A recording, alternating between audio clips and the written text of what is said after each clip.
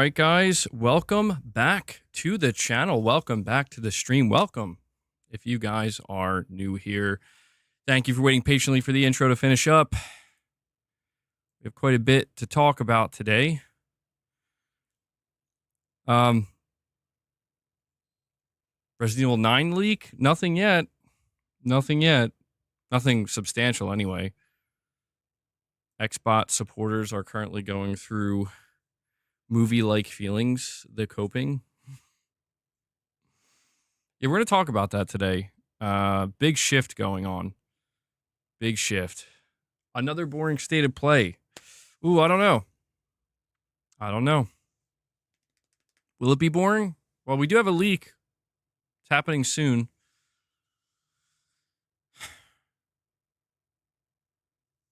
Have I noticed that they've been talking to fans directly a little bit more? Guys, we got a new emote. Emote? Is it emote or emoji?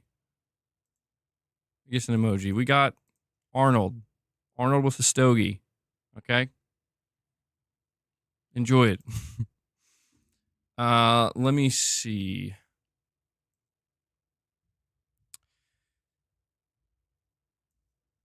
I need to see how many members we need to unlock another emoji slot. Give me a moment and I'll check.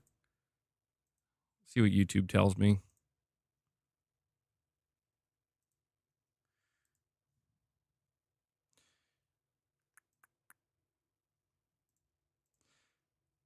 So it seems we need 77 more members. That's what it says. 77, and we can unlock a new emoji, supposedly. But dude, is the sucker punch writing thing true? What's the source?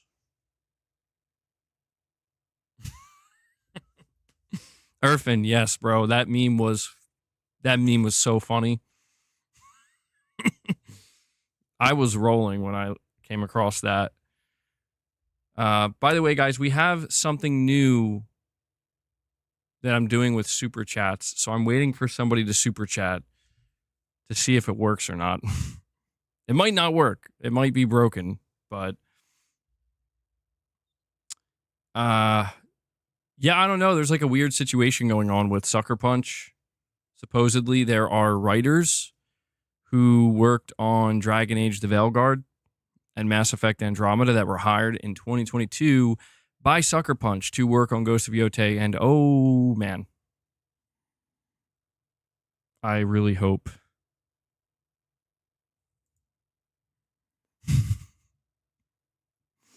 Hold on now, though. Hold on. That didn't sound quite right.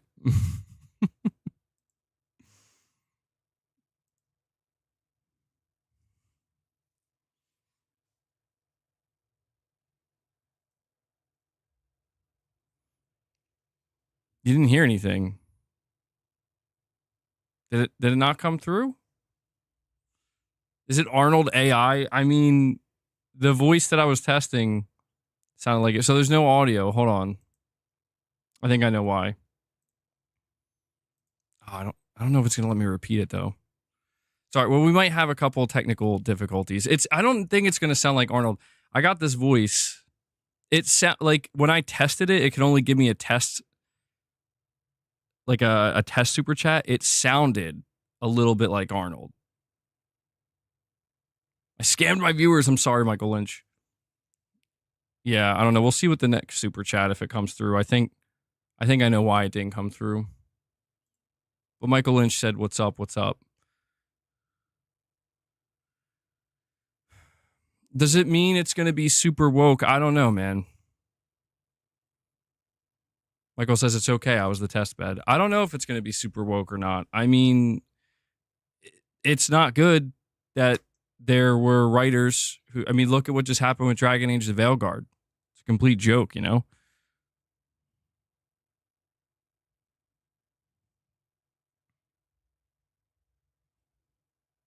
That definitely makes me nervous.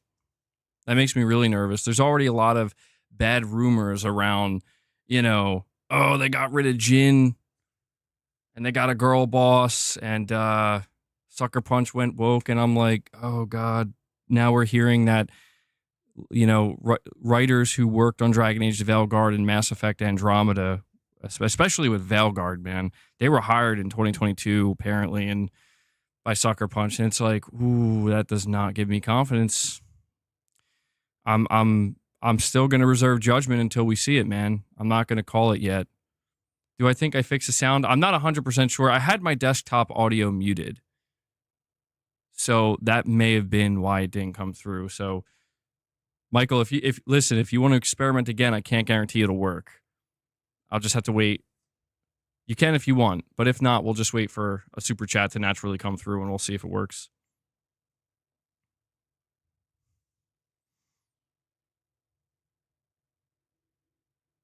I think it's not going to count.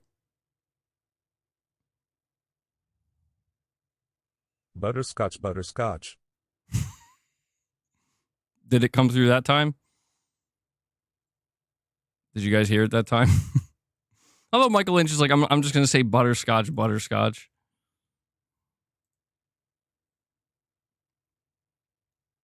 Listen, I went through all of the voices. That was the closest one I could find to Arnold. It's not really that close, but that was the only one I could find that was even just remotely like Arnold. So we'll test that out. We'll see how it works.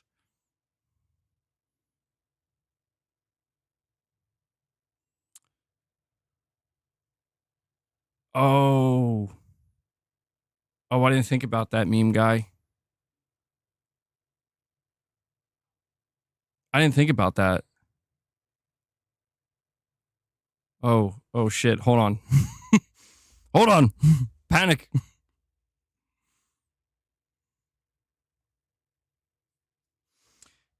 MRPD, a member for 18 months. Thank you for the support, buddy. Saying, I have faith in SS. They are true to the culture of that. I think you meant to say sucker, or like SP, like Sucker Punch. They are true to the culture of that time period, so they won't go crazy political, or it won't fit with the story, I think. I mean, that's kind of what I'm thinking. You know? Like,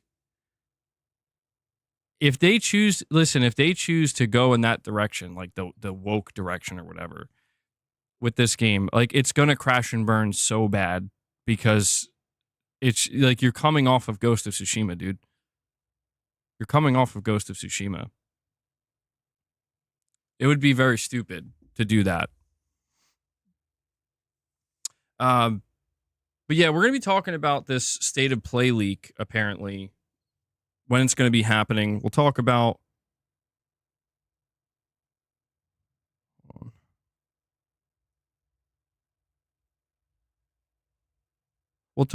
the whole situation. It seems like Xbox gamers are like kind of fed up with Microsoft, bro. They're fed up. Put that cookie down.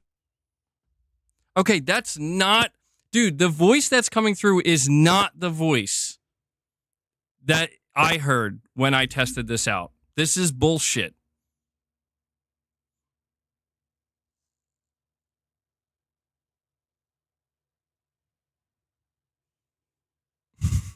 Yeah, hit that like button, guys. Hit that like button.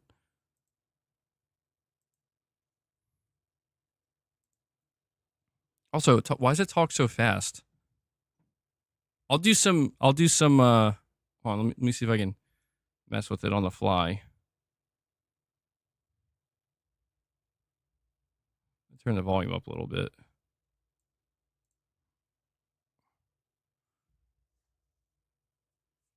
I swear, dude, when I did the test super chat, it sounded like Arnold. They fed up with MS but said the ABK deal was good. You heard that? You heard that? Bro, that sounded like Arnold. Did it not? It kind of did. Right? Right? It seems like it's a little wishy-washy. Oh, hold on.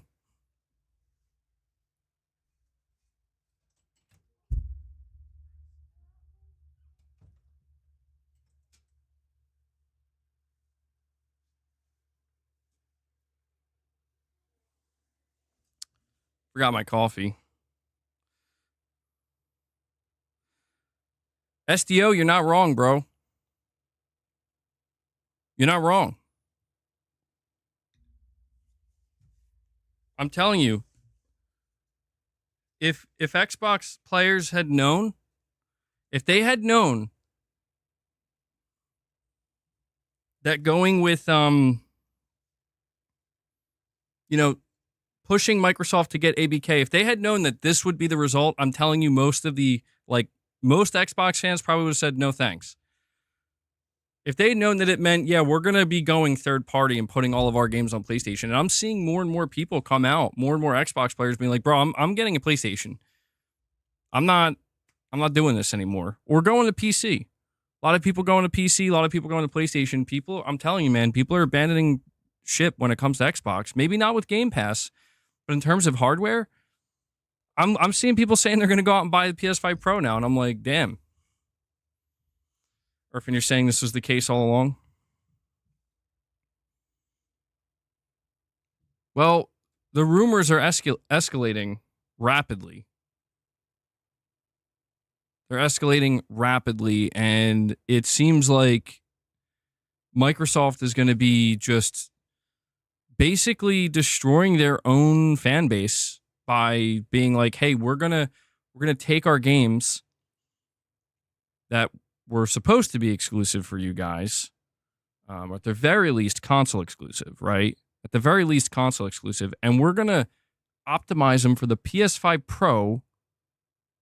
We're gonna add DualSense features. We're gonna go the whole 9 yards here. Is that a Red Hot Chili Peppers hat? No, it's actually Soundgarden. I do like the Red Hot Chili Peppers, though.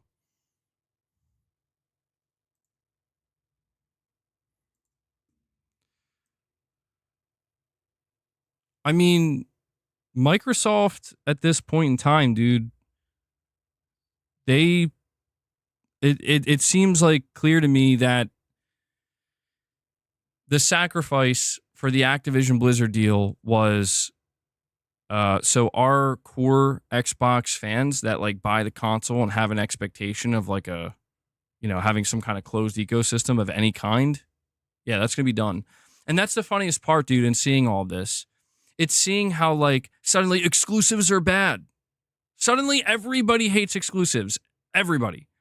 And it's like, okay, listen, I understand there's an argument to be made as to why exclusivity maybe isn't the greatest thing for the consumer, but where was this energy for the last 30 years?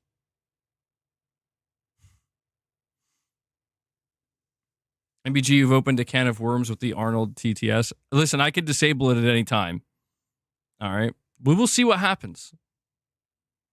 We will see what happens. You hate how much the media is trying to push the narrative that going full third party is good? Well, that's the thing, man.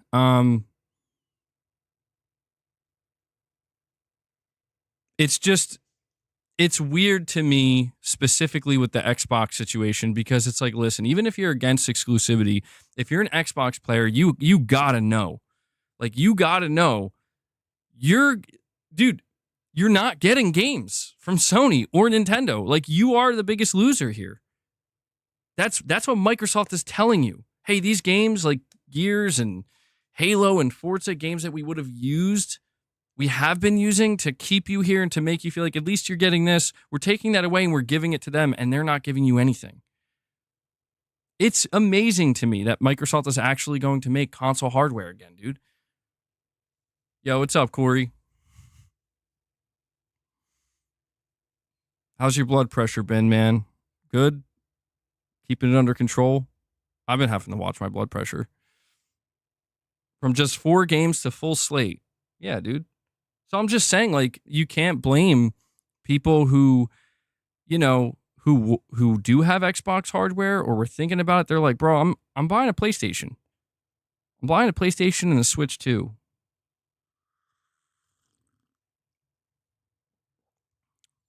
You doing good? Good, man. Good to hear.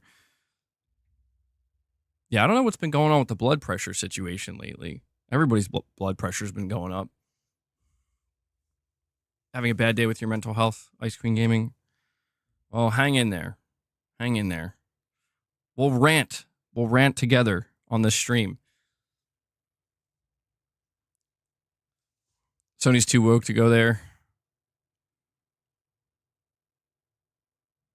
PlayStation fans are so naive and cringe, they think these moves by Microsoft are a capitulation or failure.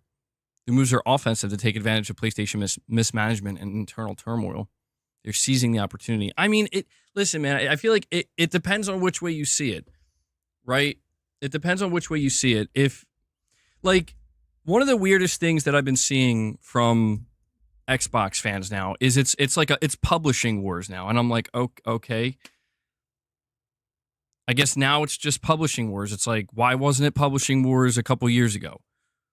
Why wasn't it publishing? If it was publishing wars last generation, then Sony literally ended Microsoft. You know, like, you see what I'm saying? It's like, publishing wars. What's beyond publishing wars? I mean, look, man, I understand that as of right now, Microsoft is the biggest publisher, and they're only going to get bigger. And I understand that if you're somebody who is a fan of Xbox, you're going to want to gravitate towards that and be like, that's right. That's right. We're the biggest publisher now. But the weird thing about this to me is this is coming from Xbox fans. Like, bro, this isn't why you bought the Xbox. This isn't why you bought into Xbox to begin with. You didn't buy in for them to be the biggest third-party publisher in the world. You bought in for the console. Like, this is what I mean, is I see these Xbox players, and they're just pretending like they never cared about exclusives. They never cared about console power, you know, or any of this. And now they're shitting on something like the PS5 Pro. They're shitting on the idea of exclusivity of any kind. And it's like, dude, this is the most disingenuous nonsense I've seen thus far. Like, it just doesn't matter now. And Corey, the legend Landiga, comes in and drops a 20 bomb on you guys. 20 memberships gifted right off the bat from Corey. Bro, thank you so much for that, man. So if we hit 25 members, guys, we will feed the beast. I know he's here. Boss is in this room with me. I know that. Corey, thank you so much. Guys, if you just got gifted a membership, we've been doing a lot of members content. We've been doing members lounges almost every weekday, practically. We just did another morning with the missus. All right. You now have access to the new Arnold emoji that I just added. And Corey drops the 5. He drops 5 more memberships for you guys. He's taking care of the 25 in the name of Boss. He's just taking care of it in one fell swoop. Holy shit. You'll love to see it, man. You'll love to see it. Corey, thank you so much. And then Hellbound. Another legend comes in, drops another 5 bomb. That's 30 members gifted. 30 memberships gifted right off the bat. Incredible. So we're already on our way to the second goal. I really appreciate that support, guys. I'll pour out some treats for Boss. Let me see. I'm trying something out here. Bear with me for 1 second.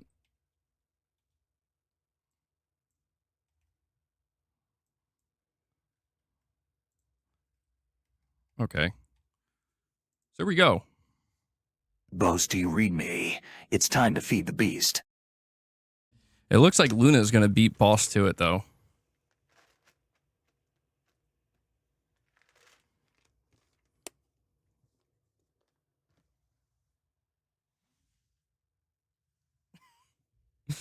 Boss is in here, bro. He's in here.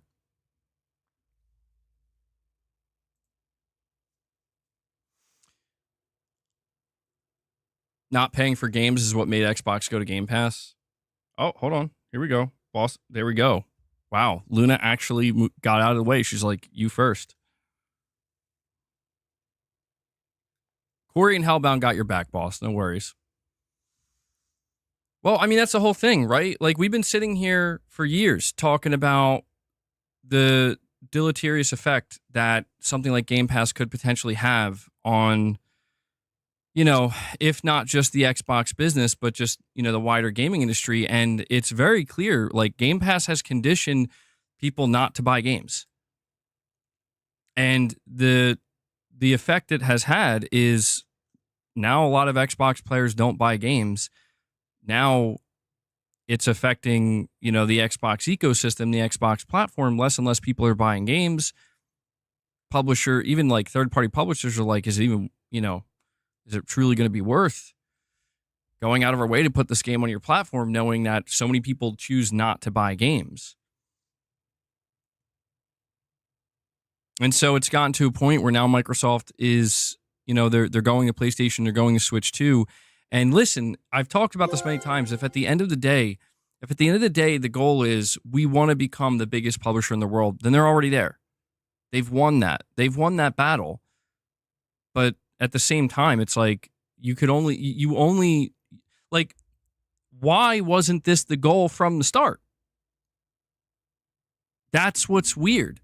That, to me, is the part that is being completely undermined, just completely ignored, where it's like, suddenly the only thing that matters is being the biggest publisher in the world. It's like, if that was true, Microsoft could have done that from the start. They literally could have done that from the start. They would have never made an Xbox console. They would have never tried to have their own closed ecosystem. They would have never tried to take on Sony in this way or Nintendo. They would have just done it from the start. But they didn't. Why is that? Could it be because having a massive platform like what Sony and Nintendo have and a massive storefront like the PlayStation Store, could it be that this is ultimately more valuable? Is passive income more valuable to companies than having to do all of the legwork themselves? Yeah, probably. But that's what's weird, man, is seeing certain groups of Xbox players, and I'm seeing it a lot now because of all these rumors coming out, because Forza was just announced, because Halo's coming up, Gears is coming up. I'm seeing so many Xbox players basically trying their best to make it seem like it's crazy to see PlayStation fans talking about console exclusives or as if exclusivity matters. It's crazy to see people supporting the PS5 Pro. It's like, what are you talking about, man? Like, if it was the other way, like, you guys literally spent years hyping up console power with the One X and the Series X. You literally advocated for that. You got, people like to pretend that when Bethesda was acquired, where was the conversation at that time? The conversation was, oh yeah, these games are going to be exclusive.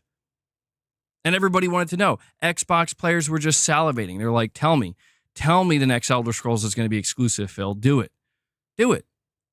This is what the conversation was. But now all of a sudden, none of that matters. Just all of a sudden.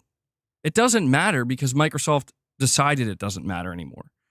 That's what they did. They told their audience this doesn't matter anymore, and they're just like, okay. But now, because PlayStation players, we're not dealing with that, right? PlayStation players are still getting mid-gen refresh hardware with the PS5 Pro. We still have some level of exclusivity. Like, I see people trying to talk about it. Announcing the Sega arc.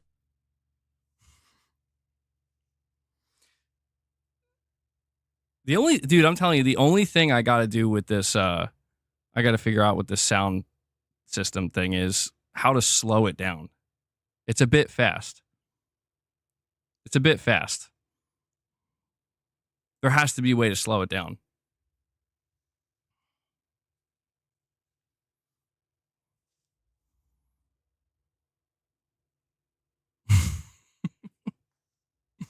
The Sega arc. I mean, dude, people talk about it and they're like, yeah, Microsoft's the next Sega. And they're like, well, Sega isn't in a bad position. And I'm like, yeah, Sega is fine. And granted, Microsoft is much bigger than Sega and it's not really comparable. But it's like, again, why do you think Sega wanted to find success in the console space? This is what I mean. Like, it's it's just bizarre behavior out here, man. But I'm telling you, I am seeing certain Xbox players, they're coming out and they're saying, I'm moving to PlayStation now, bro. Like, I was going to get the next Xbox, or I did buy the Series X, and I'm done. I'm going over. And I'm like, yeah, I can't blame you. Forza was just casually announced as becoming the PS5. Every Xbox game is going to be coming. Fable's going to be coming. There's going to be a Gears of War collection. And these things are going to be PS5 Pro enhanced. These Xbox players went from hoping they were going to get a mid-gen refresh Xbox. They went from thinking that the Series X was going to be the most powerful console that developers were just taking full advantage of, and it was going to destroy, all multi-plat games were going to run and look better, and it was going to destroy the PlayStation. They went from that to hoping that there was going to be a mid-gen series console. Turns out there wasn't. They went from that to now shitting on the PS5 Pro, making it sound like this is a pointless console. And now this is where we are, where it's just like, well, now exclusives don't matter either. And it's okay if they're third party. And Game Pass, we got Game Pass. Game Pass is everything. And it's like, dude, what the? I can't keep up. Like I can't. Like they claim like we're the ones moving the goalposts. And I'm like, what are you talking about, dude? Like, Sony is literally not doing what Microsoft is doing. Like, well, they put Horizon, Lego Horizon on Switch, so it's the same. It's like, it's not the same. Let me know. Like, listen, if they announce, hey, we're putting Horizon and God of War on Switch, and it's like, okay, let's have a conversation. Remember when we were screaming monopoly and how it's bad for the industry? Now we wish they held games low they can't when we gotta stop the cap. Okay, is anybody else picking up on this voice is different every time? Right? It's like a different voice every time.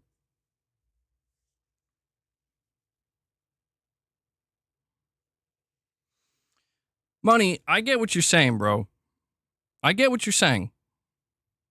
With the third-party turn, what comes of the contract Sony signed with MCST with Call of Duty? Bro, this voice is freaking me out because it's changing every time. Well, Money, with your super chat, with what you're saying, bro, I get it. Like, I get it. People are screaming monopoly because the truth is, if Microsoft did decide to keep everything exclusive, it would basically start to lean towards some kind of insane monopoly. It's true. And Microsoft knew that if they wanted to go that route, the deal wouldn't have went through. They couldn't do it that way. But the whole argument here, like, you have to remember, people weren't talking about a monopoly until Activision Blizzard. I think to me, that's the important thing to highlight here is the Activision Blizzard deal. It was the deal to end all deals. It was going to have major consequences one way or the other. If they get ABK and they make things exclusive, if they make Call of Duty exclusive, Jim Ryan straight up said himself, PlayStation will never recover. We knew that was it. It's over. It's over. But the flip side of that coin is, okay, what if they don't?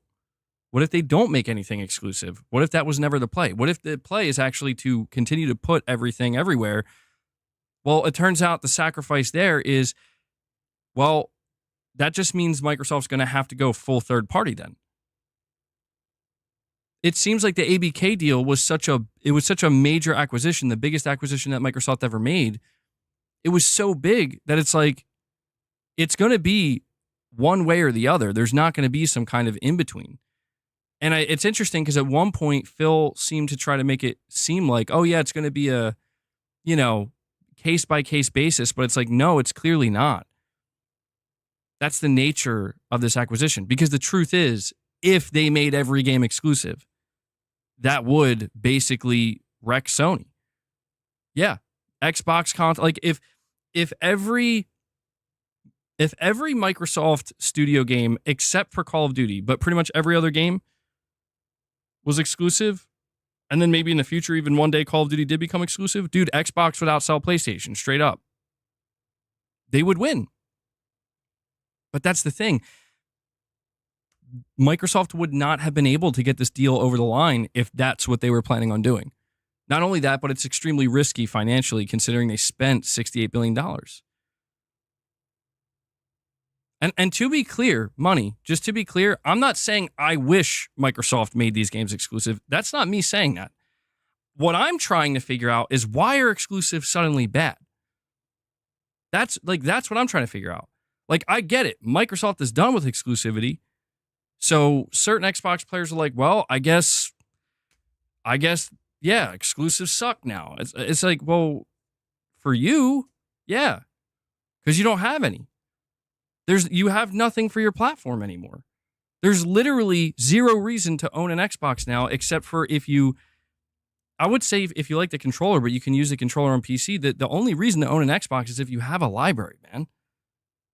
Like a large digital library. That's it.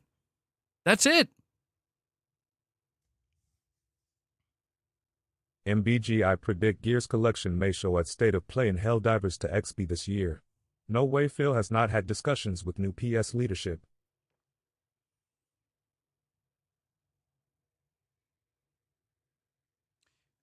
I gotta check on this voice thing, bro. That is literally not what we heard earlier.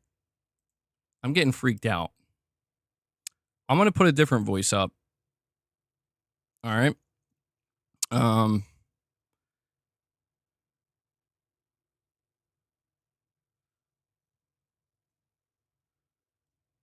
All right. I don't know. I've never tested this voice out. I have no idea what it's going to sound like. So next super chat, we'll see what it sounds like. But let me.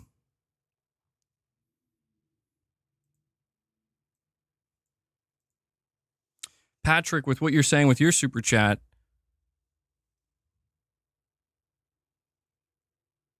what happens to the contract they signed for Call of Duty? I think it's just meaningless at this point. I think they had to sign that contract to convince the regulators, like, to let it go through. I think that's what happened. They had to sign the contract to convince the regulators to let it go through. But now it doesn't matter. MS games being top of the list of most played games on PS last couple months could be a regular occurrence with the output of games they have coming. That's a very different voice. That's a very different voice. Not sure which one is better. That one felt like it was a little bit slower, though. Horrible voice. It was a little bit slower, but... see if I could change it up again.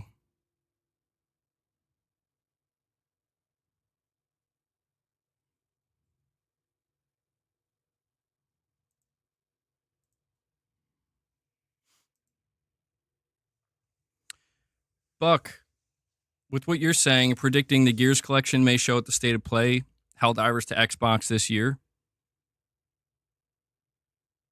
No way Phil hasn't had discussions. I mean, dude. Who is your daddy and what does he do? Rah.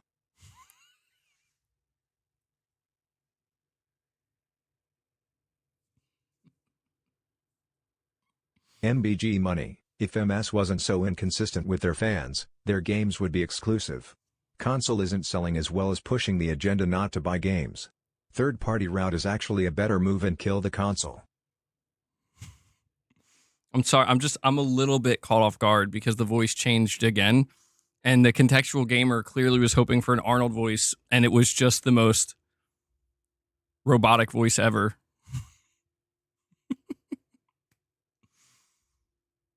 Dude, there has to be a way to get Arnold's voice on here for real.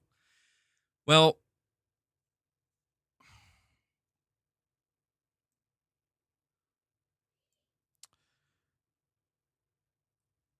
I think it, hold on.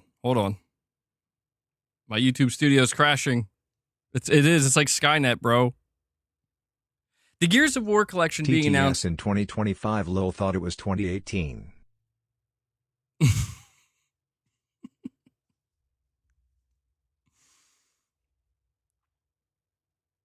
The Gears of War collection is not going to be announced at the State of Play, bro.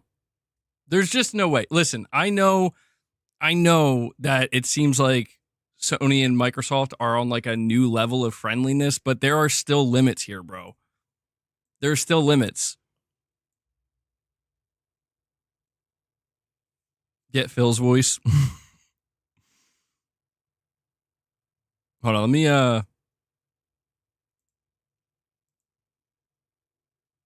we can try a female voice. Should we try a female voice or just stick with male? I'll just go back to the original one.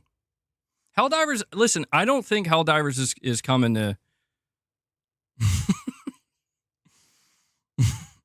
Is it a joke, though, Fishy? Helldivers is not coming to Xbox, dude. I don't think it is. I say this because if that was the case, it would have already been announced, man. Look, I don't want to sit here and say it's impossible. Like, there's zero possibility of that happening. I'm just saying right now, Sony got what they wanted. People need to remember that. People need to remember that Sony got what they wanted. They wanted Xbox gone. At least in the console space, bro. They wanted the Xbox console gone. They wanted them out. And they got that. They got that. And so the idea of them, it's like, now we're going to give you Helldivers 2. Like, why would they help them when they got what they wanted? Keep in mind, dude. Keep in mind, when the 4 games were announced last year coming to PlayStation, at that moment, Sony could have been like, you know what? Yeah, this is great. Hey, we'll bring Helldivers over. Even Phil was making it sound like they should bring Helldivers over.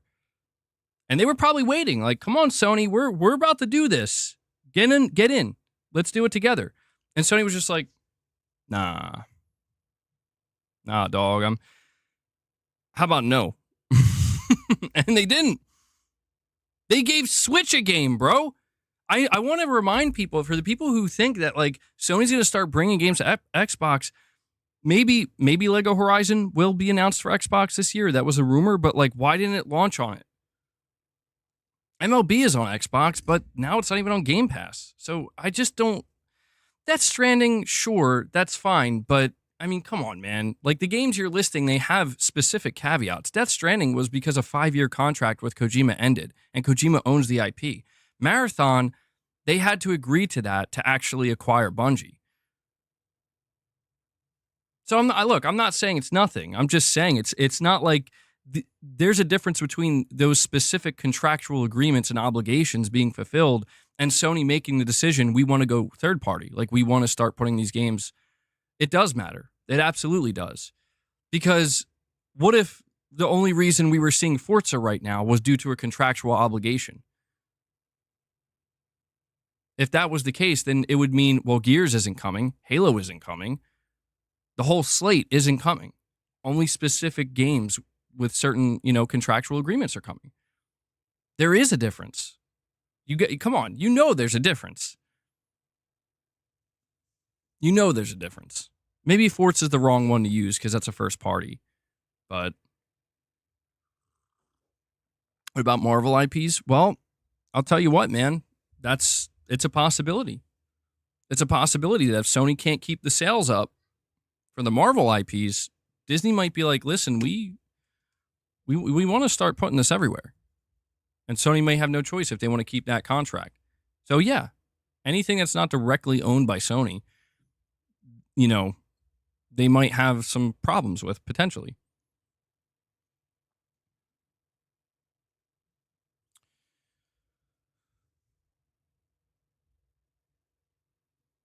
Poopy Snoopy, with what you're saying, I think you're right. You're saying that Microsoft games being at the top of the list. Hold on. MBG, did you hear Kid Smooth's new song?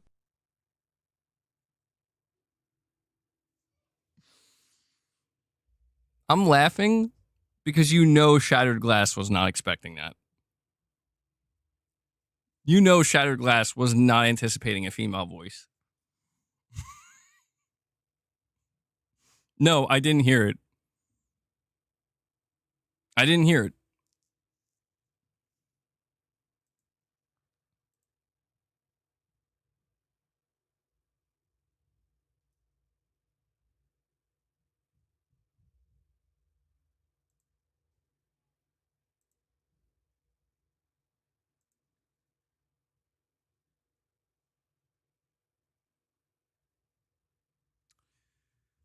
Play the song. I'm not playing the song right now, bro. Poopy Snoopy, with what you're saying, man. I mean, the idea of Microsoft having like some of the most played games on PlayStation, again, like it doesn't hurt Sony. It doesn't hurt Microsoft, but it doesn't hurt Sony. You know? The unknown future rolls toward us. I face it for the first time, with a sense of hope. Because if a machine, a Terminator, can learn the value of human life, maybe we can too. Get to the chopper, fart. Holy shit, dude. So we got like a British voice here. Goddamn.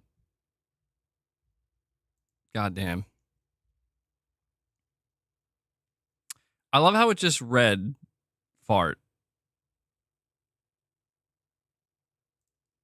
I only care about Call of Duty coming to the Switch 2. Here is an oh yeah pappy.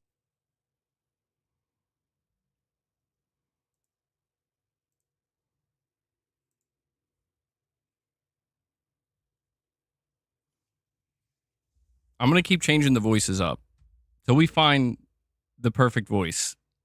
That one was pretty good. It was pretty slow. I like that. MBG, please play this song, dude. Folded hands. German next.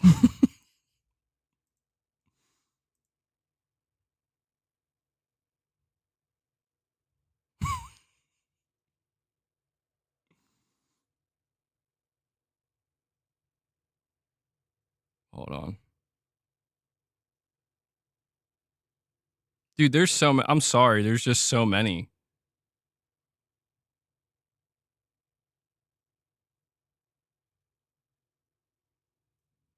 They have Canadian.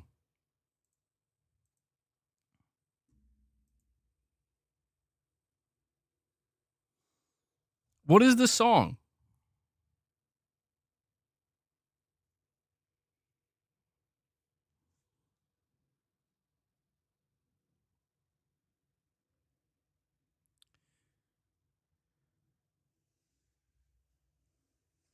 I mean, Microsoft having the most played games on PlayStation. Again, man, they win, but so does Sony. They both win.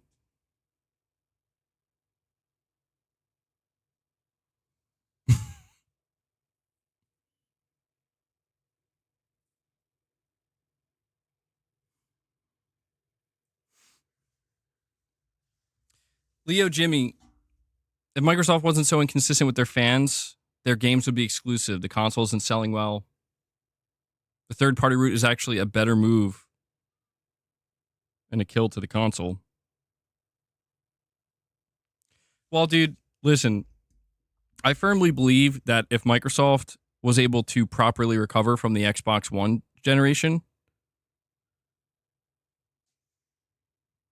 Tongue punch my fart box. Oh, this was a mistake. Here's $6 Series X. Now. Blank Series. What did it even just say?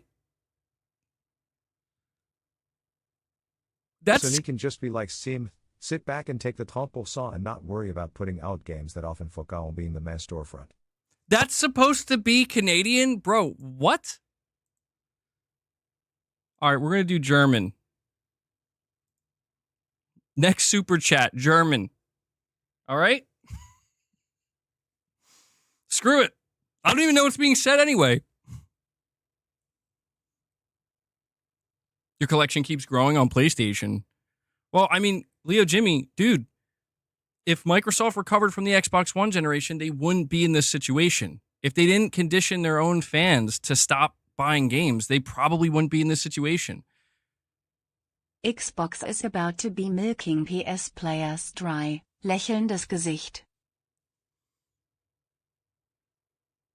Whoa. Whoa. I'm gonna come. Okay. Okay. that one escalated quickly. That one got a little out of hand.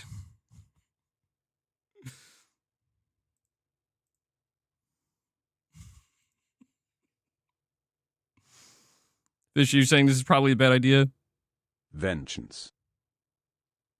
Dude, I love how Corey just comes in straight up like, vengeance. This may have been a mistake. It's hard to say. It's hard to say.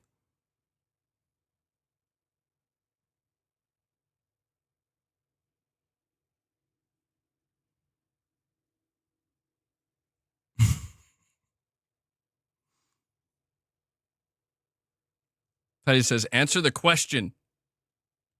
I'm scared, man. Yeah, I know, Corey. I'm not gonna lie. The name of the voice was Hans. I was expecting it to be extremely intimidating. I was expecting it to be something intense. And yes, I can hear Mrs. MBG laughing in the other room.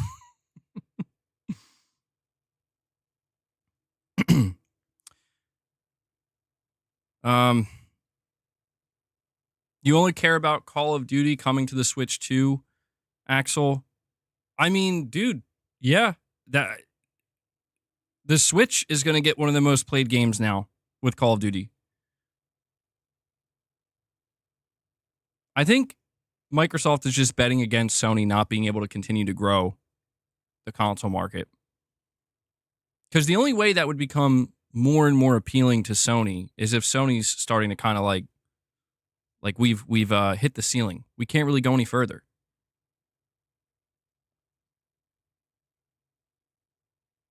Maybe we can play that song Shattered Glass in the next Members Lounge. There's not going to be a Members Lounge today, but tomorrow, maybe we can do it. Get a voice with a strong Asian accent. That next up, that's on the docket.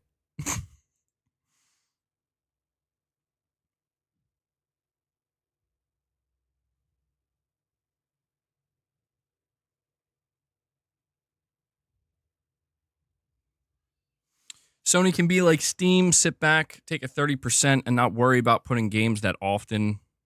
Focus on being this. I mean, yeah, that's kind of what I think Sony might be getting ready to do. Where Sony's view of it might just be, listen, we're still going to make games. We're still going to sell a lot of games. We're still going to make good money on those games, but there's not really as much of a rush where it's like Sony doesn't have to match Microsoft's output, bro. At all. It would have been a different story because keep in mind, in 2021, 2022, even in 2023, the whole conversation was, man, how's Sony going to match Microsoft? It's like, they can't, dude. They're going to have like 40 studios. They're going to have a game coming out every 1 to 2 months. Sony, there's no way Sony could do that. Even if they paid for a bunch of like second and third party exclusives, it would still be difficult to match that. But the fact that Microsoft is just like, listen, we're done with our console. We're just going to start giving you all the games. Literally, day one. Like, Gears of War E-Day is probably going to drop day one on PS5, bro. Yeah, Sony's probably like, oh, shit, okay, yeah, we'll just rake in the money, the passive money, the passive 30%, and when our games are ready, we'll drop those, and it'll be a boost. I don't think Sony's giving up completely on live service. I think Sony still wants to have some big, successful games. But I don't know, man. I don't think Sony's looking at this and they're thinking like, oh, shit. I think they're just thinking money we otherwise wouldn't have had. You know? Extra revenue that we otherwise wouldn't have had. And that's what's funny, dude. As I see certain Xbox fans, they're like, yeah, you fund our games. You buy those games. And you fund our Xbox games. It's like, bro, you do realize Microsoft is funding Sony's games too, right? And the realization is, no, they don't. They don't realize that. Every copy of Forza Horizon 5 sold, Sony's getting a 30% cut. That money's going right into Sony's pockets. That's money that's going to go right into the development of their games. And somebody might say, well, Microsoft's going to get 70%. And that's money that's going to go right into Microsoft's game development. And you're like, you're right. But do you see what I'm saying here? Is like Sony doesn't have to do literally anything. Microsoft has to port the game over. To be fair, they're not really, they're not marketing it heavily. So it doesn't seem like there's any marketing cost. But they have to put a bit more into it. And that's the thing. If you do, you'll get a bit more out of it.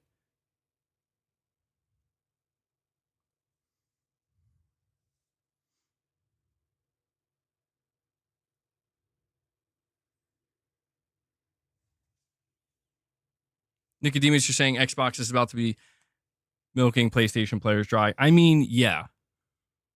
Yeah.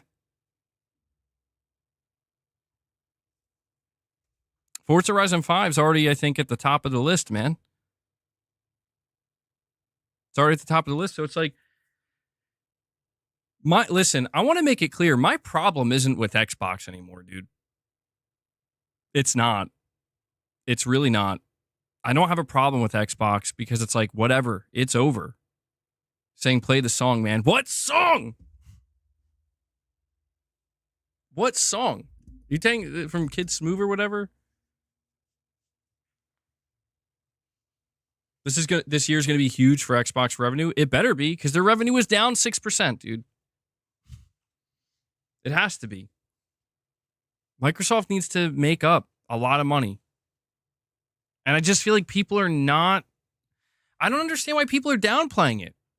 Like they're talking about how much bigger Microsoft is than Sony, and it's like, dude, yeah, that's true. They're bigger in almost every way now, but their revenue was down 6%. Since when Xbox games been a needle pusher to PS? Nachdenkliches Gesicht.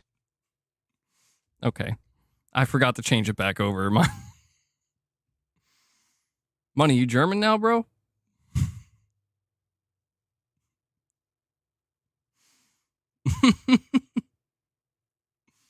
I'm not gonna lie. This makes the super chats way more entertaining for me. Hold on, they have one Austrian voice, but it's female. So we'll try that one next. We'll just keep experimenting, Since when Xbox games been a needle pusher to PlayStation? I mean, Call of Duty is. I'd say ever since they acquired Call of Duty. Minecraft, to a degree.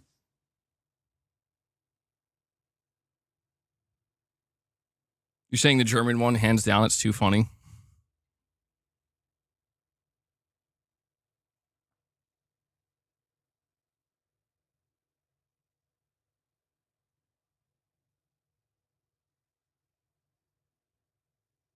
See, somebody saying Sony isn't doing well making games or isn't really doing well making games. They should just milk the 30% on their storefront and call it a day. I don't think they should do that. No, I think Sony absolutely should still make games. They should keep making games. But I think that they got to get back to just the basics of like single player games, but especially the more cinematic, narrative driven, the stuff that the fan base gravitates towards and still sells well. 12, 15 million copies. I'd say that's pretty good on one platform. They need to kind of just focus on that. And I just think the biggest misstep for Sony really was just going all in with live service. I think we can look at that now. We talked a little bit earlier about Ghost of Yotei and what might go wrong with that game. And it's just like, I hope not. I'm hoping it's good and doesn't have some kind of ridiculous problem like the writing is absolute garbage or something like that.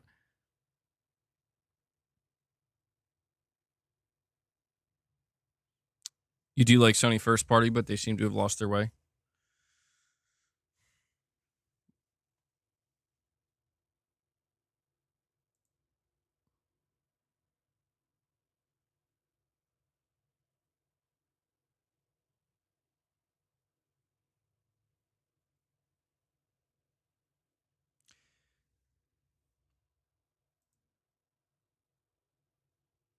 Yep, I saw that. We talked about it a little bit. Yeah, this is going to be bad. This is going to be bad for Sucker Punch, dude. If it's what we think it is.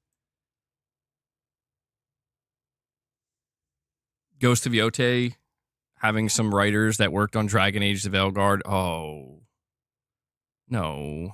Come on. Please. Don't do this. Please don't turn out bad because of that. Please. Oh, yeah, dude, that's the best thing I've seen. People trying to compare Forza Horizon 5 sales to Astrobot sales. Like, you could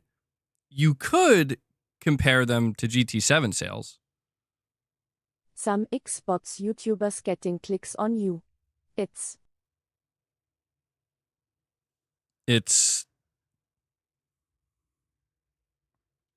some Xbox YouTubers getting clicks on me. Dude, that's all they got. That's all they got, man. I've seen some of these people. That's all they got. If they, dude, look, if they couldn't react to other people's content, and it's fine. It's a genre reaction content, but the reality is, the moment they give that up, nobody's really there for them. Nobody's really there for them. The moment they give it up, everybody walks away, and they know it. Everybody knows it. You're saying they're mad that I was right? You're saying I hold back? Well, I was right, dude. And I'm not even trying to say that. It's not even about like a victory lap. It's just like I remember I got clowned on. I was like, November 2023, the next Doom's going to be on PlayStation. I bet you. I bet you Microsoft seriously considering going third party. And I got clowned on and I got dragged. And it's like, and here we are. This is why I also see what they probably don't put in their videos, though, because they survive on cherry picking. If they didn't constantly cherry pick and just get what they need to make them look smart or good, or like they're getting one over on me, what they probably don't do is make videos of those times, because I've said it many times and I will continue to say it, is, hey, for the radical PlayStation fans, be prepared. Sony might be getting ready to make some changes themselves. So it's like, hey, if you want to root for console exclusivity and you want to root for console hardware being the bread and butter and the main focus right now, and you kind of want to take some shots at Xbox players, that's fine too. But just do so knowing that the tables could turn very quickly, because the future, as of right now, is more unpredictable than it's ever been in this space. We could see Helldivers go to Xbox. I don't think it's likely, but I'm not going to sit here and tell you no chance that'll ever happen. We could see God of War 2018 being ported to the Switch too. I'm not sitting here saying I think it's likely, it's going to happen overnight, but I'm just saying we don't know exactly what's going to happen. There's a good chance. Just like back then when I was saying that these games, these Microsoft games, they could go multi-platform. They could go everywhere if that's what Microsoft chooses. I did say that maybe not. Maybe they want to make them exclusive and they'll just kind of have to slow grow the revenue back. I said that was probably more unlikely because look at how much money they spent on ABK. And look at what they're saying at the Investor Summit.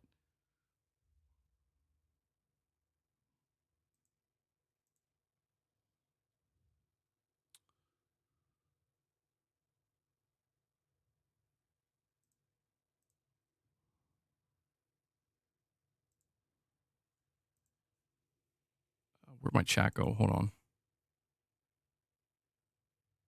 Digital Dude, you're saying, MBG, you're missing one important detail. Sony needs PlayStation to be successful. Microsoft doesn't need Xbox to be successful. That's the difference between them.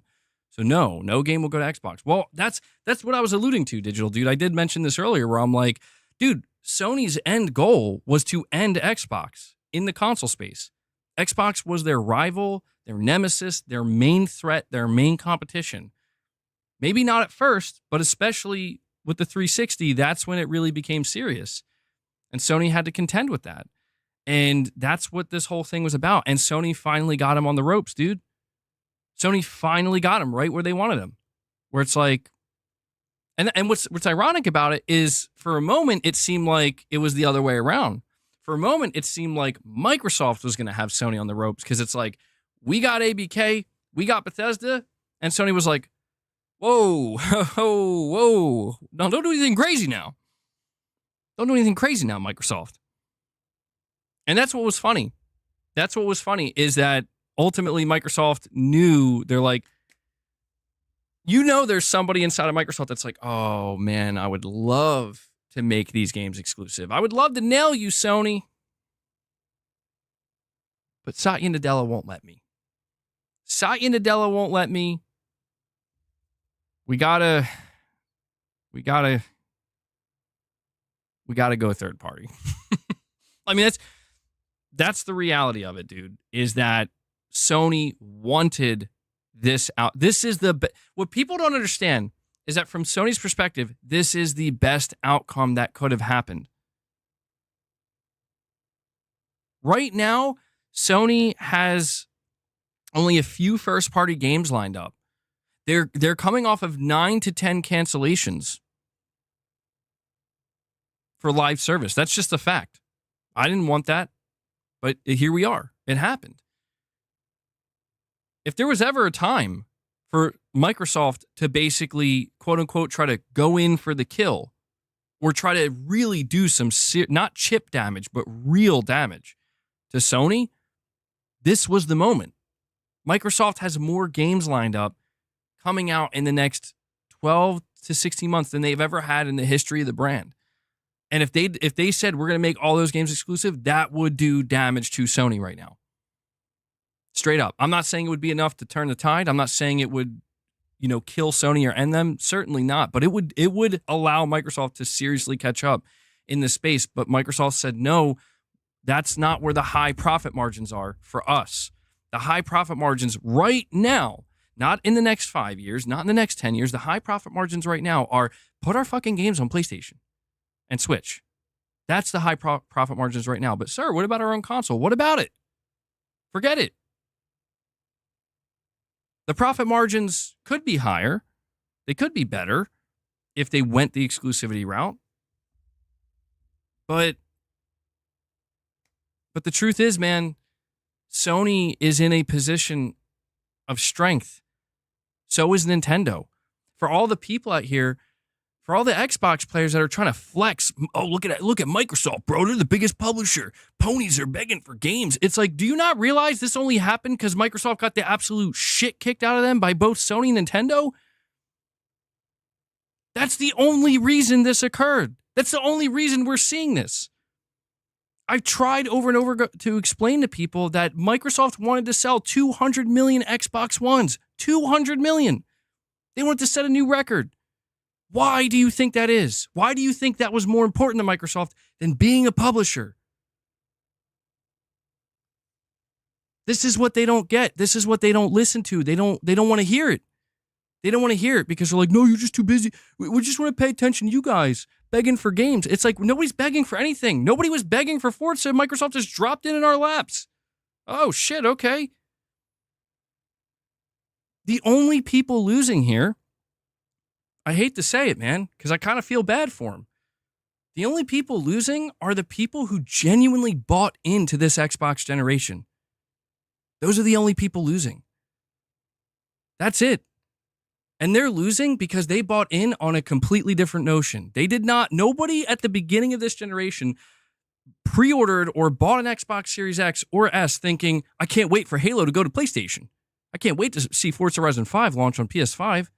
I can't wait for the next Fable to be day one on PS5 Pro. That's not why they bought it. They bought it for the literal opposite reason. So those are the only people losing. And that's why it's bizarre to see those same people out here being like, PS5 Pro sucks, man. And yeah, you beg for our games. Like, dude, I don't know what to tell you. You're the one losing here. Like, Sony gave us a mid-gen console. Sony gave us a more powerful console. That's something you guys were advocating for literally at like 4 years ago. Certainly last gen with the One X. It's weird, man. It's weird to see them just totally pivot and pretend that this doesn't exist. But meanwhile, you see all these different groups of people out here where they're like, let me tell you what's wrong with PlayStation. I'm like, bro, I understand there's some shit hitting the fan on the Sony side, but it's like you want to talk about canceled live service games while simultaneously literally ignoring the fact that Ghost of Yotei and Death Stranding 2 are coming this year. Why are you ignoring that? Why are you ignoring that? You know why you're ignoring it. Because they don't want to admit that PlayStation players are going to get, and again, I'm somebody who's still a little bit nervous about Ghost of Yotei, but still excited for it. Yeah, you're going to get Death Stranding 2 this year. You're going to get Ghost of Yotei this year. You're also going to get Forza. You're also going to get Halo. You're also going to get GTA 6. You're going to get it all.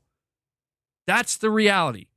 Hate to break it to you guys. That's the fucking reality. That's what PlayStation players are looking at. PlayStation players are not looking at Xbox players and be like, damn, bro.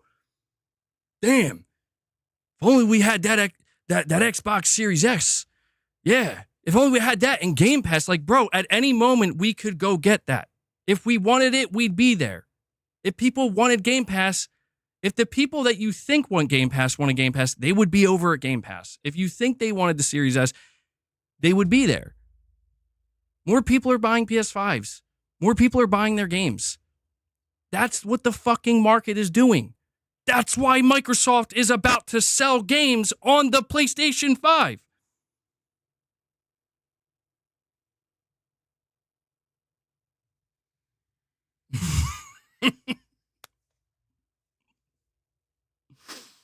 Irfin's like, bro, bring out the meme. It's time to bring out the meme.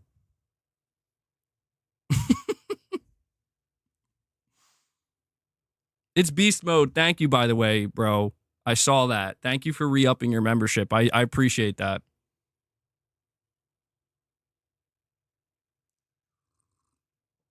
Am I well? I am not well. Oh, I don't think you were asking me that. Well, I mean, look, I'm just being so ranty because, like, this is the shit that I'm seeing, bro. I gotta stop saying bro so much. But this is what I'm seeing. I'm seeing people. I mean, they're finding every possible angle they can. And it's just getting more and more disingenuous. Where it's like, listen, if you're somebody who's playing on Xbox and you like Xbox and you're not involved in any of this, my problem is not with you. I think that's great. Enjoy, like, I'm an advocate for enjoy games on what you want to enjoy them on. The crowd that I'm ranting to right now, you know the crowd that I'm ranting to. You know the crowd that I'm ranting to. They're fucking obnoxious. They're obnoxious and they're idiotic. They are. They're disingenuous. They're the whole 9 yards. They're the whole package. In the worst possible way. They're the whole package. You're saying talking negative about PlayStation gets more clout and clicks than Xbox videos? I mean, it's true. I don't know why it does, but it's like, yeah, man, a lot of people are just doing this because it's like, it's the cool thing to do at the time. Because my question is, where were they? Where were they like 4 or 5 years ago?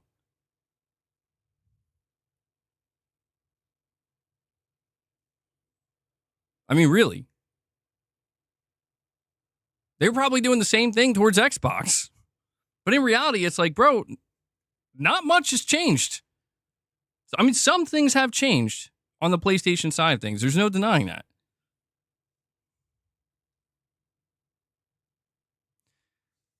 Stephen Leon. So I noticed that it doesn't read the milestone chats. And Stephen, thank you so much, man.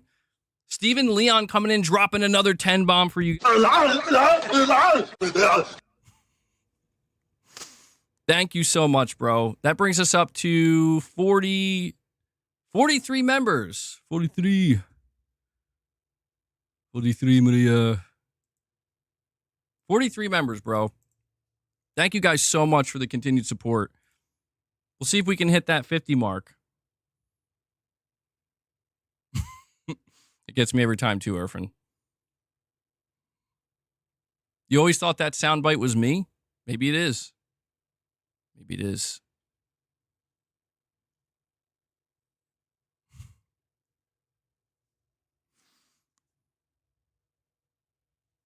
Stan, you're saying this is like a comedy show. All this fanboy crap is so sad. Bro, listen, man, is there some fanboy crap? Of course there is. But you see it everywhere. That's the shit I don't want to hear. You think it only exists in certain spaces. It doesn't. It's everywhere. Anywhere people are talking about PlayStation and Xbox, there's fanboy crap. I'm not saying it's good. I'm just saying, if you're here, if you're there, you already know what you're going to be getting. It's not that serious at the end of the day, but it's just you know, there's something wrong when Xbox, like, listen, Xbox is going to be putting Halo on PlayStation. Think about this for a moment. It's good. They're going to be putting Halo on PlayStation. This is an Xbox fanboy's worst nightmare. Like, for real, it is. Like, it's Halo, bro. Halo. And instead, you're seeing people try to somehow spin it into LOL, PlayStation fans have no games, Microsoft is saving them. And it's like, no, dude. Like, I hate to break it to you. That's not at all what's happening right now. I was going to say that, digital dude, but I'm like, you know what? I'm not going to cross certain lines, but that's what I was going to say. And it's just, I hate to break it to the... money, Gamepass, and Xbox are where right? I keep hearing go, Spider-Man, should sell more because A70 mil user base. If that's the case, why isn't Gamepass over A100 meter users? They are on... Leo Jimmy, what? What? What did bro just say? Why, Leo Jimmy, why are you talking to me like a Japanese schoolgirl? Okay, hold on. Something went horribly wrong here. Something just straight up broke. That really caught me off guard.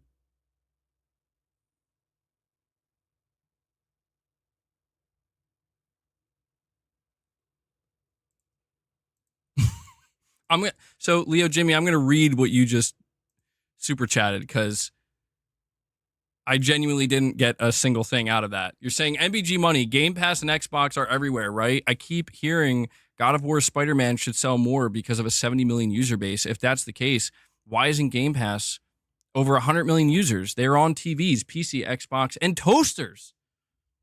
Fun fact, there is a Series S toaster out there. There is a Series S toaster. Well, see, that's kind of the logic, Leo Jimmy, that I can't keep up with because there is no logic. There is no logic. Wife and you need a esphalization day. Save up for a day out. We gamers needed to support all these Xbox refugees. And the only reason why the 360 did so well. Sony sit to bed and passed on the fans. Sony woke up and never looked back. The Xbox 360. Steven Leon coming in with a $50 super chat. We got Leo Jimmy dropping a 20, and then Steven Leon with a 50, bro. I can't decide on the best voice here, guys. I'm sorry. I know it's all over the place. I'm trying to find the best one. I don't know if that's the best one or not.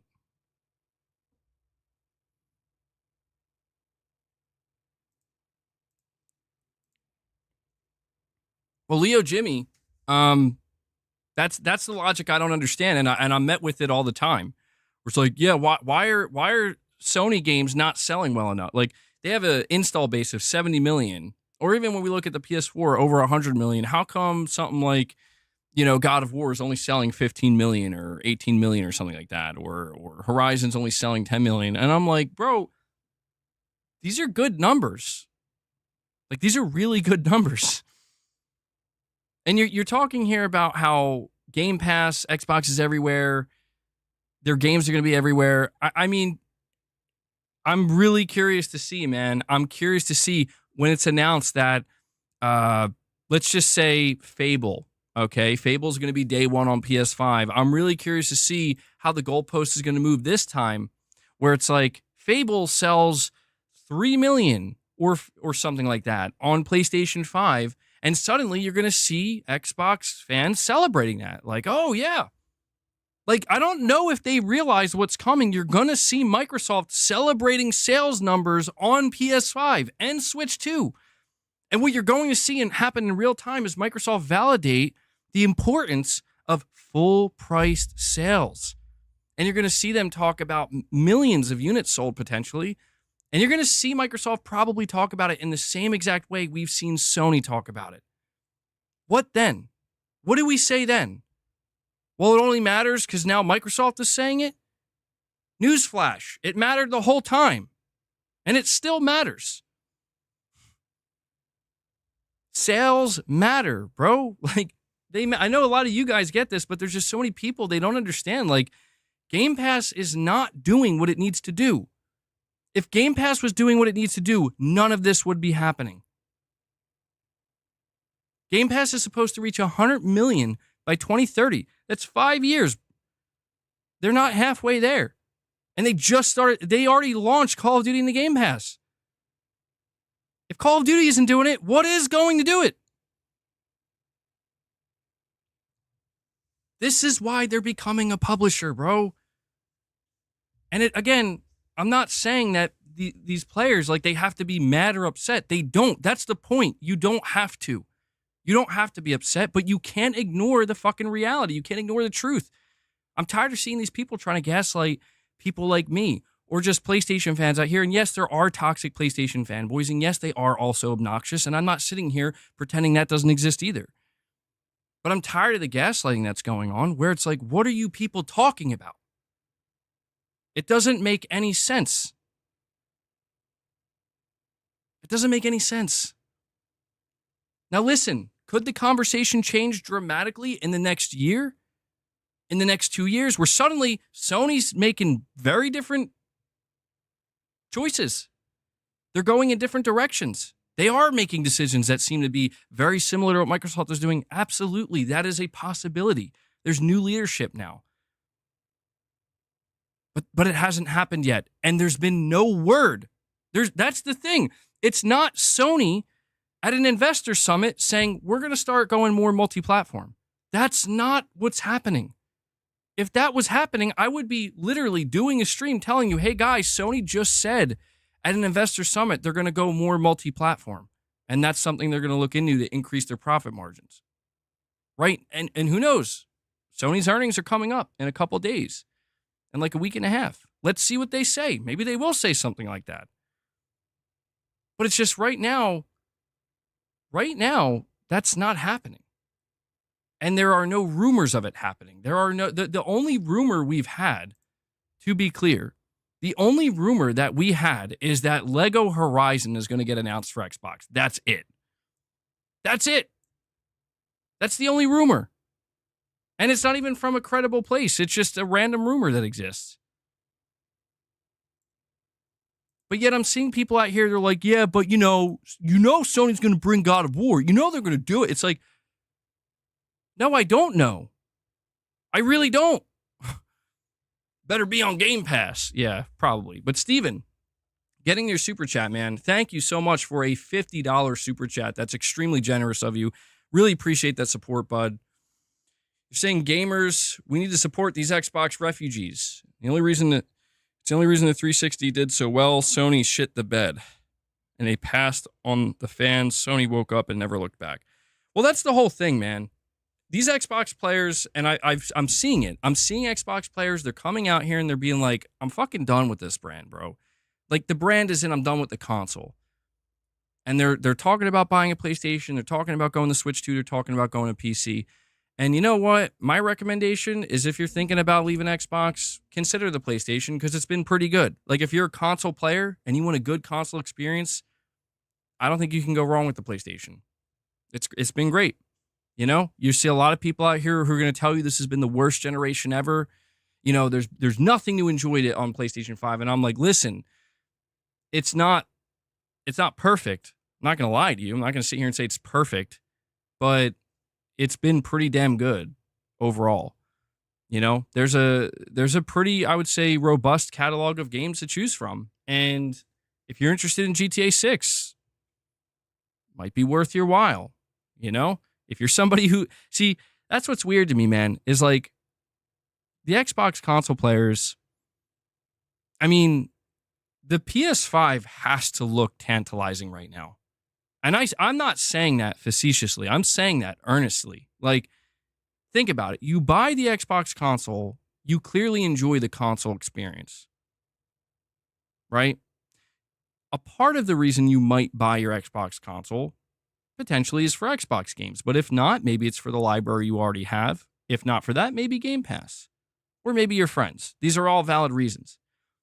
But after this year, dude, it's going to be like, hey, man, if you had any interest in games like Halo, Gears, Forza, Fable,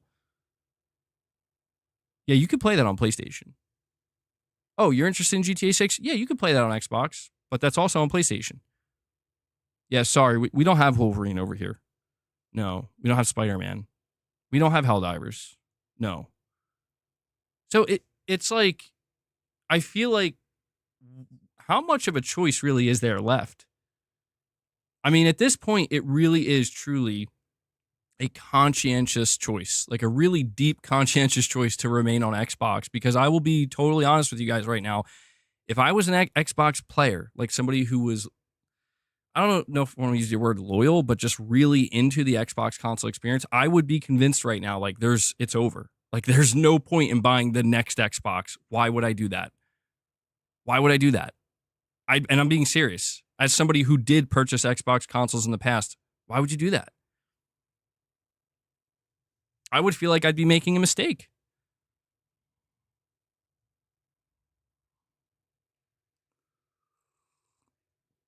Let them live in La La Land. Well, I'm not trying to take the wind. Oh, by the way, Steven, this is for you, for the $50 super chat. This is for the $50 super chat, Steven. That was courtesy of Mrs. MBG. Also, that's probably the sound of, after being incorrect in past predictions time and time again, do you feel hubris with the certainty of this prediction? I mean, listen, there's only really two different predictions that can be made. There's either Sony is going to do what Microsoft is doing, or they're not. It's like that's all it boils down to, because what Microsoft is doing, it draws the line in the sand. That's the thing. With Microsoft going third party, it's just the console doesn't matter anymore. We don't care about console sales. And even though we're going to make another console, everybody knows it's not going to do well and it's not going to succeed. It's just not. There's no way around that. So the line is drawn in the sand. When I look at Sony right now, dude, I don't feel confident enough to tell PlayStation players, hey, listen, everything you're seeing Microsoft do right now, Sony's going to do the opposite for the next 10 years, bro. You know, it's like I see people right now, like it kind of, you look at the PlayStation PC situation and you see people, they're kind of hedging their bets where it's like, yeah, Sony's walking away from PC. They're starting to walk away from it, or, it's just not something they're going to prioritize at all. If people do buy the next Xbox, what does it matter? How does it affect us? I don't really care what PPL prefer to play on as long as I get good games. Well, Poopy Snoopy, it doesn't. It doesn't matter. But that's just it. That's exactly the mentality that Microsoft has towards their own console now. It does not matter. To Sony, see, the reason why I can't buy into the notion that Sony's going to follow suit is because right now the console is Sony's lifeblood, man. Like, in all seriousness, what do people think would happen to Sony if they did what Microsoft was doing right now? They would collapse, most likely. We'd see such a massive drop so suddenly. If Sony came out and said, guys, we're going third party. We're taking all of our games, and over the next year or two, we're bringing them to Xbox. We're bringing them day one to PC. We're putting them to Switch 2. And you can still buy a PlayStation if you want. There is a chance. There is a chance that nothing would change. Wouldn't that be the greatest irony of all? And I told you guys, this is what Sony wants. Sony wants the best of both worlds. Sony would love to live in a world where they could come out here and be like, so can we put our games everywhere and still sell 100 million consoles? But let me ask you, what does common sense tell you? Common sense tells you no. What? No. No, the moment you start putting your games everywhere, people are going to stop buying your console. Well, the PlayStation brand's really strong. Can we still sell 75 million? I don't know. You can try. But that's the thing. Once you pull that cord, once you break that glass, it's a one-time ripcord, man. Like, once you send the signal, you're going third party. You can't go back. It's just like what Microsoft did with day one Game Pass games. Like, you just can't undo it now. You're committed. So that's why Sony's only going to do it if console sales collapse. Why not? Well, I mean, I guess technically you can undo it, but it's like, it's going to be so impossible to manage that messaging. It would be a disaster. Like, imagine right now if Microsoft tried to tell Game Pass players, no more day one games. What happens to Game Pass? What happens to all the people who are subscribed for those day one games? Let me ask you, do you think they're going to give a shit about any explanation that's given? They're not going to care, dude. They're just going to be like, holy shit, why? You guys lied. You're the worst. This is just a situation where it's like, I mean, yeah, they could give buffer time, I guess, but I don't know, man. This is why you're seeing Sony not dive in like this, because they know, yes, there's a fear here, man. The fear is anything you choose to do might hurt your console. Your console is your lifeblood. The console was not the lifeblood for Microsoft, dude. That's the thing. Console has not been the lifeblood for the Xbox brand since the 360 days. Once the Xbox One came out and then Game Pass was created, the console's no longer the lifeblood. The console's no longer the priority. Now Game Pass is, if anything, Game Pass is more of the lifeblood, but in reality, it's the studios. It's the publishing. Now it's like, that is what Xbox is. That's what's keeping Xbox alive. That's what will keep Xbox alive and potentially thriving. Not the console. The console almost has nothing to do with it anymore. Console sales were down like 38% during the holiday season, dude. And they have the cheapest next-gen console on the market with the Series S. It's toast, bro. Literally. There's an Xbox Series S toaster you can buy for like $20 or something. And they had Call of Duty. Yeah, they had the Call of Duty marketing for Game Pass as well. So it's not about dancing on the grave of the Xbox console as much as it's just, why do people want us to dance on the grave of the PlayStation console? You see, that's what I'm saying. I don't give a shit that the Xbox is buried at this point. Honestly, I would have preferred it to not be this way, because it ultimately will mean less competition in the console space. But Microsoft did it to themselves, dude, and Sony also did it to them.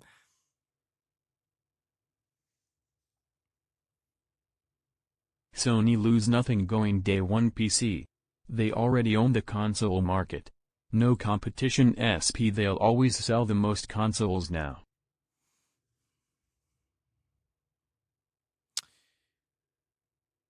Yeah, I mostly agree with this, Poopy Snoopy. Sony has more rope now than ever before. Right? They have more rope than ever before. And you're right. Now they're able to kind of experiment more willingly, but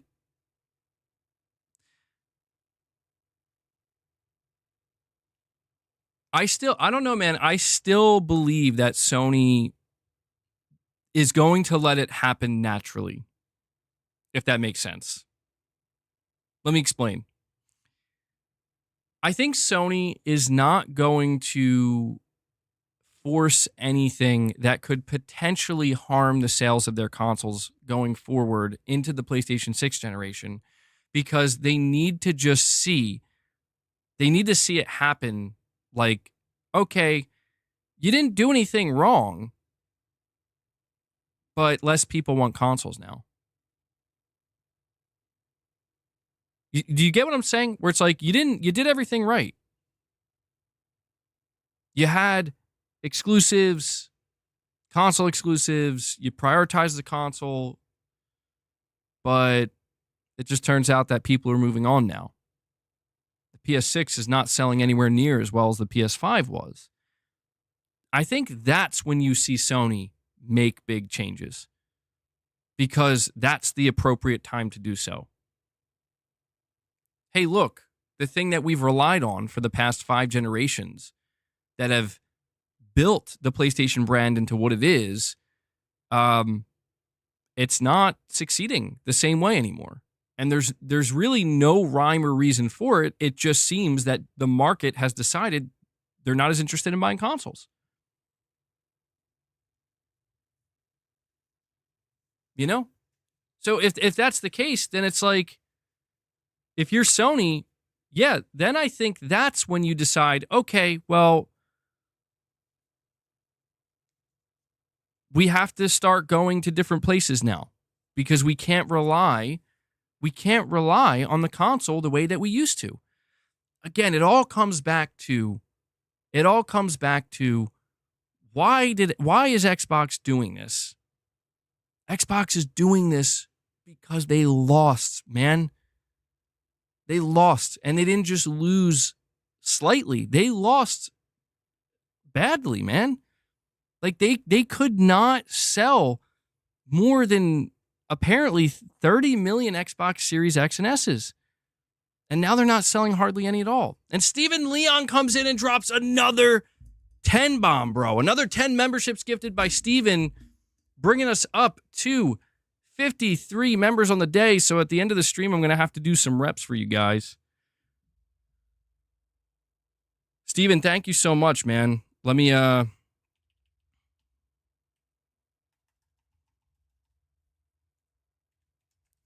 right, if we hit 75 now, we got a new reward. All right. It's either D1 PC or lose money with high dev cost. I have to change this voice. It's not really reading these properly. Let me see.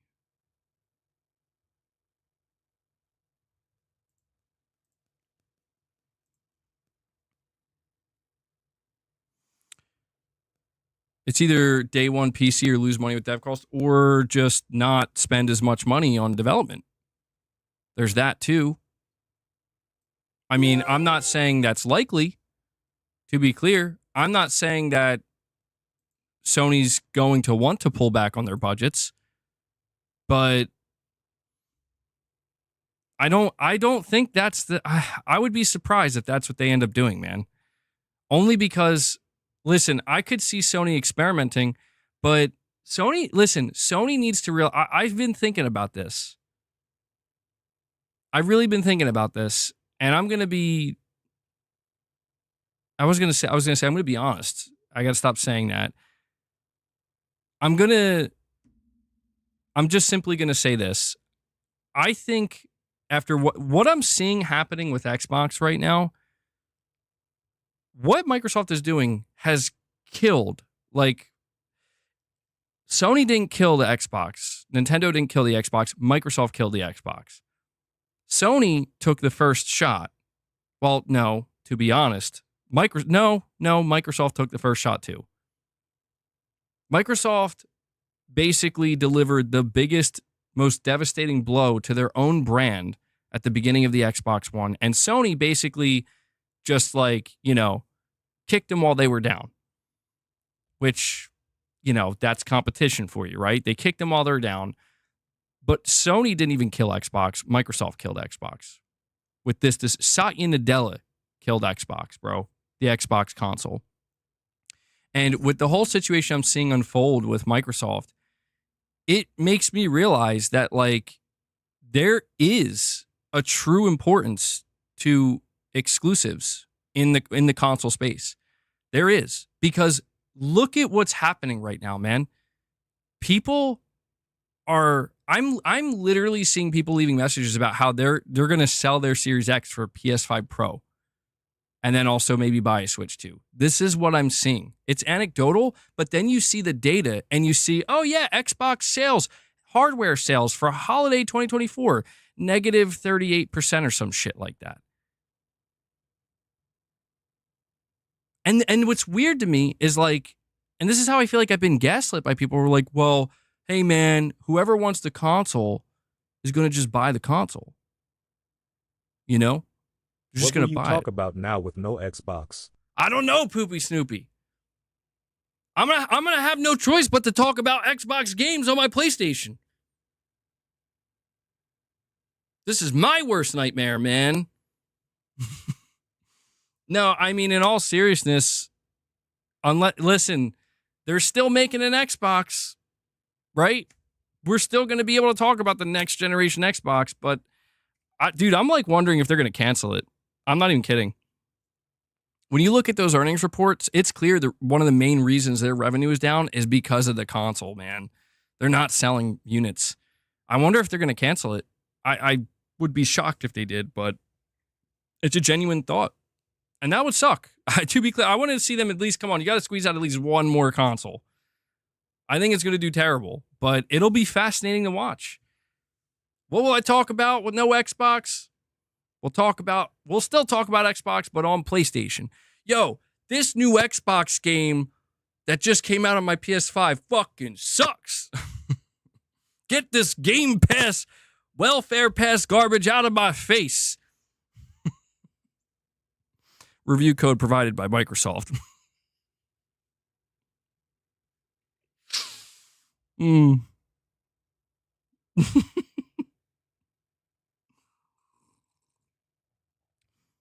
Listen, man, I'm not upset at Xbox games coming to PlayStation. I'm actually excited. Not all of them. There are a lot of Xbox games I'm not that interested in or interested in at all, but there are absolutely games that Microsoft has coming down the pipeline that I am interested in. Check my dislikes. Oh, I can only imagine. Let's see. Oh, shit. Not bad, actually. That's shocking. Guys, hit that like button. I guess you can hit the dislike button if you're not enjoying it, but if you're enjoying it, hit that like button. It's actually, dude, the ratios for now that I've brought attention to it, though, I was surprised to see that.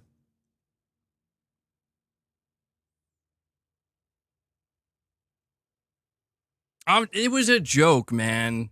It was a joke. I don't see Game Pass as welfare pass. I'm just kidding.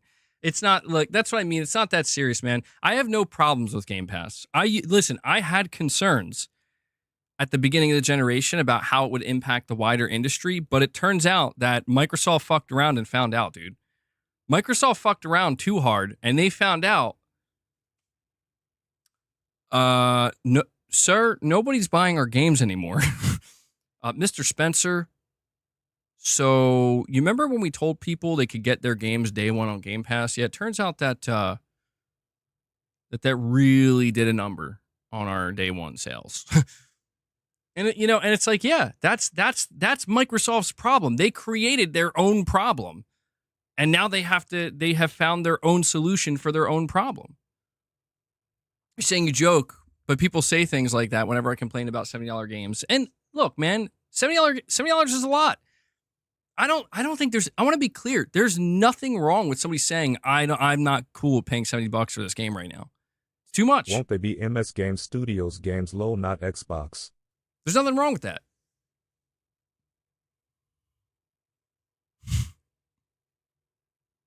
It's Rent a Center Pass MBG. Okay. All right. Rent a Center Pass? That's... All right. That one I would say is more accurate. That one's more accurate because, yeah, you're technically renting the games for the time you're subscribed. But, dude, that's the thing. Like, I'm not sitting here saying, how dare you not spend $70 on games? All I'm here to say is, like, if you want to go on Game Pass, go on Game Pass. But Microsoft created the worst possible scenario. What I'm really trying to say, Microsoft created the worst possible scenario for their own box. They come out, they shoot themselves in the foot with the Xbox One. Phil Spencer, Netflix of gaming, Game Pass basically completely erodes not only game sales, but console sales even further. Now their only option left is buy publishers. Will that move the Game Pass needle? No, it does not. Okay, well, roll credits. We know where this goes.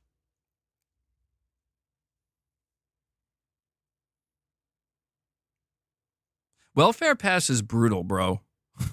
Like, whoever came up with that, that's just rough. That's rough.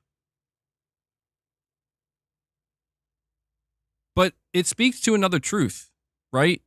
It speaks to a truth that people are buying games, man. People are buying games. Microsoft Game Studios, not Xbox. Yeah. Apparently that's what it's going to be. Microsoft. It's just listed as Microsoft Corporation or whatever. So.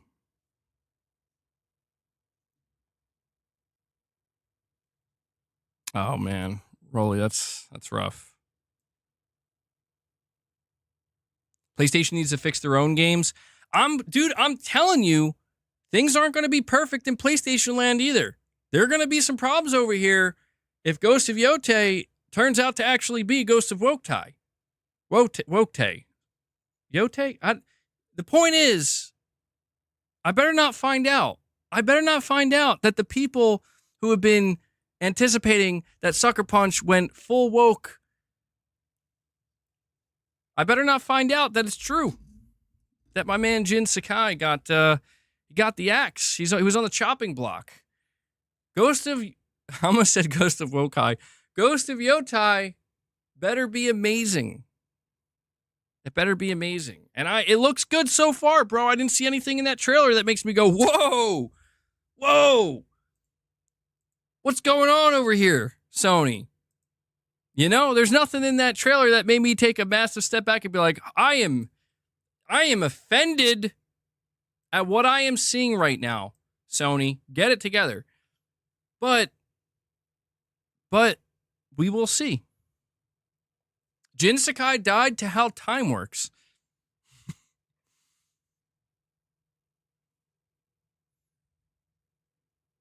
Death Stranding 2. I expect all the Xbox players are going to come play Death Stranding 2 now because they were making a big deal when it came to Xbox this year, or last year, sorry. They were making a big deal. They were downloading it on Game Pass. It's $20. Wait, was it on Game Pass? Shit, no, my bad. I think it was just $20. Where's PlayStation's roadmap? I don't know. You tell me. PlayStation's roadmap right now is Xbox games, GTA 6, and here's the next Kojima game, bro. It's like, all right. Intergalactic, yeah. Intergalactic, I ain't even going to talk about. I'm not even going to talk about it because it's like, we'll see it when we see it, man. Who the fuck knows what's going on over there? We'll find out. All of their studios had to restart. Not all of them. But a lot of them, yeah.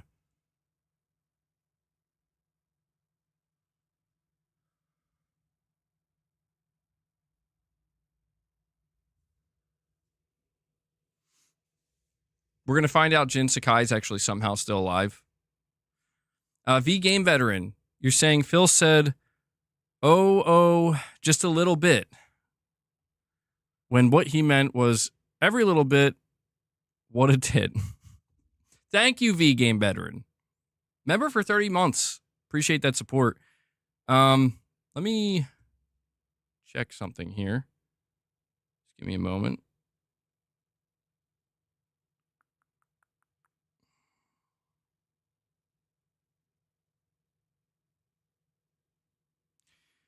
Hold on.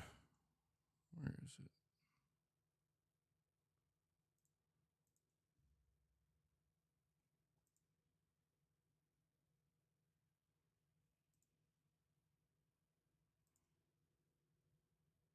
I know, Chad A. I know. That's what I'm saying. You're yelling in the chat. Ghost of Yote writers, same writers of Dragon Age Veilguard and Mass Effect Andromeda.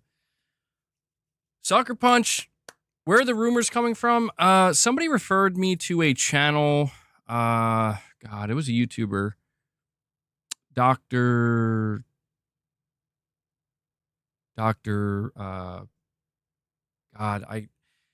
Somebody will get it for me. Dr. Disaster, yeah. Not a channel I follow, but I watched the video, and yeah, apparently it's true. Some of these people did some digging, and they discovered that there were 2 writers that were hired by Sucker Punch in 2022, where their previous work was working on BioWare, or working at BioWare. It says they're credited for Dragon Age Veilguard. They're credited for Mass Effect Andromeda. I will say this though. Hold on. At least one of those writers was credited for Dragon Age Inquisition, which people loved. So it's like, I don't know. You know, I'm a little bit worried. I'm not gonna lie. I'm a little bit worried after seeing this shit show with what happened with Dragon Age, and they pretty much got gutted. They got gutted. The whole writing team for Dragon Age got fired. So read Dan's last message. Let me see. The main writers are the same as Tsushima. Okay. All right. Well, that's good. Yeah, see, that's what would have had me way more concerned if it's the people who wrote Ghost of Tsushima aren't there anymore. They're not the lead writers. They're not working on it. So they added 2 more writers. We'll see how much that potentially influences it. Maybe, that's the thing, man. Yeah. Did they leave early? They left in 2022. It's one of these things where it's okay, all right. Of course, because these writers were attached to Dragon Age Veilguard, people are going to assume that it's automatically going to be a disaster. But it's let's see. Because if they still have the main writers of Ghost of Tsushima, I'm not gonna jump ship, and immediately assume oh, it's gonna be what they said it was. I'm gonna let Sony show it. I'm gonna let them show it. You're gonna talk about the Sony layoffs at Sony Bend? Yeah. Sony, stop sucking, bro. Come on. No, it really does suck. It sucks. Sony Bend. Dude, listen. I've seen people tell me they're Sony Bend didn't want to make Days Gone 2. Don't you get it, MBG? They didn't want to make it. And I'm well, maybe they fucking should now. People are getting laid off. Come on. Yeah, apparently they were contractors. So the contractors probably got laid off because there's just nothing happening right now. Sony Bend has to go to the drawing board. They got to start completely over. They'll bounce back. I hope they do. And Unintended Studios, you're saying here, member for 31 months. Thank you, buddy. Saying, just to use up my free chat, it's pronounced Yo-Tay. I know. I've been saying Yo-Tai again. And Mini Tom Official coming in, dropping another 5 bomb. 5 more memberships gifted, guys. Keep in mind, if you are not a member, please consider becoming a member. You get access to exclusive perks. You get access to member badges, emojis. You get exclusive content like the Members Lounge, Morning with the Misses. All right? So if you're not a member, please consider becoming one. If you got gifted a membership, please enjoy. And I hope you consider re-upping your membership. I'll add that to the counter. Yo-Tay. So it would be like Ghost of Woke-Tay.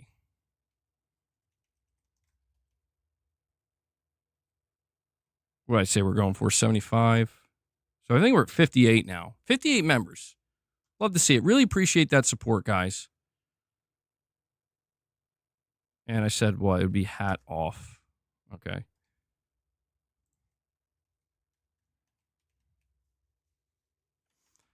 I made the end date the year 3035.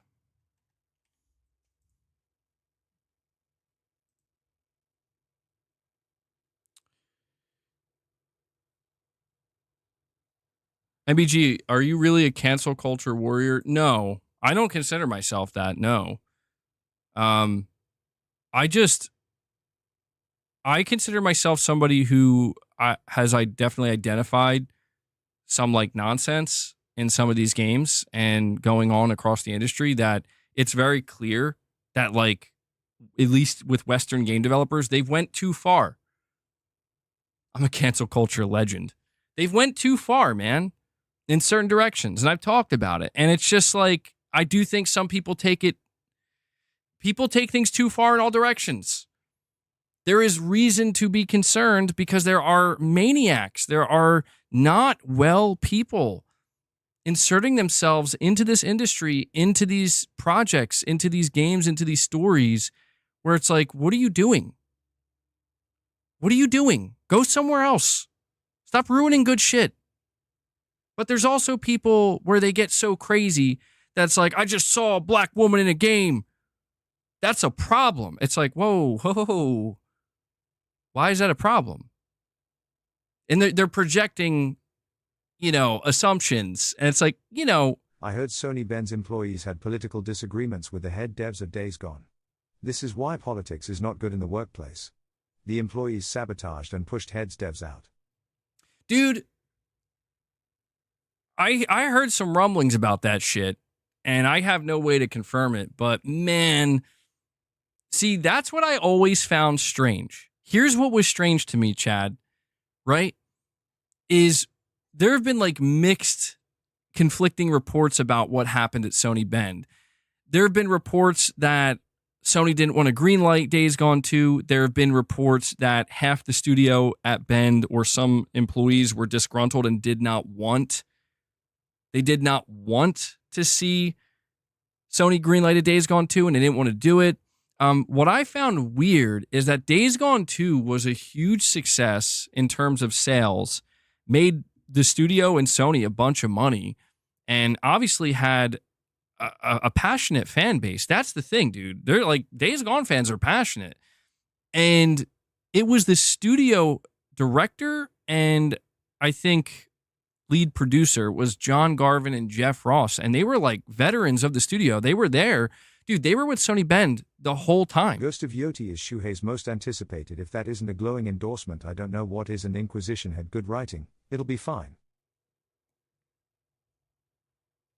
I'm worried about, Sony Bend because, I don't know, John Garvin and Jeff Ross, they had a sequel ready to go, man. They knew exactly what they were going to do. And I'm just like, who the fuck got in the way of this?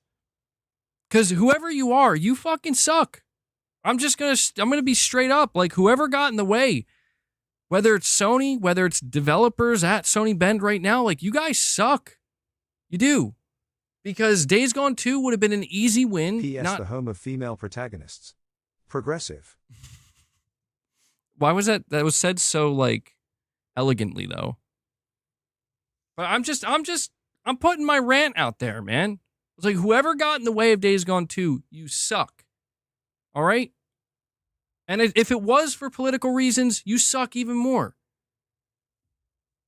Fucking Days Gone 2. I got to see a review from GameSpot from some woman who's like, yeah, it's not woke enough. Like, what the fuck? I'm oversimplifying it, but you guys were there. You saw the nonsense. We're like, why are all the zombies white? Like, dude, they're albino. The virus turns their skin paper white. It's fucking stupid. It's stupid shit like that where it's like, who are you people? Why are you ruining the games industry? Go away.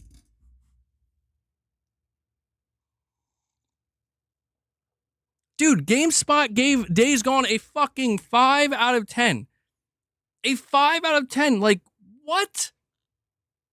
I'm not one of these people that really, cares that deeply anymore about review scores, but a 5 out of 10? You didn't play the game. You didn't fucking play the game. Get out of here.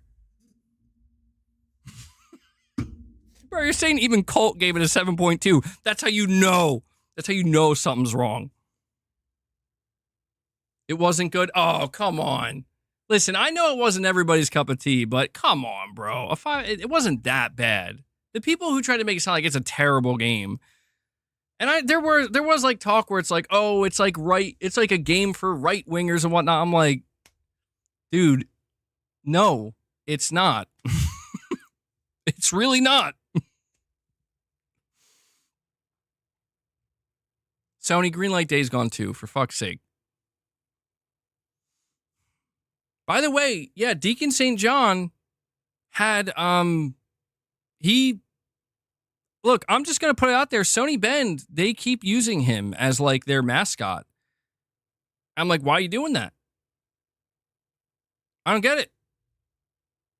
Why are you doing it? If the game was that bad, if people don't like it, why use them as your mascot? IGN gave Valguard a 9. Figuratively literal, to get back to what you're saying, that's, yeah, I guess that's true, Irfan. That's true. Well, maybe, listen, if you're not going to make a Days Gone 2, reboot Siphon Filter. Let's see that. That'd be interesting. We'll have to see what happens to Sony Bend. Figuratively literal, you were saying Ghost of Yotei is the most anticipated game. If that's not it's Shuhei Yoshida's most anticipated game. If that's not a glowing endorsement, I don't know what is. And Inquisition had good writing, it'll be fine.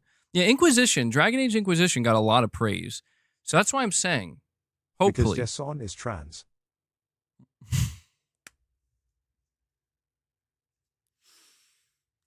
It's just so Poopy Snoopy. It's not even what you're typing. It's just hearing it in my ears, just randomly as I'm talking. It's what throws me off. I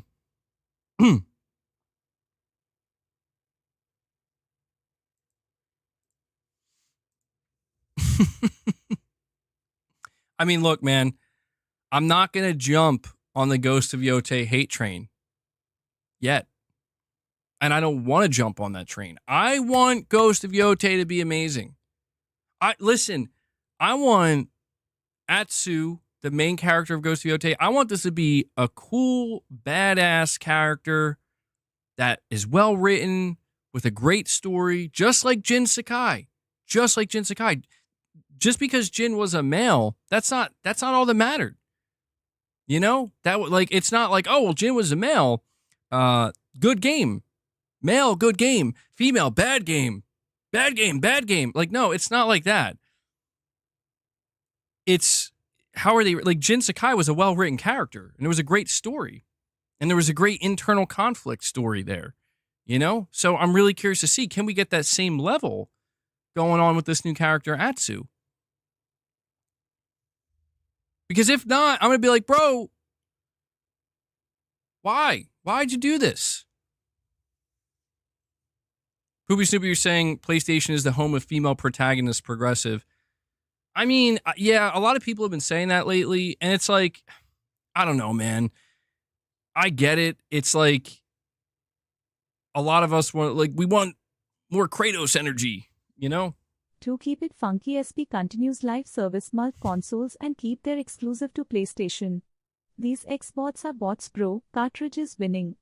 You, thumbs up, clapping hands.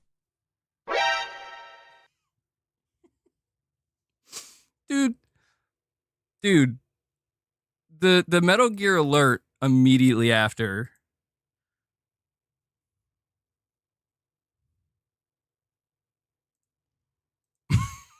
I just keep switching the voices, man.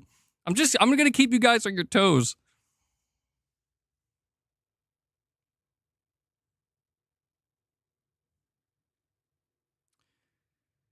To keep it funky. Live service, multi-consoles, keep the exclusives of PlayStation. These Xbots are bots, bro. Cartridge is winning. The cartridge is winning. I know, a B Flesher. I don't know exactly how to make that happen. I was looking into it and I can't really figure it out. I might have to look deeper into it. I don't know if I can. with the streaming software I use. Your time is over. MBG mobile gaming is going to take over the world. What's up, Unknown? I'm doing good. Doing good. Well, I mean, the idea of Sony deciding they want to put their live service games, on Xbox. Okay. I don't think it's going to work. You know, keep in mind, Sony's not doing free-to-play live service. U know if we get to Uncharted 5, it'll be the dader. Oh, God. Herman? Herman, was that you?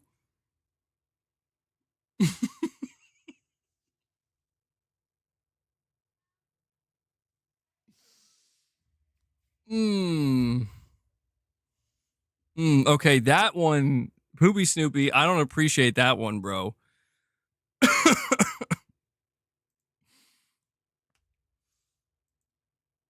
Dude, that legit kind of sounded like Herman Holst, man.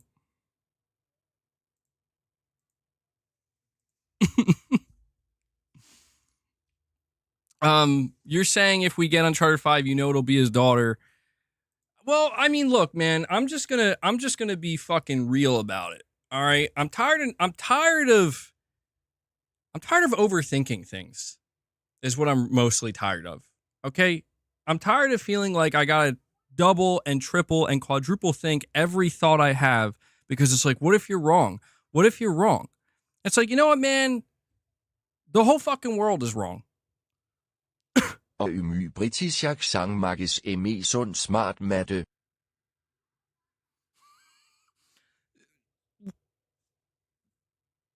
Chad, bro, did you just stroke? Dude, that was Sam Lake.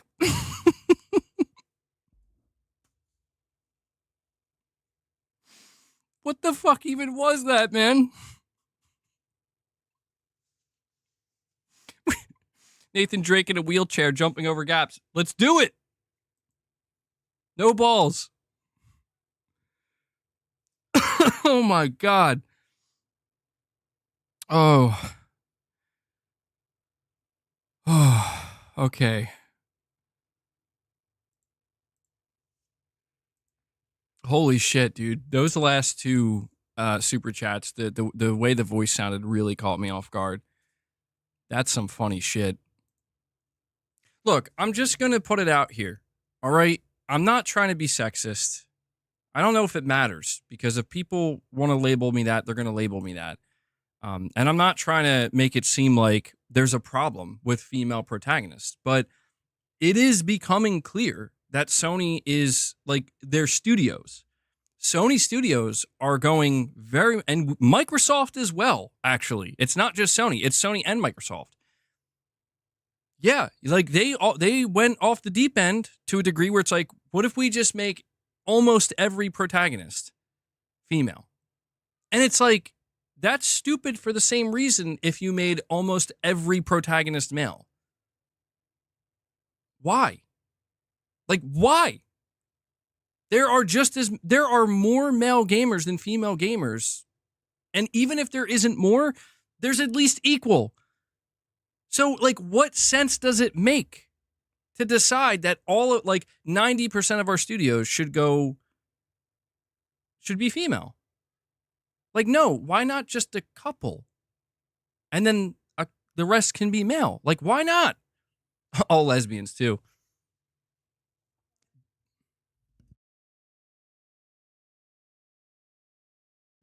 Hold on.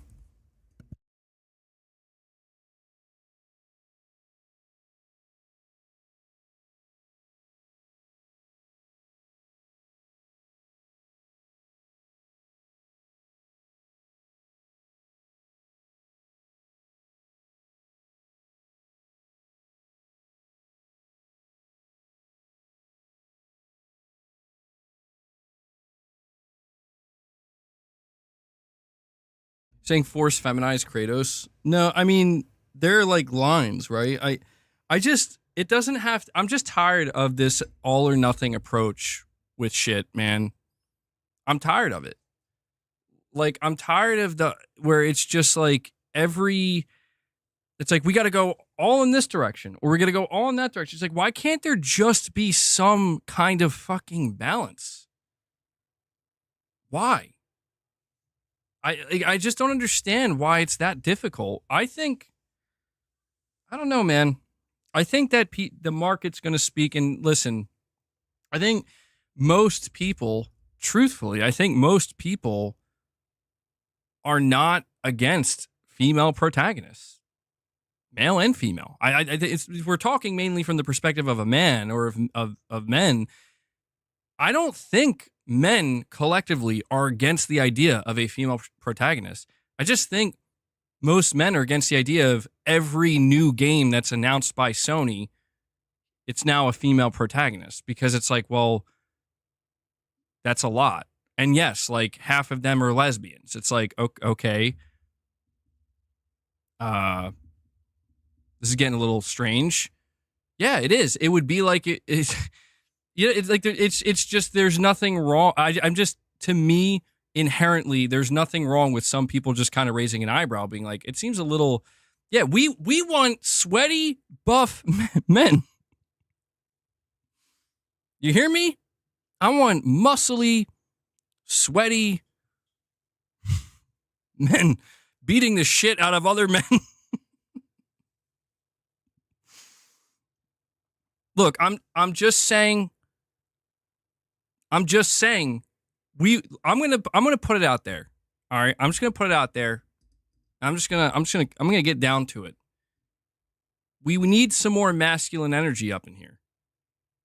That's it. It's that simple.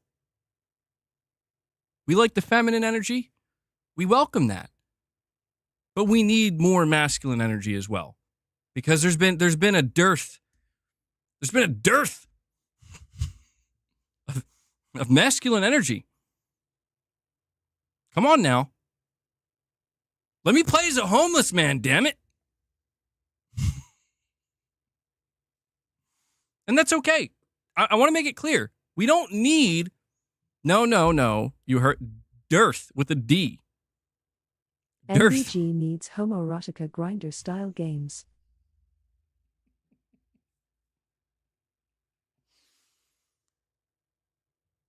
What? Excuse me? I'm not saying, Poopy Snoopy, I'm not saying there's anything wrong with that. Play what you want to play. I don't need that. I don't want that. People out here thinking I'm saying the word girth while advocating for having more masculine energy in games. Like, this is backfiring on a level that I could not have anticipated.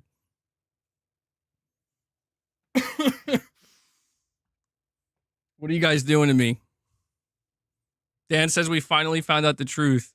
Piper, remember for 3 months. Oh, Mr. Bills. Hanzo's just like, bro, I'm out. Hanzo's straight up like, I'm out, man. I don't know what's going on in here today. Piper, you're saying, I'm going to say something that most people are afraid to say. Sony's spending way too much time pushing the alphabet people agenda. Oh my God. Piper. Oh shit. He just straight up said alphabet people agenda. To be clear, Piper said that, not me. All right? No, Sony does need to get their head out of their ass. So does Microsoft. It's gotten, listen, man, when I have to see the president come out and be like, hey, there's only 2 genders now, guys, I have to step back and ask myself, what the fuck happened? Why does that have to be stated? I'm just being honest, man. I'm just being like, what the hell happened? That this is like an executive order? What? How did we get here? A lot of strangeness to me. MEG supports the clown show. No, I'm not supporting any clown show. Okay, I want to make it clear. People are just people. And if there's one thing I know about people, they're gonna fuck up. Doesn't matter who they are. Never put your entire faith in a person because they will let you down. They will let you down. It's not a matter of if, it's just a matter of when. You always got to have some skepticism. But I'm just saying, man, like, I told you guys in a previous stream, I told you guys that if Sony keeps going in this direction, that a lot of other companies have been going in, where it's like, let's get more and more and more and more progressive.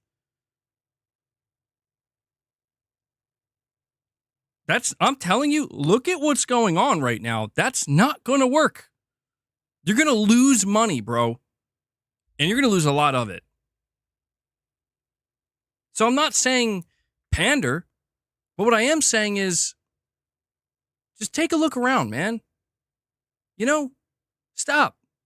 Take a step back and look around and see what's going on and realize that maybe you went too far. Maybe everybody went a little too far, and it's okay to just get back to a place of balance. That's all. That's all I'm saying. Yeah, 4 years fucking later. David Jaffe said something interesting on the Last Stand Media with Colin. He said 70% of gamers are male on the action genre, and they want male protagonists because the experience is aspirational. Interesting.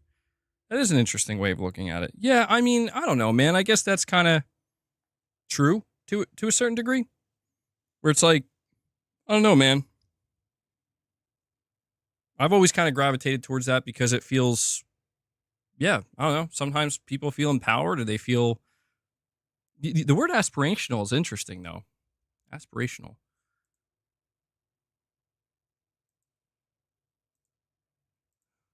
I mean, it's not like I'm expecting, you know, female gamers to come out here and be like, yeah, I really relate to Kratos and Nathan Drake. You know, like, I don't expect that.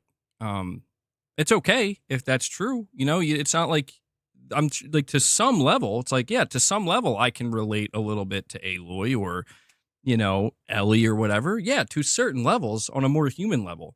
But there's just no denying, at least for me, there's no denying that the way I feel when I'm playing a game, like when I'm playing God of War 2018 as Kratos on this journey with his son, it's like, yeah, I'm not going to lie. Nothing really, that's about as relatable as I think I'm going to get to a game where it's like, holy shit, you know, like I'm really identifying with this shit right now. And I'm not saying everything needs to be that, but it's just, I noticed the more as time goes on, I'm finding that some of the things that Sony, and not even just Sony, but Microsoft as well, just a lot of the things that are getting announced these days, I just feel like I'm totally like, yeah, I mean, maybe, but there's not this automatic like, oh yeah, dude, I totally feel like I'm jiving with what I'm seeing right now, and I can't wait. I'm seeing less of that.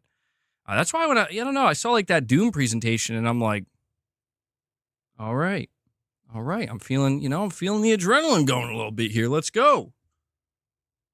But that's okay, you know. You're saying you can play as any character and get immersed. I mean, I can too. At the end of the day. It's just there are some games that by the end of that experience, I just feel like I enjoyed more, you know, and I liked more. And it just, like I said, man, I just think there has to be more of a balance. You know, I'm not trying to get crazy about it and make it seem like anything that has any hint of diversity is clearly the woke mind virus. I think that's just too extreme. I do. I think that people go way off the deep end where it's like, if it even has a more than one female, or if it has, you know, anything that has been, you know, part of this push we've seen for the last 4 or 5 years, then it's automatically what it is. It's like, I don't think that's true. We need to be smarter than that. We need to be able to separate these things, because if we can't separate these things, then we're not going to be able to solve the problem. Instead, we're just going to create a whole nother problem where it's like the solution is to do the polar opposite of everything we're seeing now. It's like, no, that's not the solution. Halfway. Remove half of what you're seeing now, keep half, balance out the other side. And there you go. There's your answer. You know, that's the solution. And it just seems like these days, it's 2025. It just seems like that's not a viable solution to anything anymore. It's all or nothing with everything. Exactly. Yeah, you're right. You're saying it's not MBG. It's not extreme. It's currently what's happening in the United States. Exactly. Yes, as somebody who lives in the United States, I can tell you there is no middle ground anymore. That's why I'm telling Sony, like, I'm giving them the advice now. Stop while you still can. Get out. Get out now. Because look at where it's headed. Like, if you want to make it, if you want your business to do well, you know what you got to do. Again, I'm not saying completely pander. Sony doesn't have to do that, but wake up and smell the coffee, bro. Wake up and smell the coffee. This fucking clown show that we've seen for the last 5 fucking years is over. Not saying there isn't going to be another clown show right on the horizon. No pun intended. There could be. It's a bit too early to tell. But that clown show's over. Pack it up. We're moving on. You just want a good story? I do too. Horizon Forbidden Clowns. It's the next Horizon game, man.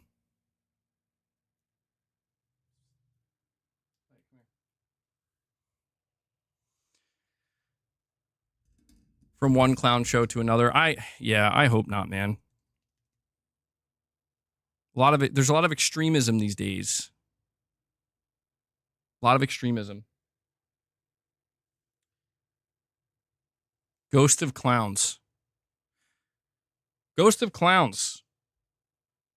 Ghost of Yo Clown. Horizon Forbidden male protagonist. Well, you know, it's interesting to me because I see one of the more interesting things I've been seeing lately. Oh, thank you for letting me know, Josh. I'm going to read that. My bad. One of the more interesting things I've been seeing lately are people talking about Horizon Zero Dawn and basically like, man, Horizon Zero Dawn sucks. Like, I'm seeing people like being so aggressive towards specifically Zero Dawn or just Horizon in general. And I'm like, yeah, look, man,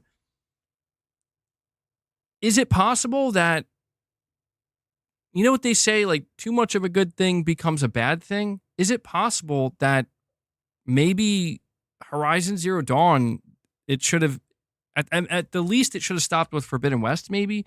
Because, like, I don't know what happened. People seemingly loved Horizon. Now they don't. They just don't. And I don't know if we're going to see that reflected in the sales numbers of Horizon 3. But I don't know. It really does seem like people kind of turned on Horizon. And I don't hate Horizon at all. I do feel like I'm not as enthusiastic as I once was. And that's not because of what other people are saying. It's just because it's like, well, I played the 2 mainline games, and I assume I'll be pretty excited for Horizon 3. I don't see any reason why I wouldn't be excited for that, but it's just interesting to me. It's fascinating to kind of witness how back in 2017 and 2018, people were putting this game on a pedestal. They're like, this is one of the greatest games ever made. To now, so much of the conversation around Horizon is like, man, Horizon is fucking mid. And I think that's weird. It's almost like, you know how when you see a game that comes out and people are like, this game's mid, and then over time, it's like, actually, you know what? That was pretty good. That was pretty good. I feel like we're seeing the opposite happen, where it started out like people are like, this is the best. And now it's like, oh, I don't know anymore. I think it's kind of weak. You think it's PC ports? I don't know if I would blame that. The only thing good from the clown show are the memes. Yeah, that's true. Josh, thank you for the direct donation, buddy. Sorry to keep you waiting. Looks like you have... Okay. You're saying, now more than ever, I'm hard-pressed to think of why Sony would want to release the PS6 in 2027. They have every reason to let the PS5 and Pro coast for a while. I, at this point, tend to agree with what you're saying, generally speaking, Josh. I tend to agree that we probably should assume that they're going to want to let it ride for a little bit, because I don't know why you would... The only reason I could see they would want to put the PS6 out sooner, and this is the only reason, or they're in some kind of rush, is because they know it's going to be expensive and they know it's going to get off to a very slow start because of that. And so really they're going to reduce the price of the PS5 and essentially, you ready for this? A lot of people are going to lose it if Sony does this, but it's a possibility. The PS5 is essentially going to become the Series S. So the PS5 is going to go down to like $350, and that's going to be the entry PlayStation. The Pro is going to be the mid PlayStation, and the PS6 is going to be the high end. And I think Sony may be forced to do this. They may be forced to do this if the tariffs that are happening, like, dude, these tariffs that are going down, good luck. So, like, I have no fucking idea what Sony's going to do. I have no idea what they're going to do, bro. Like, I'm not even kidding. Like, they might have to wait till like 2029 or 2030 because these tariffs are going to make sure that the PS6 is going to be like $800 for real.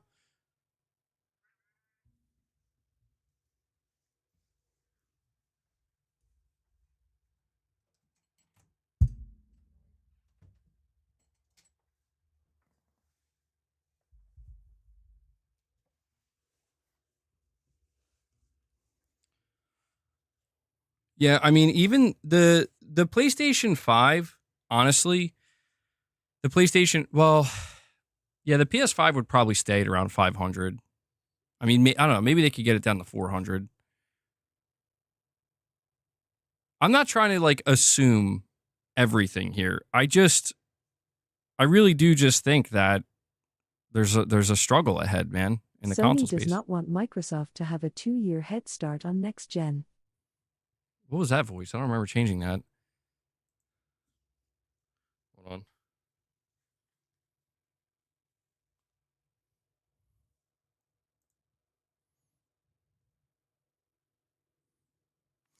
on. Well, with what you're saying here, Piper,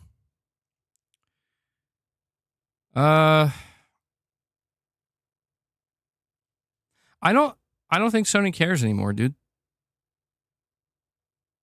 I'm going to be just totally brutally honest in that, like, I don't think Sony cares at all what Microsoft does in the console space. I don't think they can. I don't think there's any reason for them to care because it's like I said, dude, they're done with the console. Like, who's going to buy the next Xbox?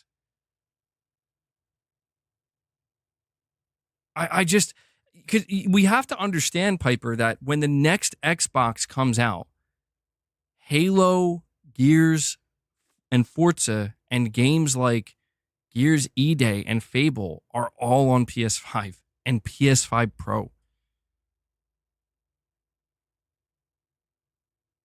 I don't think there's anything Microsoft can do to overcome that and suddenly get people to go, you know what? I'm going to buy an Xbox. I think maybe for real enthusiasts, or it's like, I just want the hardware just for the sake of having it. Outside of that, I don't see a path forward for Xbox hardware, dude. Now, supposedly they're going to have a bunch of different options, you know, with third-party partners. So there could be a next-gen Xbox, next gen, that'll be like $300, even $200. Well, maybe not lower than that, but at that point, people are going to question, is this next gen? It's like, well, I mean, at that point, what does next gen even mean? Most of the Gamepass subs are from Xbox. Let me educate you. Microsoft uses a multi-prong approach, and hardware is part of that. I understand. I understand. There will be Game Pass subscribers that, well, I guess my only question at that point is like, if you're on the Series X or you're on the Series S and you are subscribed to Game Pass, then why would you upgrade? You know what I mean? Like, I just think that there's way too much working against the next generation Xbox to a point where I just don't see a way forward. I just don't see it, man. I understand a multi-prong approach, like that's just one area, and I know that that's why they're going to do it. It's like, hey, it's just there for anybody who wants it, and you can subscribe to Game Pass, sure. But But if we're talking about like what Sony's going to do with the PlayStation 6, I mean, the way I see it is, yeah, I think Sony could probably go another at least 4 years and be fine.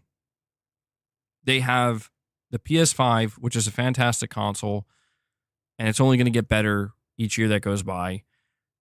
In 2026, they're basically making it clear that they're really winding down support for the PS4, which is nuts because it's like 6 years later. They have the Pro for the enthusiast who wants the best console experience on the market. And they do have games coming. I know it's not as many as people wanted, but they still have big games coming. And now they have their competition's games coming. And I keep reiterating this because it's like, yeah, I don't know, man. I could see Sony just kind of, taking this position of maybe, well, the only other thing we have to factor in here is their partnership with AMD. All these things are on a timeline. They can't just turn to AMD and be like, yeah, never mind. At least I don't think they can. I just don't see them doing that. No disrespect, but when you say that, it sounds like you're just a fanboy when you have no idea what Microsoft is doing with their next-gen Xbox. All PS6 games will be on PS5. Why upgrade from Pro? Well, to start with the first super chat from Piper, yeah, I will say that I don't know what they're doing. I only know what Microsoft is doing now. I guess what I'm trying to say here is I don't think it matters what they do. I don't think it matters what they do with the next-gen Xbox as long as they're bringing games over to PlayStation and Switch too. I guess that's what I'm trying to say. Like, I'm trying to say that from like a non-fanboy position where it's like I'm not cheering on. Like, I hope the next Xbox shits the bed and dies. Like, no, I'm not saying that. I'm trying to figure that out, guys. You're saying, can I get the Arnold Super Chat reader? I can.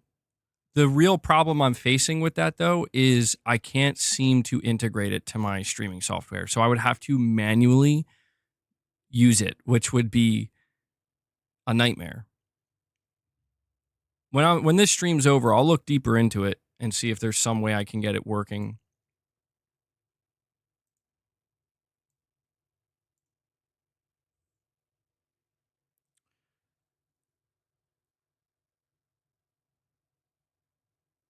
They have so many options. All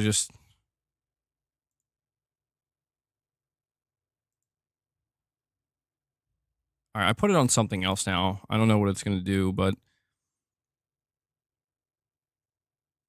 we will see what Microsoft does with their next generation Xbox, but I don't know, man. I just don't know how you convince people, hey, man, come buy this premium Xbox console. It's a next-gen console. Let's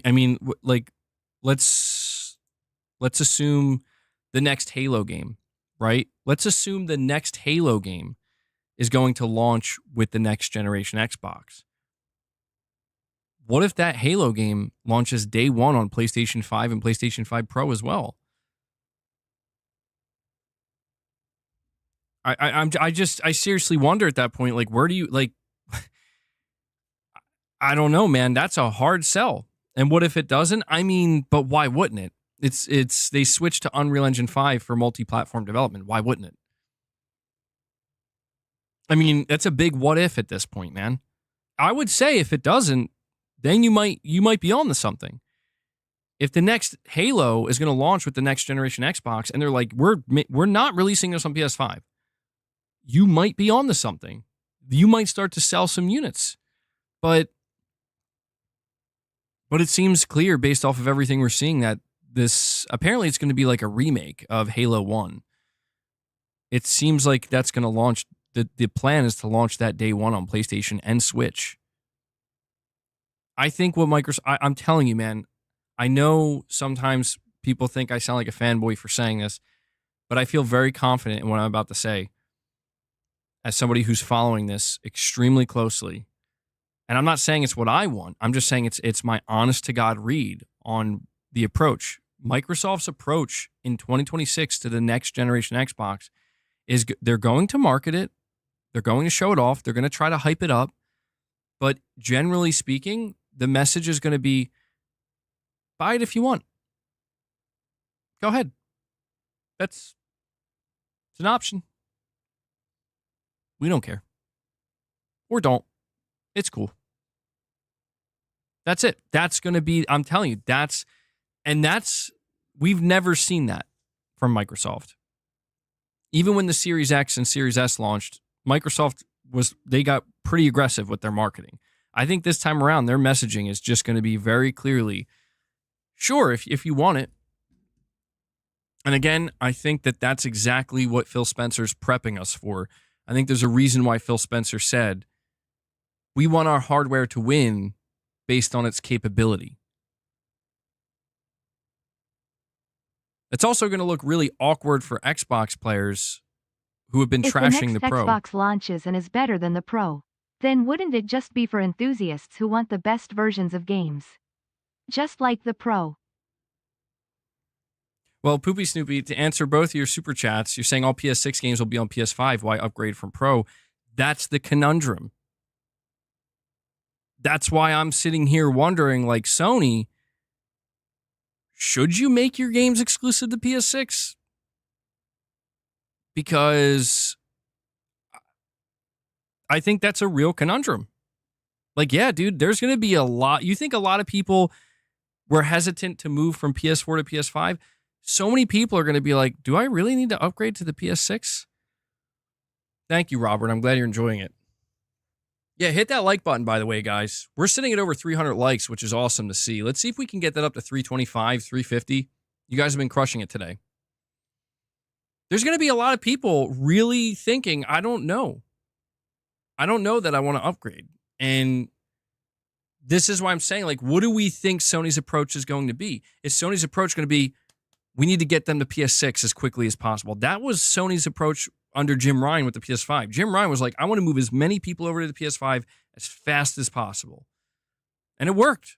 The PS5, in the US anyway, is pacing ahead of the PS4. It actually fucking worked. Is that going to work again? If not, how do you split the approach?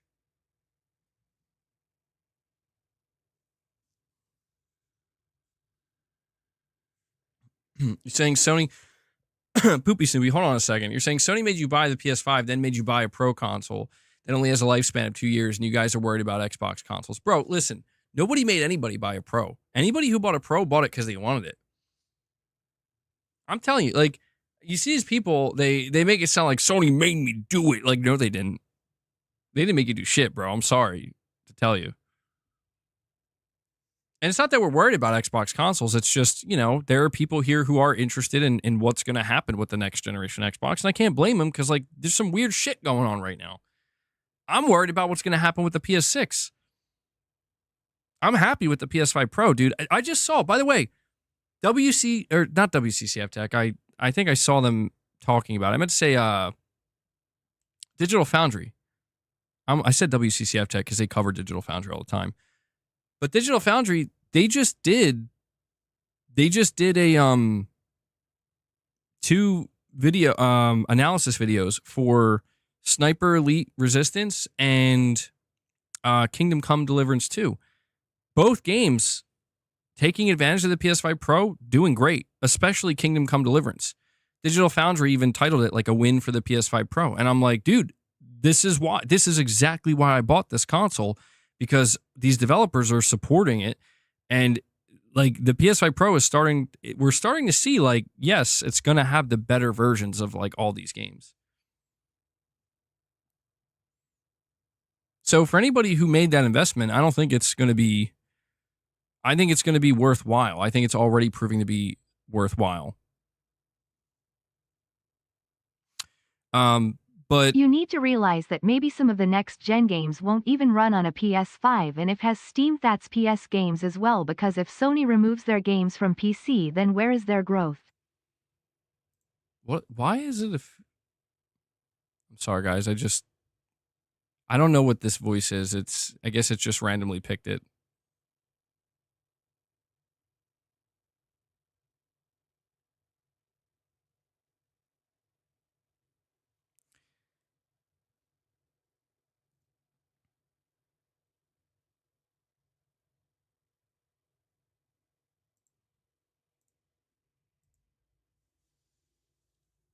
Well, Poopy Snoopy, before I move on to what Piper said, you're saying if the next Xbox launch is better than the Pro, then would it just be for enthusiasts who want the best versions of games? It would just be the Pro. I mean, that's what I'm interested to find out, right? Because I don't know what Microsoft is going to... I mean, even thinking about the way Phil described it, like, I just want people to buy it based on the capability. Like, that's how the Pro is being sold. There's no other selling point for the PS5 Pro except for here's what it can do for games. It can make them look better and run a little bit better. You know, in some cases look significantly better, depending on how much the devs take advantage of it. I mean, it really does seem like that's what it's going to be, man. It seems like it almost seems like that's going to be the Series X Elite. But I guess the idea is they're going to have a new CPU in there. And the new CPU is technically, I guess, what would make it next gen. But if all games are being developed, because here's the important thing to understand. When the next generation Xbox launches, if it launches in late 2026, and the PS6 is nowhere to be found, developers are not just going to switch over to, oh yeah, we're just going to start developing our games first on this next-gen Xbox. Like, these games are going to be developed first on the PS5 and the PS5 Pro, and then they're going to be ported to that Xbox. So that means, basically, what I'm trying to say here, developers are not going to change their engines, and they're not going to worry about scaling their engines for higher, more capable CPUs, like, collectively, until the PS6 drops, more than likely, because the PS5 is, and the Switch 2, exactly. That's another thing. Yeah, the Switch 2 is even below the PS5, so even less incentive. So really, I'm going to be honest, man, when you look at this from this angle, what we're probably going to see with the next generation Xbox is essentially the Xbox Series Pro, which will be more powerful than the actual PS5 Pro, but yeah, it'll basically be like this game looks better and runs slightly better, but you're not going to see like, I don't know what people are expecting to see. That we're, like, I mean, yeah, PC as well, of course. But I'm just saying, like, I've seen people complaining that even PC versions suffer because it's clear that it was built first for the PS5, and then it was then ported to PC and then optimized for all the different, they tried to optimize it as best they could for all the different configurations, but didn't do such a good job.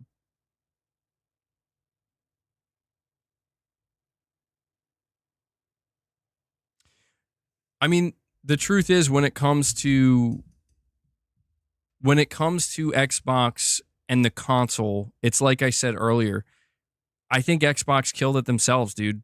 I'm not saying that as a fanboy that wants to see the console dead. I'm just saying that from like an honest evaluation. Like, I don't see a path forward for the Xbox console. It will exist. Microsoft will have it there as just an option for anybody who's interested in it. But I think fewer people than ever before are going to be interested in it. And I think the interest in the PlayStation console, well, that's kind of to me, that's the more pertinent question. It's, what will the interest in the PlayStation console look like over the next 4 to 5 years? Because right now it's doing very well.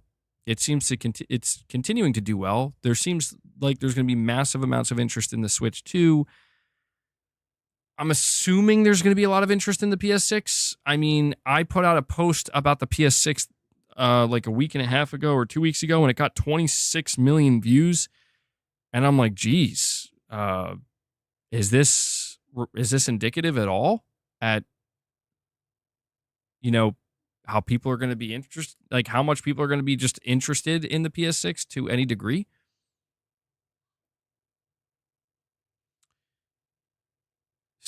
Steam on console is the path forward.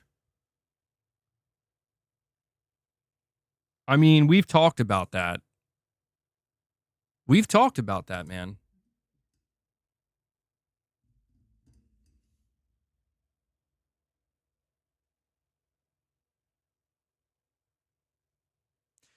Steam being available on Xbox seems likely.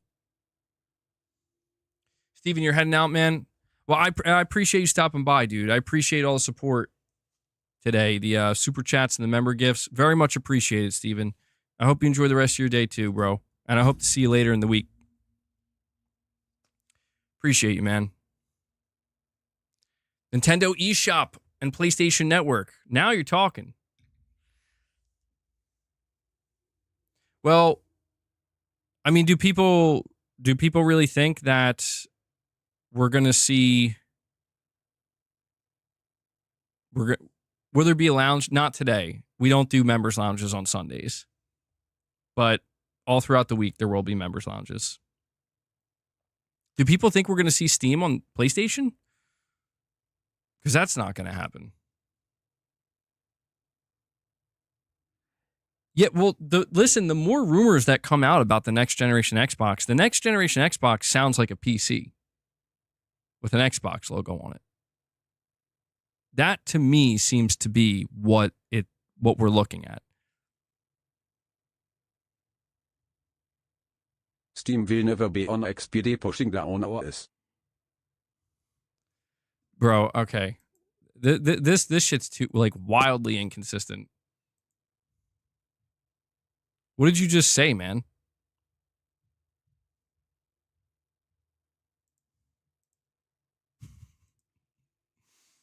It just crashed my YouTube studio, too. Holy shit. Poopy Snoopy, let me read that for you, man. Hold on. I hate it when the YouTube studio crashes like that. You're saying Steam will never be on Xbox. They're pushing their own OS. Well, I mean, that's the thing. We're just going based off of rumors. And that's another rumor. Apparently, there was another rumor that Steam is making their own console, which is weird because it's like, hold on, I thought consoles were dying.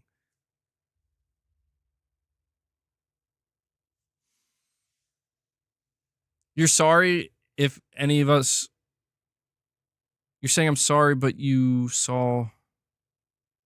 Basically, what you're trying to say, Xbox is King, is that the console space... You think anybody who believes the console space is growing is delusional.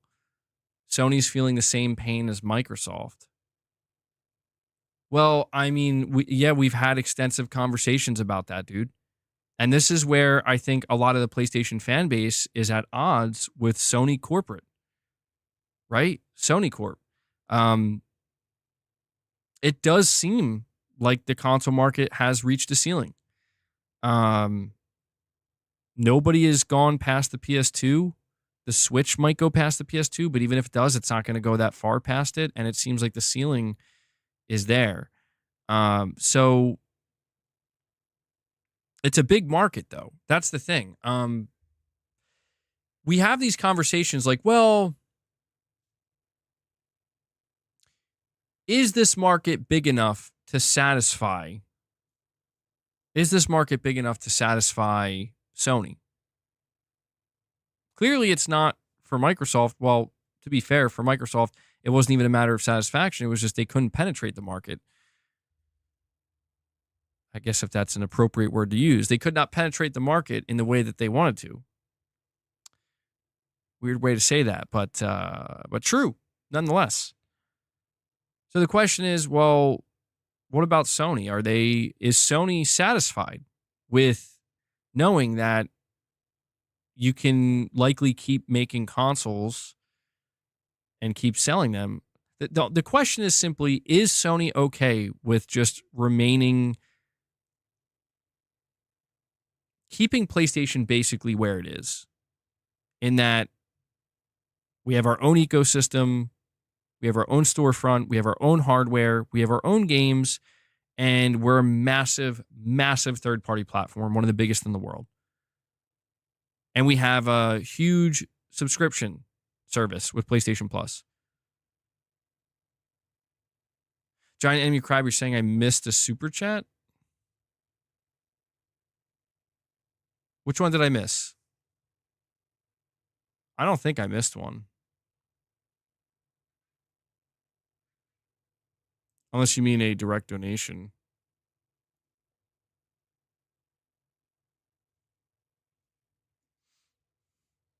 Pipers? Oh, shit. How did I miss that? I'm sorry. That's like right in front of my face. My bad, dude. Piper, you're saying you need to realize that maybe some of the next-gen games won't even run on a PS5. And if it has Steam, that's PlayStation as well, because if Sony removes their games from PC, then where is their growth?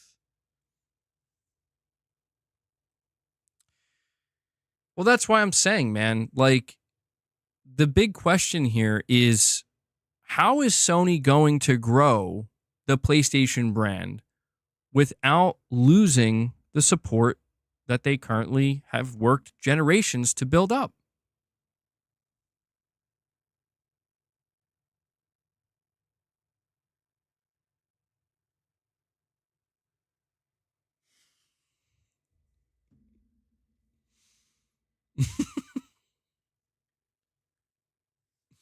Sorry.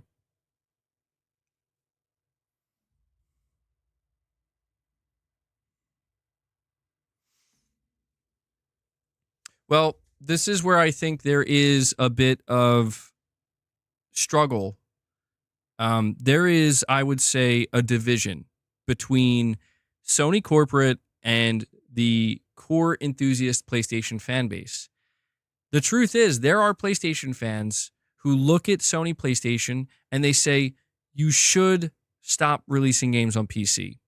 You should value exclusivity. You should understand that exclusivity is what gives PlayStation its brand identity, and it's what has, built up such a loyal core fan base. And Sony HQ's job is to that. Look 5 to 10 years down the line, not at how successful they are now with consoles. Of course, they will be looking more at PC or cloud. And you're absolutely correct about that. And that's why I'm saying, like, there is this.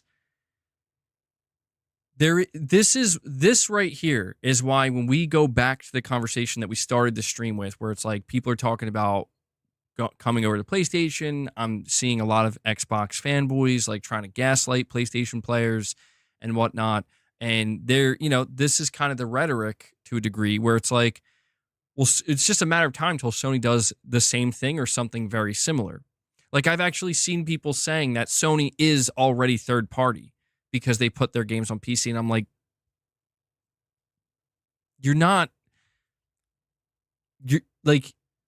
that's not an accurate description. That description is lacking critical context. If you told a customer, hey, you can just buy a PC and get all of PlayStation's games because PlayStation is third party, what they're not telling you is that actually you have to wait potentially years for these games. And that to me is important because that's the difference maker, man. That's the difference maker. Like, that might be what's stopping people from going to PC. Like, oh, shit, wait, hold on. So when Wolverine comes out, I'm not going to get that day one on PC? No, you're not. When will I get it on PC? I don't fucking know. Maybe a year, maybe 2 years, maybe 3.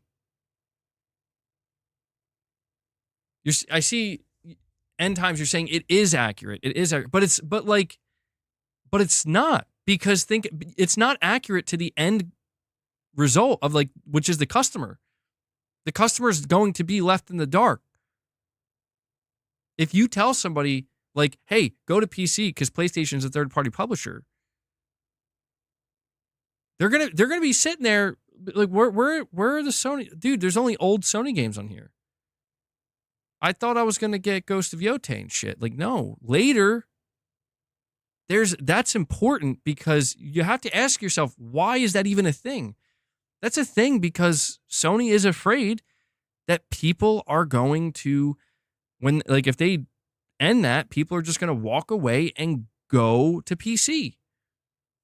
And they might, I don't know. I mean, a lot of people probably won't, but there might be more people than we realize that are ready to pull that trigger. I already see it now. I see people saying they're going to PC, and I'm like, that doesn't help Sony.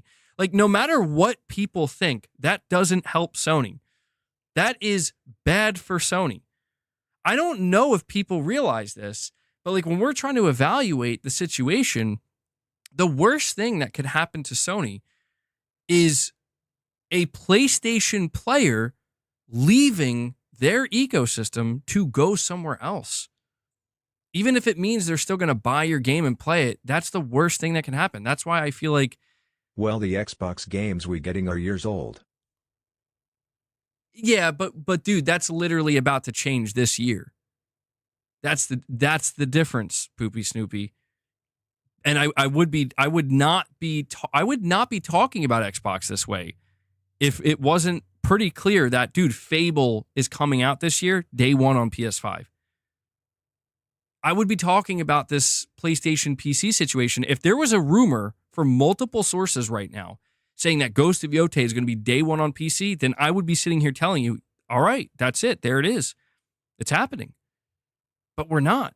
This is why I'm saying, man, the details matter. The devil's in the details. It matters. They matter quite a bit. The context matters.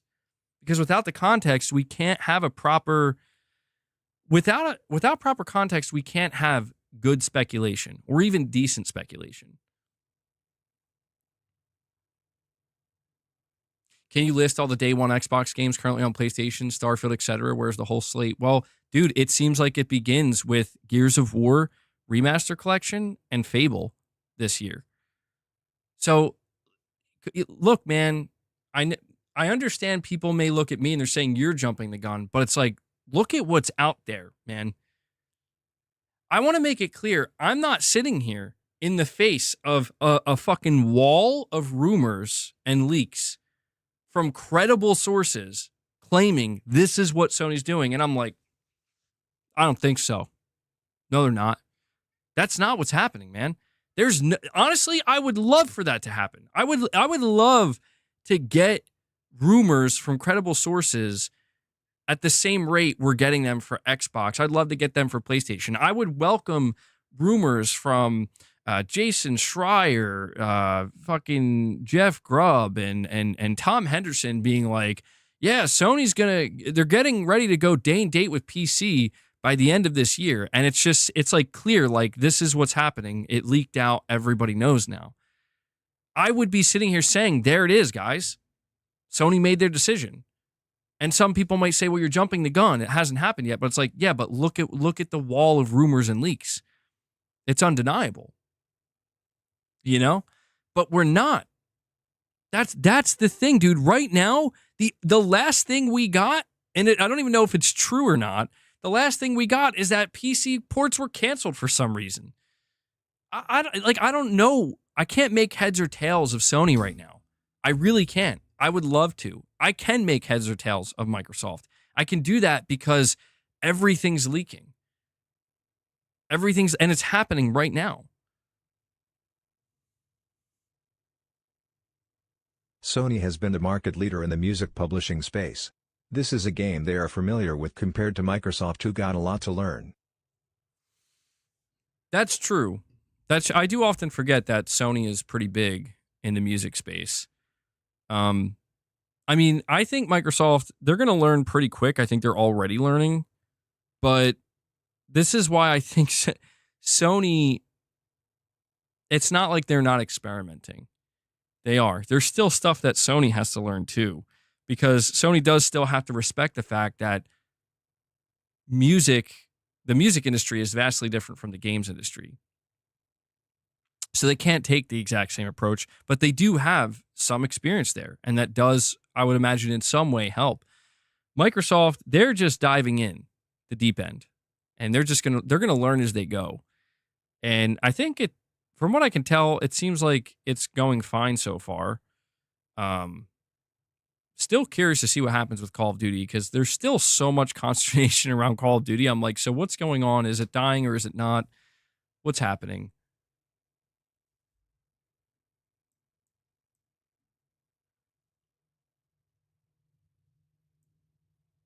But MBG, Sony's PC actions are enough to tell you that they are going day and date sometime soon. I mean, it's hard to determine that. Truly, I'm with you. Hey, Tarnish, like I agree that like, well, hey, man, Sony in the last 6 months dropped 2 games day and date on PC.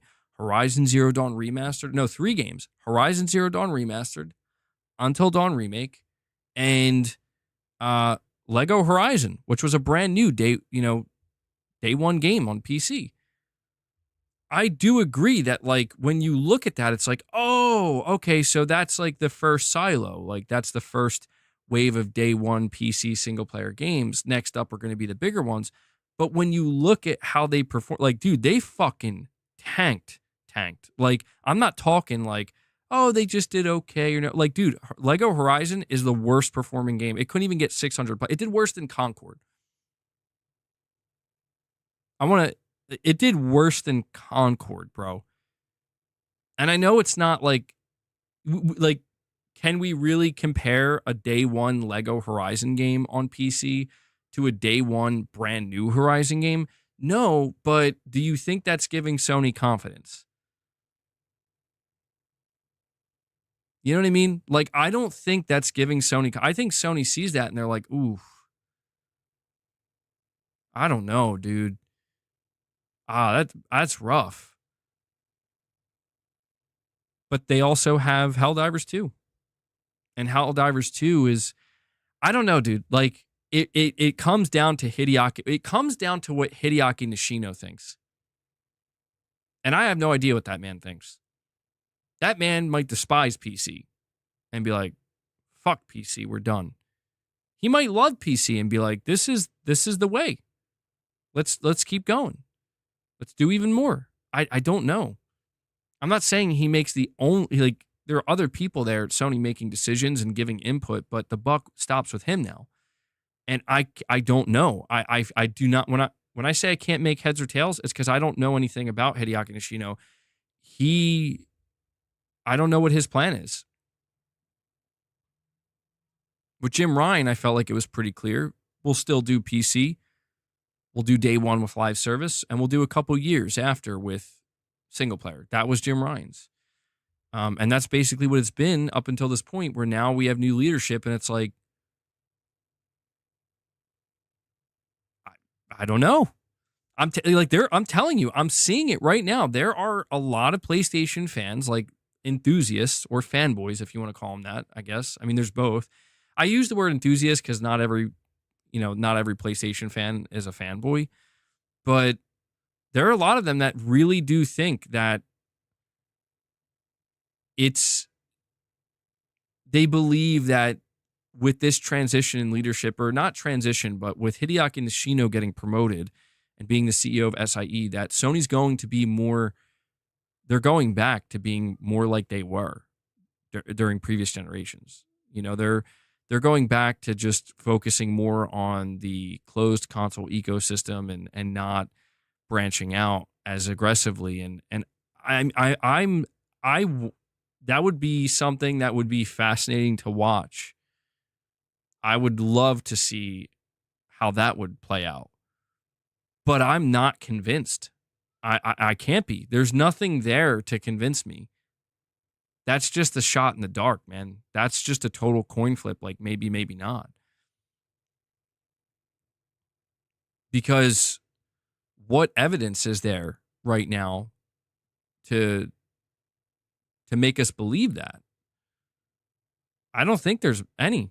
I think it's just people, and this is why I'm saying I think there are certain core PlayStation players who are at odds with Sony corporate, where it's like, why does it have to be constant growth? The fact is Sony sells more games being on PS and PC.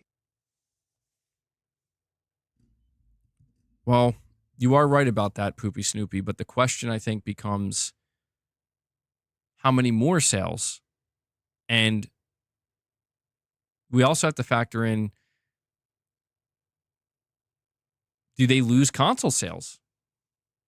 Right now, listen, right now, I agree. Hey, we released Ghost of Tsushima on PS4 in 2020, and then 4 years later, we launched it on PC, and we got extra sales and extra money for hardly any work. Now, you launched Ghost of Yote day one on PC. How many potential console sales did you just lose? I'm not saying you lose. I'm not saying it's a lot. It may be none. That's the funny thing right now, dude, is Sony might pull the trigger. I'm not saying they're going to, but they might pull the trigger one day and just be like, just do it. Wolverine day one, Death Stranding day one, Ghost of Yote day one PC, just do it. And they're like,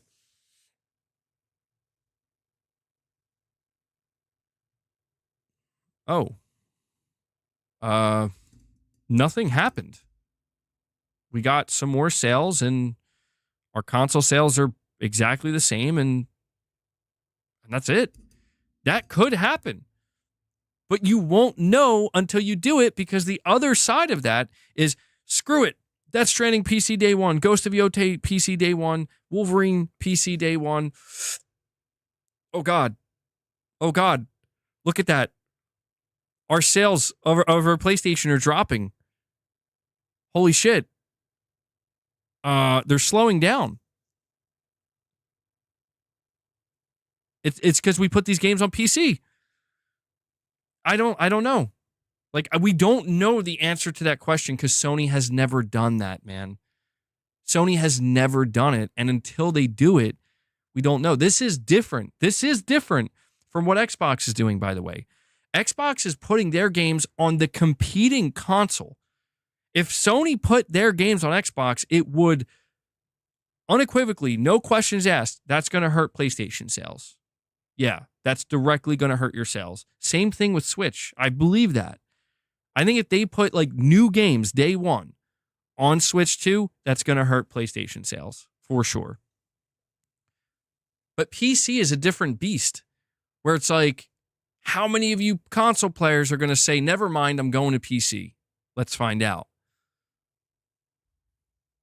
Might be more than they realize. Might be less than we think. Might be exactly the same as it is now.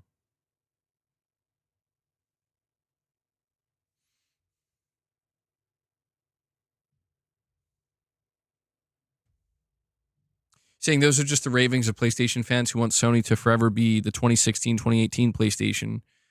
Reread Nishino's Famitsu interview. PlayStation games everywhere. Let me go check this out. Let's go. We should reread. I'm gonna have to, I think, like, I have to, like, change the title and thumbnail of this stream, because I realized, like, we didn't even talk about the state of play. All right, let me see. Sony, Hideaki, Shino, Famitsu interview.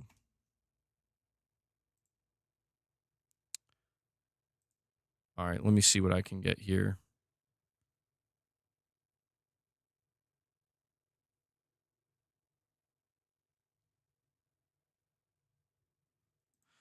Famitsu.com. This was a couple months ago, by the way. Okay, no, this was 2 years ago. This is the wrong thing. Hold on.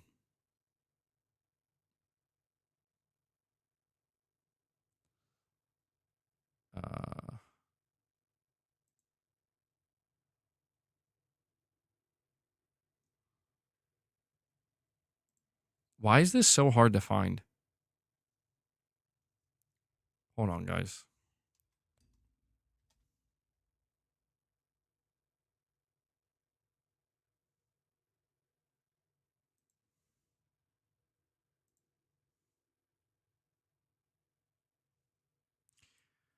December 28th, 2024. PlayStation is staying focused on the home console market.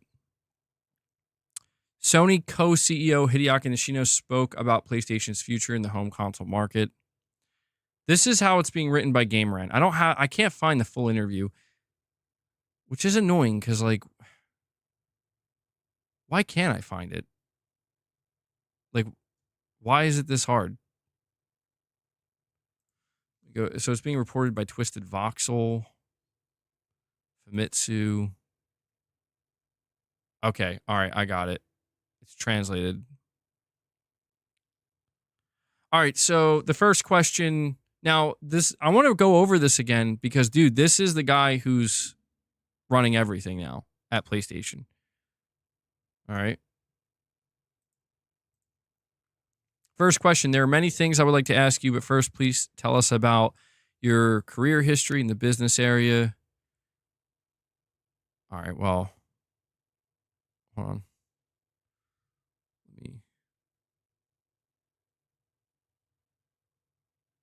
Trying to get to the good parts here.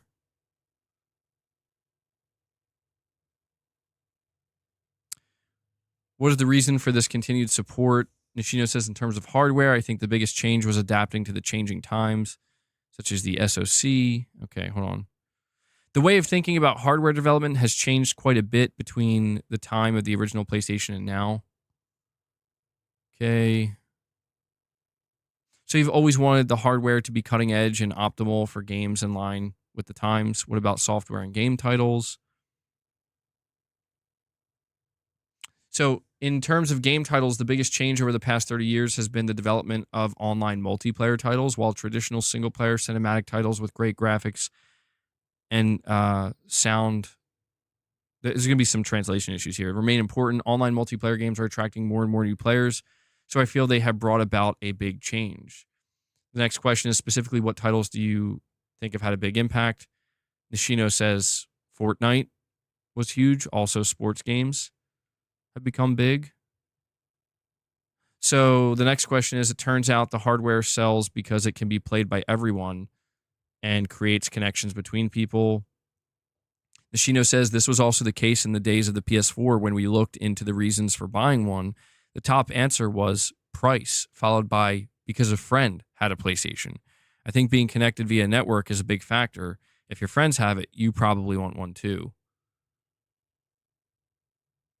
The next question is, it's certainly easy to understand why your friends have it. What other factors aside from the hardware and software are behind the popularity of PlayStation? He says PSN is an important element because a huge number of customers use the service. Okay.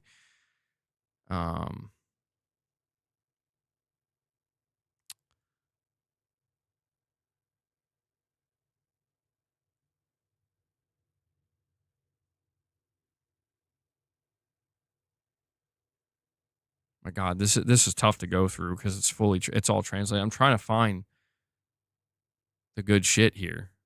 Why is the PS5? Wait, hold on. Okay, next, please tell us how you evaluate the current state of the PS5. Nishino says, we recognize that the PS5 has been well received. Looking at the data, analyzing the play status of users, the play time of those who purchased the PS5 is longer than of the PS4. We also know that they use the PlayStation Store more. In other words, they are playing various games for longer. In addition, the spread of the hardware worldwide is currently maintaining a level close to the PS4. As announced in recent financial results, the total number of PS5 units exceeded 65 million as of the end of September 2024. In terms of pace, the spread in Japan is progressing at the same pace as overseas, as various PS5 games were exhibited at Tokyo. So we would like to further accelerate sales of the hardware.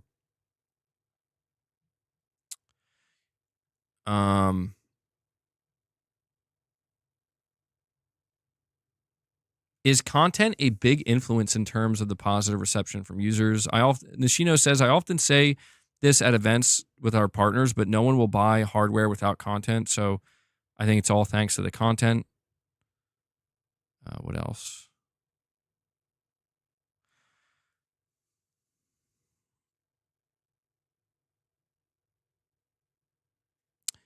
It's an attractive piece of hardware in reference to the PS5 Pro, but it seems the topic of conversation is often about money. What are your thoughts on the target and pricing this time and in the future?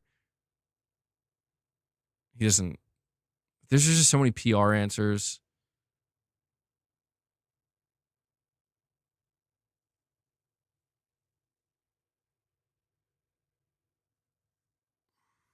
Sorry, guys. There's just so many questions here. I'm trying to find the meat and potatoes.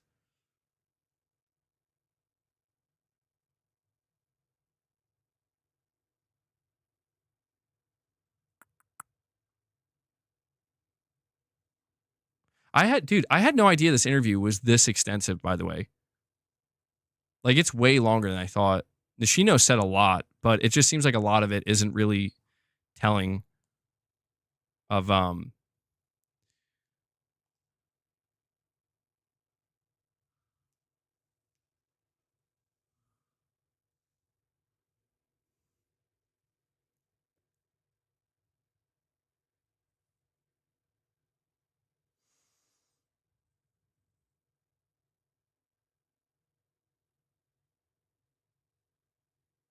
I don't think I'm gonna be able to find any answers here, guys. Okay, here we go. Considering the PS5 Pro has been in the works since around 2020, I can imagine that the next gen console is already in the works, but are you moving forward with an eye on the future? He says, Nishino says, we believe that products are released with a balance of technology, price, and timing. We are always considering when we will hit the spot we think is right. Regarding the future, this is another question. Regarding the future, there are predictions that next-gen game consoles will be all cloud, not hardware. Will PlayStation continue to develop as a home game console, or do you think there could be a major structural change? Nishino says, as of today, many PS4 games are being played, and the number of PS5 games is increasing. I don't think this will suddenly change tomorrow, so I think that home game consoles will definitely be the core of our business for a while. However, different styles, such as PCs, are increasing. So we are in the process of thinking about how to increase the overall number of PlayStation users, including PSN. This may be misunderstood, but if cloud gaming is possible with PS Portal and PS5 games are running, some people may think that gaming has already entered the cloud era. However, you still need a controller and a screen at hand, and we don't think that hardware will disappear anytime soon. And finally, it says, please give a message to the fans. Nishino says, first of all, I would like to thank all of you who came to Tokyo Game Show. Okay, he's just thanking fans. So that's basically it, man. So, yeah, I don't know. This was conducted in September of last year. And, you know, it's been about 4 months or so. And he said there's tons of info in each of his answers, but you need to be fluent in corporate speak. Yeah, it's hard to read it, dude, because you could tell, like, Nishino is on point, bro. He's not letting anything slip. But he did say at the time that, yeah, we're still doing PC and PSN, and that's the last we heard. You know what, though? I will tell you this. For the people who think that Sony may be getting ready to make a big change with PC, well, Sony's earnings are on the 13th. So in like 11 days. If they're going to make some kind of significant change to their PC approach, they're going to have to inform their shareholders, and they will make it clear. So they'll probably just, they'll say it in PR speak, but if there's going to be any kind of change, they're going to likely not announce it, but they're going to try to convey that to the shareholders. So I do think the earnings will be interesting. I'm very well expecting that in Sony's earnings, they're just going to be like, and we're just going to continue to try to penetrate the PC market, or just something like that. Look at how much money PC has made. Somebody told me it was like 600 million or something. No, not 600 million. It was like a lower number that in the grand scheme seems like it's not too relevant, but I'm not convinced either way, man. I don't know. Somebody have to tell me how much money. Somebody mentioned it the other day. Boss, bro, chill out.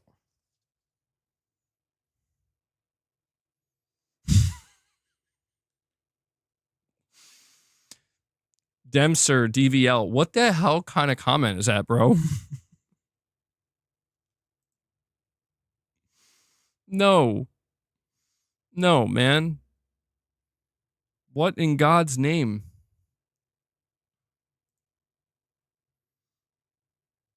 He says that the console is the focus for now, and importantly, that they are seeing other areas like PC as a growing market.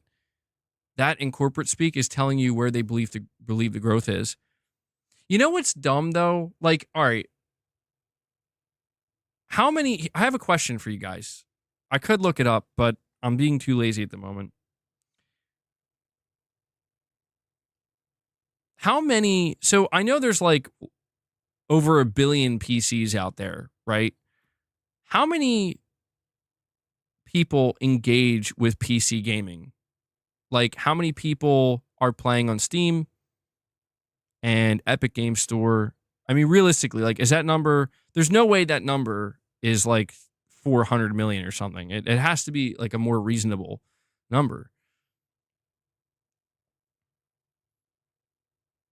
MRPD, you're saying, say what you want, PC sales are tanking, do day and date, and it'll just get cracked faster with less console sales. I mean, that's the thing that I would be looking at. I'm not going to lie, bro. If it's true that like over 300,000 copies of Spider-Man 2 like are out there day one, I'm like, what the fuck, bro? Like, just considering you don't have to do that. You know what I mean? Like, you don't have to release on PC and deal with that. I don't know, man. That to me would definitely make me. Well, to be fair though, I would have to see. Okay, 300,000 people pirated the game. How many sales did we get? Like, I would have to see the sales numbers. Steam boasts 132 million monthly active users and 69 million daily active users. So like 132 million.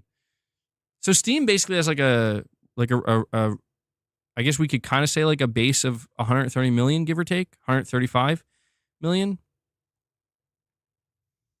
Okay, so that's like, I guess that would be kind of the same as a really successful home console. Like a really, really successful home console.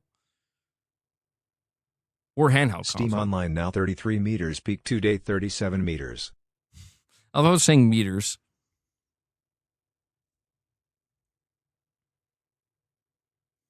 Mobile crushes console too, but it's irrelevant. Yeah, I mean, mobile in this case isn't really relevant just because Sony has no idea how they're going to penetrate that market. I hope, and that shouldn't even be a thing that they're thinking about. At least I hope it's not. Is this true, Devil Shooter?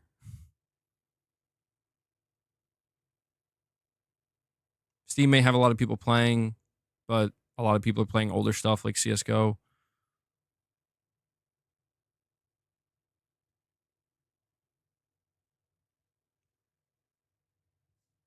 Devil Shooter's just like, I guess so.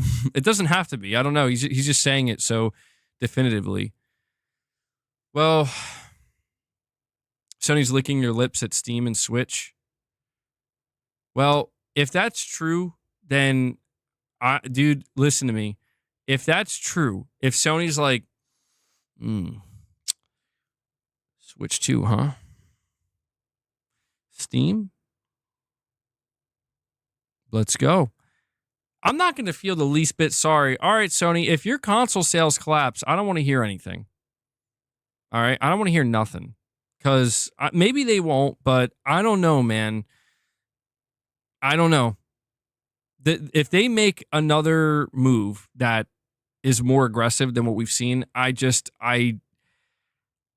not saying, listen, I've made it clear, and I will continue to make it clear. I will continue to play on PlayStation console until the day comes where it's like, it's literally, I mean, objectively in every way better.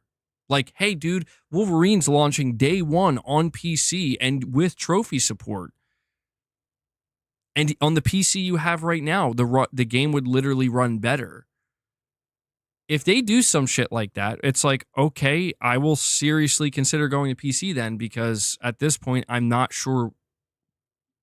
Like there's literally a better, you know what I mean? Like what other reason is there? What other reason is there? If it's something like that, I would consider it. And that's how you know shit's getting spooky out here, when I'm considering it, right? That's how you know shit's getting spooky. And that's why I'm like, Sony, I don't know, man. How many other people are in that boat? I do like the console experience. I like the ecosystem that Sony's created, but if they're just going to, like, I'll put it to you this way. If Sony wants to treat it as like, it's just an option, bro, then that's how I'm going to treat it. That's all I'm saying. Like, I'm going to match Sony's energy here, where it's like, is this the priority and like your main focus, and you're really building something here specifically for the people that are here, or is this just an option? Because if it's just an option, I'm going to go check the other options. That's why I was saying, like, dude, I feel bad for Xbox console players. Seriously, because like, dude, they're just like, Microsoft is just like, whatever. Sure, I guess, whatever. You know, like, and I'm just like, that sucks. Like, dude, that fucking sucks, man. The top 5 played games on Steam right now: Counter-Strike 2, Dota 2, Marvel Rivals, PUBG, and Path of Exile 2. It's a different kind of gamer emo, and there isn't a lot of volume for AAA. Dude, PUBG still up there? Holy shit. Wow. Yeah, I mean, that's the thing. That's the thing. I do think that maybe PC gamers are a little bit different than console gamers in some ways. I do think there are still plenty of PC gamers who buy AAA games, certainly. But again, when it comes to that penetration is the word of the day. When it comes to that, like, that idea of like, okay, can we have an Elden Ring-esque success with our big single-player game? You know, the next big single-player PlayStation game? I don't know, man. PUBG's awesome. I've always loved PUBG. So shout out to PUBG. I haven't played it in a long time, though.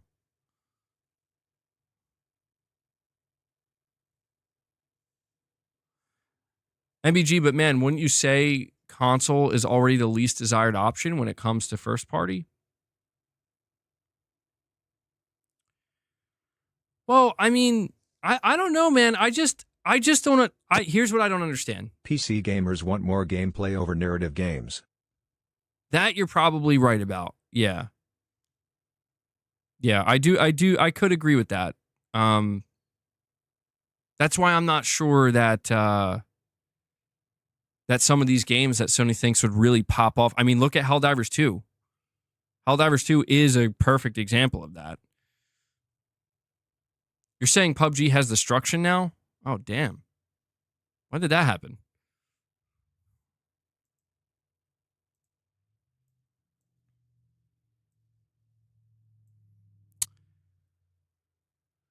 You're saying PUBG, Fortnite, Roblox, these games destroy any PlayStation exclusive. It's not even a discussion. It's a slaughter. Bro, okay.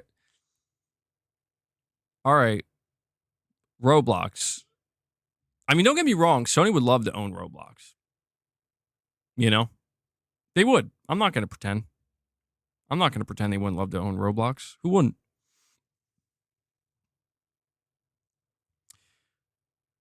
By the way, guys, it's been a while since we've gotten any member gifts or any member re-ups. We're sitting at 58. We've been, oh, wow. Okay. So we've been streaming for almost 3.5 hours. We'll go on for a little while here. Still got some time to talk.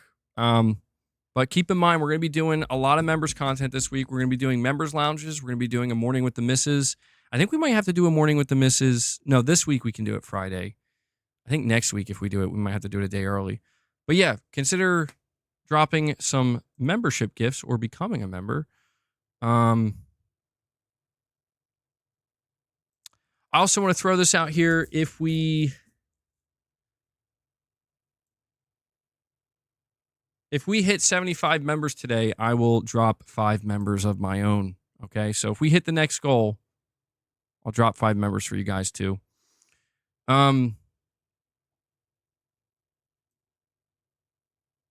Well,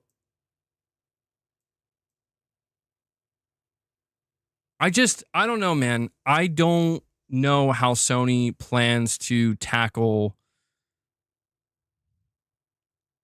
I guess like the question I have is, why is Sony not satisfied with what they have? Because what they have is pretty good, dude. Roblox made near $3 billion last year in revenue. Yeah, that's why I'm saying Sony would love to have a Roblox. I love the idea of Sony being jealous of Roblox. I just don't understand why Sony isn't satisfied with what they have. Stop it. I demand some classic MGB state of play hype. What's most optimistic? Yodi release window? Wolverine reveal? Let's get it. Yodi release window. Yo, that Yodi release window. I'm hyped. Dude, I'm so afraid to hype up a state of play subtext. You don't even know. You're saying because their profit margins aren't anywhere near close to sustainable.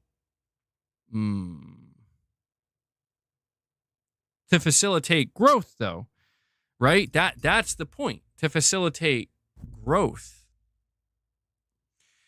Hiroki Totoki is obsessed with growth. Subtext my hype for the state of play.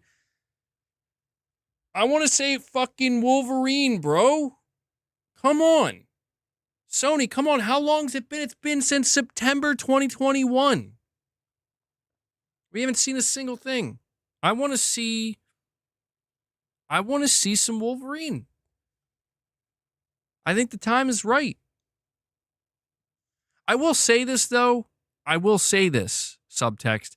Ghost of Yotei is scheduled for this year. Death Stranding 2 is scheduled for this year. So far, we haven't heard anything from either of them. So I want to say, as much as I want to see Wolverine, I think it's more likely we're going to see one of those two games show up again. But I don't know, man. I would love to see a state of play where Sony kind of ends it with like, here's some Wolverine. Here's a Wolverine trailer. We saw everything of Wolverine, not officially, of course. Yeah, but it seems like quite a bit may have changed, at least some things, because the leadership for Wolverine last year, new director. Yeah, there was a shakeup. I feel like there's been a lot of shakeups lately with Sony. Well, I mean, let's think here. This will be the first state of play since September. The last state of play was like September 18th, 24th, something like that. So it'll be about 4 months or so since the last state of play. I feel like it's got to be good. They haven't done a showcase. Is there an actual state of play? Yes, there is. Nate the Hate confirmed. Now, when I say the state of plays next week, I'm in America. In America, Sunday is the beginning of a week. So not this week, not this Monday through Friday, but the following week, the week of Valentine's Day. So if I look at the calendar, I'm thinking Tuesday the 11th, Thursday the 13th, February 13th, Thursday, which is 11 days from now. What's happening, MBG? When did you collab with Microsoft, Sam? Calling it SOP on my birthday, February 13th. On Sony's optional mentality, so is piracy. Well, what's up, genius? I appreciate you dropping a super chat. When did I collab with Microsoft, Sam? I think you're right. That's funny because we were, as I was saying, 11 days from now is the 13th. You're saying you think it's going to happen. That's your birthday, by the way. So that would be, well, damn, dude. If it's going to be your birthday, the genius, I really hope it's a good ass state of play because that would suck. Getting a bad, like, imagine it's just a state of play focused on third party indies. That would suck, man. That would like, at that point, you have permission to be like, thanks for ruining my birthday, Sony. But I think that sounds like a pretty realistic time frame, dude. 13th. But that comes from Nate the Hate.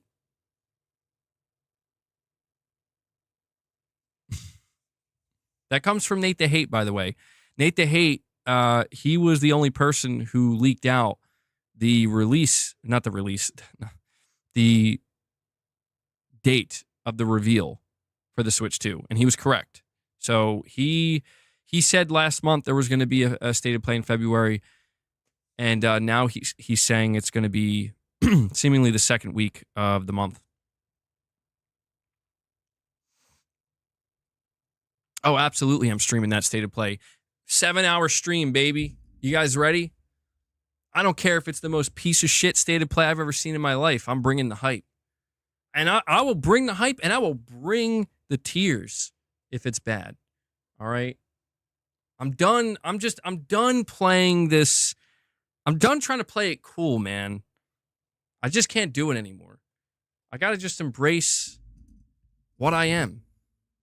Whether that be a clown, whether that be a hype man, whether that be a pony, whether that be a former Xbot. I don't even know anymore. MBG off his rocker. You really hope it's Tuesday and not Thursday, says Mrs. MBG. It's probably going to be Thursday. Truthfully. It's more than likely going to be Thursday.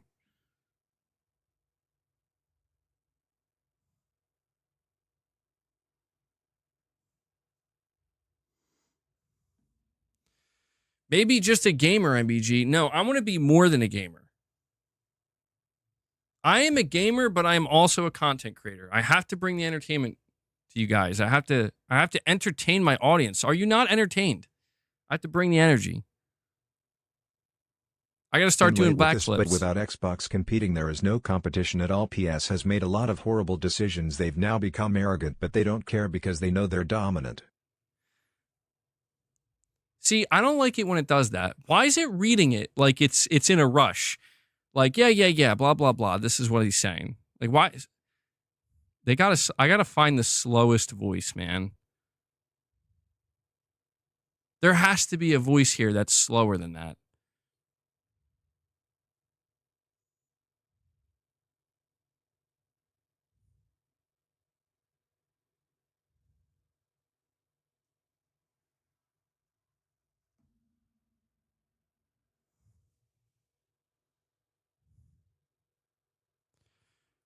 Hold on, I'm trying to find I'm trying to see if there's a setting to slow down the speed at which they talk, but it doesn't seem like there is.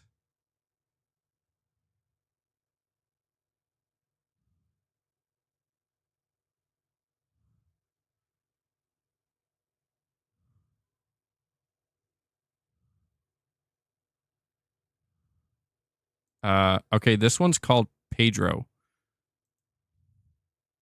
So I guess we'll just see.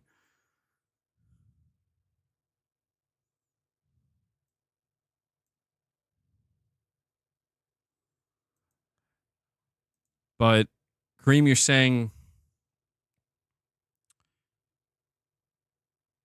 basically saying without Xbox competing, there's no competition, or PlayStation has no competition. They made a lot of horrible decisions now that they've become arrogant, but they don't care because they know they're dominant. And the Genius 200X comes in. The Genius, he's keeping the member train going today. Dropping another 5 memberships for you guys. Genius, thank you so much, man. Okay, my bad. I didn't mean that wasn't the soundbite I was trying to go with, but that's the one you're going to get anyway, bro. Thank you so much. I got to change up my sound bites soon. I really do. Well, those ones I'll keep. The Gopher Scream I'll keep. But thank you so much, man. Let me add that to the counter here. It brings us up to 63 members, guys. Are we going to do it? Are we going to get to a third goal before the end of the stream? It's within reach. Jim Ryan soundbite, please. Do I still have it? Enough from me. We're going to have the games do our talking. I mean, I still got that. I don't use it very often. It feels kind of strange now since he's retired. But that one's probably going to have to get replaced soon. Is there Mark Cerny AI?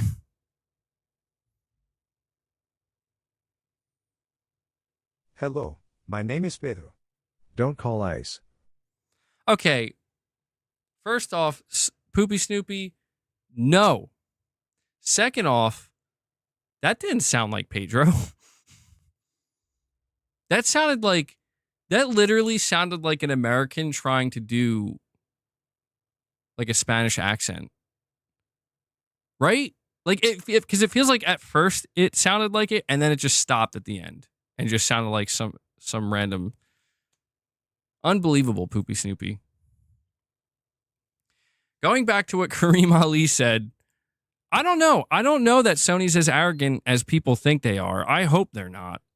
I don't think they are, dude. I think that Sony is still, they are in a dominant position, but I've said this in my video that I released yesterday. Like, they can't just stop doing good. Like, they still have to consider the fans, man, and they still have to consider like what people want.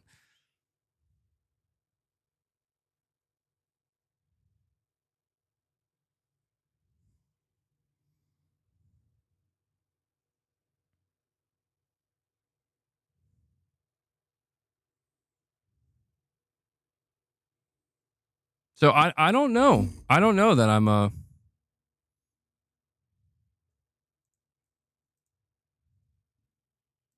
don't know that I'm on board with that, man. I mean, I do know that PlayStation will overall have less competition, with what Xbox is doing. There's no doubt about that. But I guess I'm just trying to say, like, I'm not convinced that that's just going to lead to Sony becoming the worst ever. Just going to make every bad decision. A lot of the horrible decisions that they've made, from what I can tell, are decisions that were made in the last, 3 to 4 years under previous leadership. And not every decision was bad. It's just a lot of them didn't work out, but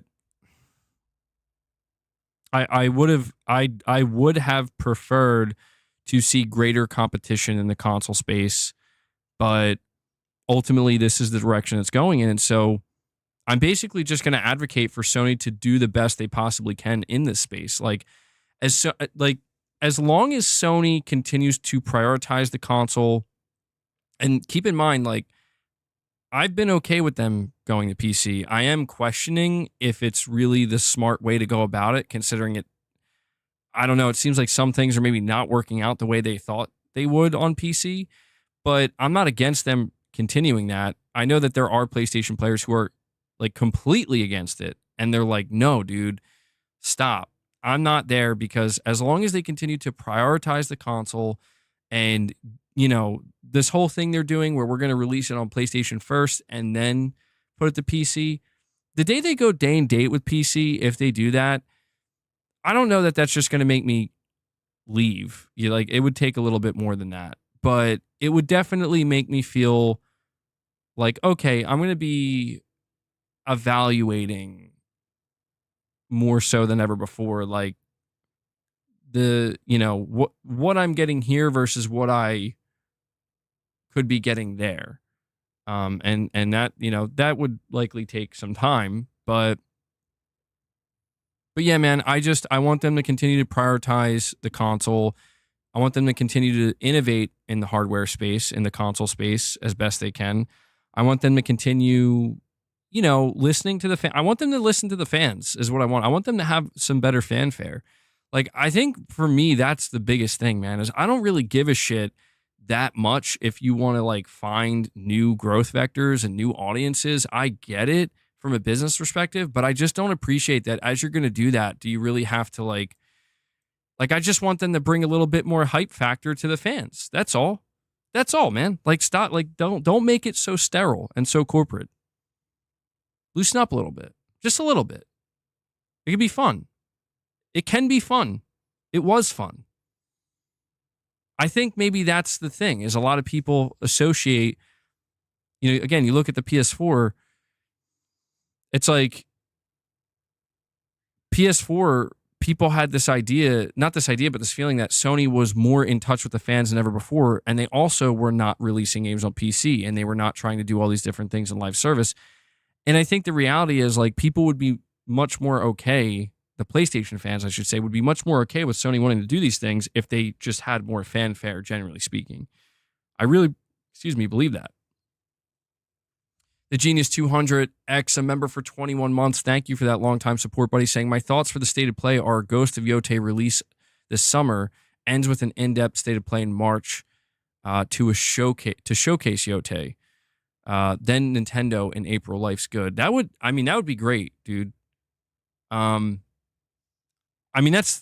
what's interesting to me is right now we have two big tentpole PlayStation games apparently coming this year, Ghost of Yotei and Death Stranding 2, and no release dates for either. So, if they are doing a State of Play next week or the week of Valentine's Day, that would be a great time to show off a release date trailer for Ghost of Yotei. And you talk about an in-depth State of Play prior to its release. Well, you're saying in March, just whenever it does happen, I would assume they're going to do an in-depth State of Play. That's the one I'm going to be most interested in.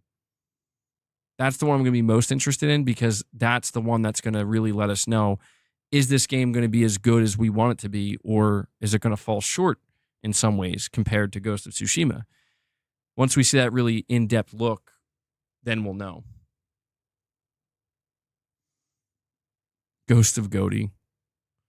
MBG, can we listen to that song? Maybe we'll save it for the Members Lounge tomorrow.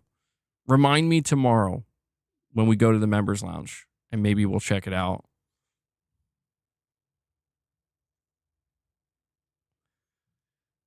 Guys, we're gonna be streaming here for like 15 more minutes. I'm gonna wrap it up at the 4-hour mark. So we are just a little over 10 memberships away from hitting a third goal. Can we hit 75? If we hit 75, I'll drop 5 gifts of my own, and the hat will come off for a moment anyway, before we end the stream. I think we can do it. I believe in you guys.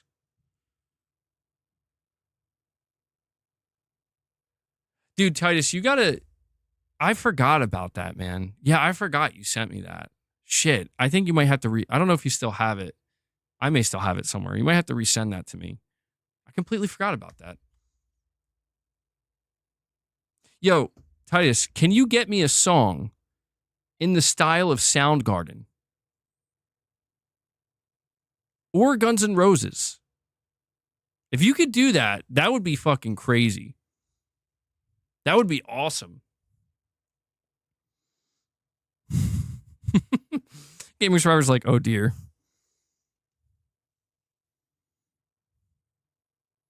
Gaming Survivor, where's your membership, man? How are you going to join us in the Members Lounge without a membership? Not today, but throughout the week.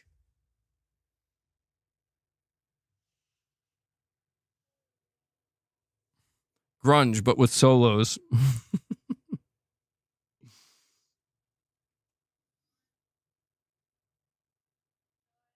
What do I want it to say? Same kind of stuff? I don't know. I don't know what I would want it to say. Just don't make sure it doesn't say something too cringe.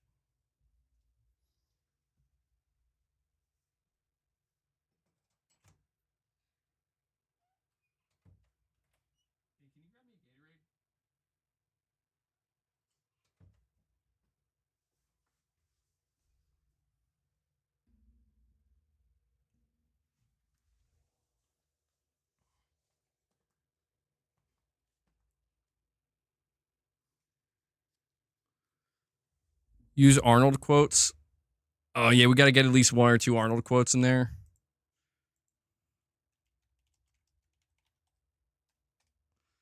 All right, let me see something real quick. All right, guys, next super chat, I'm going to try. I'm assuming we'll get at least 1 more super chat before the stream wraps up. By the way, guys, hit that like button. I see these damn Xbots coming in here trying to dislike this stream. Hit that like button. We got to get it back up. We got to get it to 365, 370. We got to inflate it. I believe in you guys. Hit that like button. Smash that like button. Destroy it. Crush it. Obliterate it. Yo. Wow, boss is in what? Boss, what are you doing in there, man?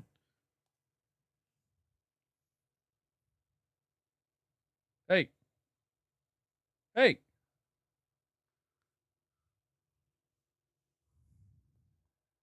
I don't know.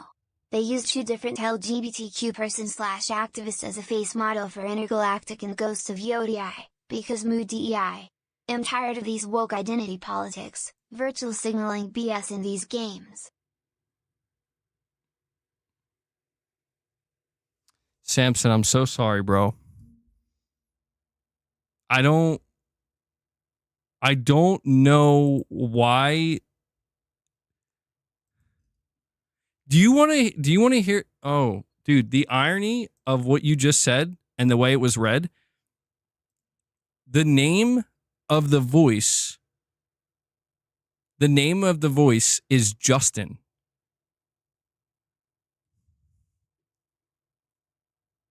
Hold on. Let me see.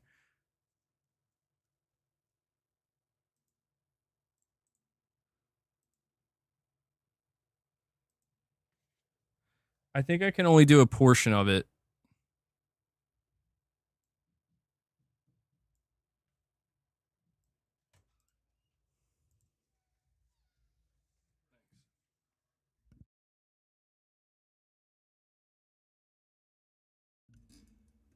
Hold on.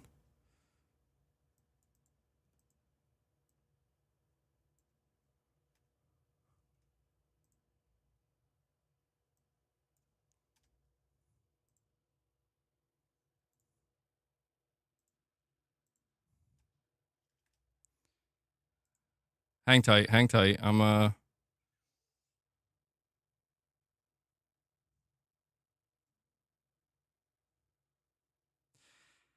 Oh, this is like totally broken. Hold on.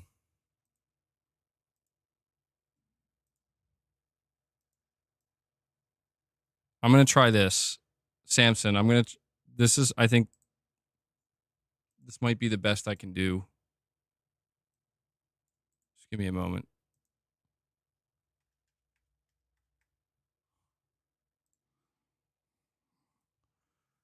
All right, let's see.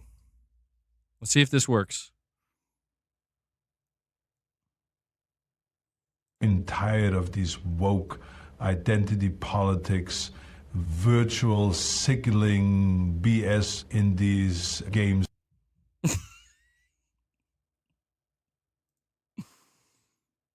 It sounded like Arnold was really struggling with that one. It sounded like he was really struggling. Well, let me read what you said. Let me actually read the whole thing here. You're saying, I don't know. They use two different LGBTQ people/activists as a face model for Intergalactic and Ghost of Yotei because much DEI. I'm tired of these woke identity politics, virtue signaling BS in these games. I mean, I agree. Like generally speaking, I agree. It does seem like a lot of these Western studios are they are very much focused on virtue signaling, and it is annoying. I've talked about this, and it's like when it comes to the idea of hiring political activists as your actor or voice actor or actress in your game, I'm going to do the best I can to try to separate that from the final product, which is, do they do a good job portraying this character?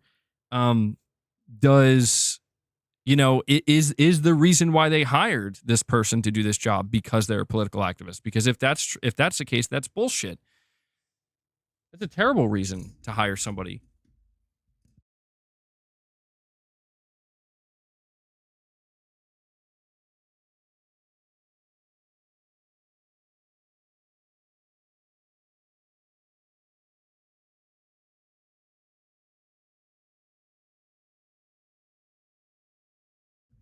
But did you say this is good for the industry? That's what I remember you saying. Correct me if I'm wrong. No, I was saying that DEI, diversity, equity, and inclusion, like inherently doesn't have to be a bad thing. It depends on how it's viewed, right? Like people are talking about how now the system is changing where it's going to be merit over everything. Merit. And it's like, yeah, good. That's the way it should be. The best fucking person to do the job and do the job right. Who's going to do the best job? That's the person who should get the job. Everything else should be secondary. I understand that it's like, well, we want to give people a chance, right? We want to give people an equal opportunity. I understand all of this, but diversity for diversity's sake is not good. It never has been and it never will be. I mean, maybe if we're doing like some kindergarten shit, sure. But in the real world, the only way it should work is who's going to do the best job. You know? That's how I think that's the better way to go about it. I try to see where people come from. Equality of opportunity, not outcome, right? Well, that's what I mean, dude. It's a tough thing because it seems to me like no matter what system is in place, there will be people who exploit it. You know what I mean? That's why no system can be perfect, because it's the exact reason why, like, if we were to, you know, there are like people who think that the answer now in the games industry is to just go full blown, like we need to just sexualize every woman and we need to make every man, you know, a fucking jacked fucking the most ultra masculine badass, and we just got to go all the way in that direction. It's like, no, that's an overcorrection in my opinion. It's like I said earlier, like we need less of this shit, man. We do. Like if Naughty Dog's next game, Intergalactic, if that game is just oozing fucking political activist bullshit, then it's like, yeah, fuck you. Like this, like we don't want that. Nobody wants that. We want awesome fucking games, bro. Now, if Naughty Dog's next game is we have a political activist actress, but the game has nothing to do with that, and there's no bullshit political activism, it's just an amazing game, and this character is well written, then okay. No, in my opinion, no harm, no foul. I'm not going to sit there and be like, your game's garbage because you have a black female badass character with a shaved head and that ruins the game. And it's like, no, it would ruin the game if she's a poorly written character with a fucking garbage personality that, with a garbage story. Like that's it. And that's the problem with a lot of this. A lot of the problem stems from these activists that make their way into the writing rooms, into the studios, into the creative process. These political activists don't know how to write well. They don't know how to write good. Like they don't know how to take the message that they want to send and actually make it digestible or even do it subtly. It doesn't always have to be subtle, but it's got to at least be digestible. And they're just doing the opposite, man. They're just for like equality, but it cannot be used as a club to beat traditional normal people with. That was the problem. It was gamed, and people saw it. What? Dude, hold on. Titus, I'm sorry. I thought I changed the voice, man. That's so weird to me. That's so weird that it's still...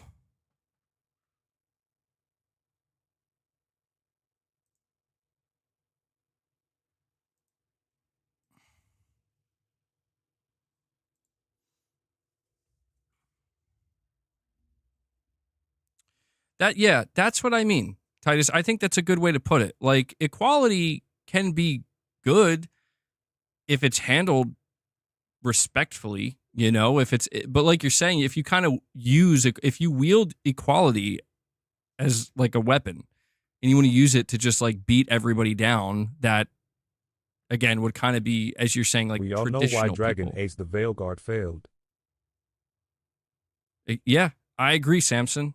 I agree. It's just, that's why I keep saying over and over again, like, Sony, I really hope you didn't go in this direction. Like your writing teams. I really hope you didn't go in this direction because we know how this is going to end and it's not going to be good.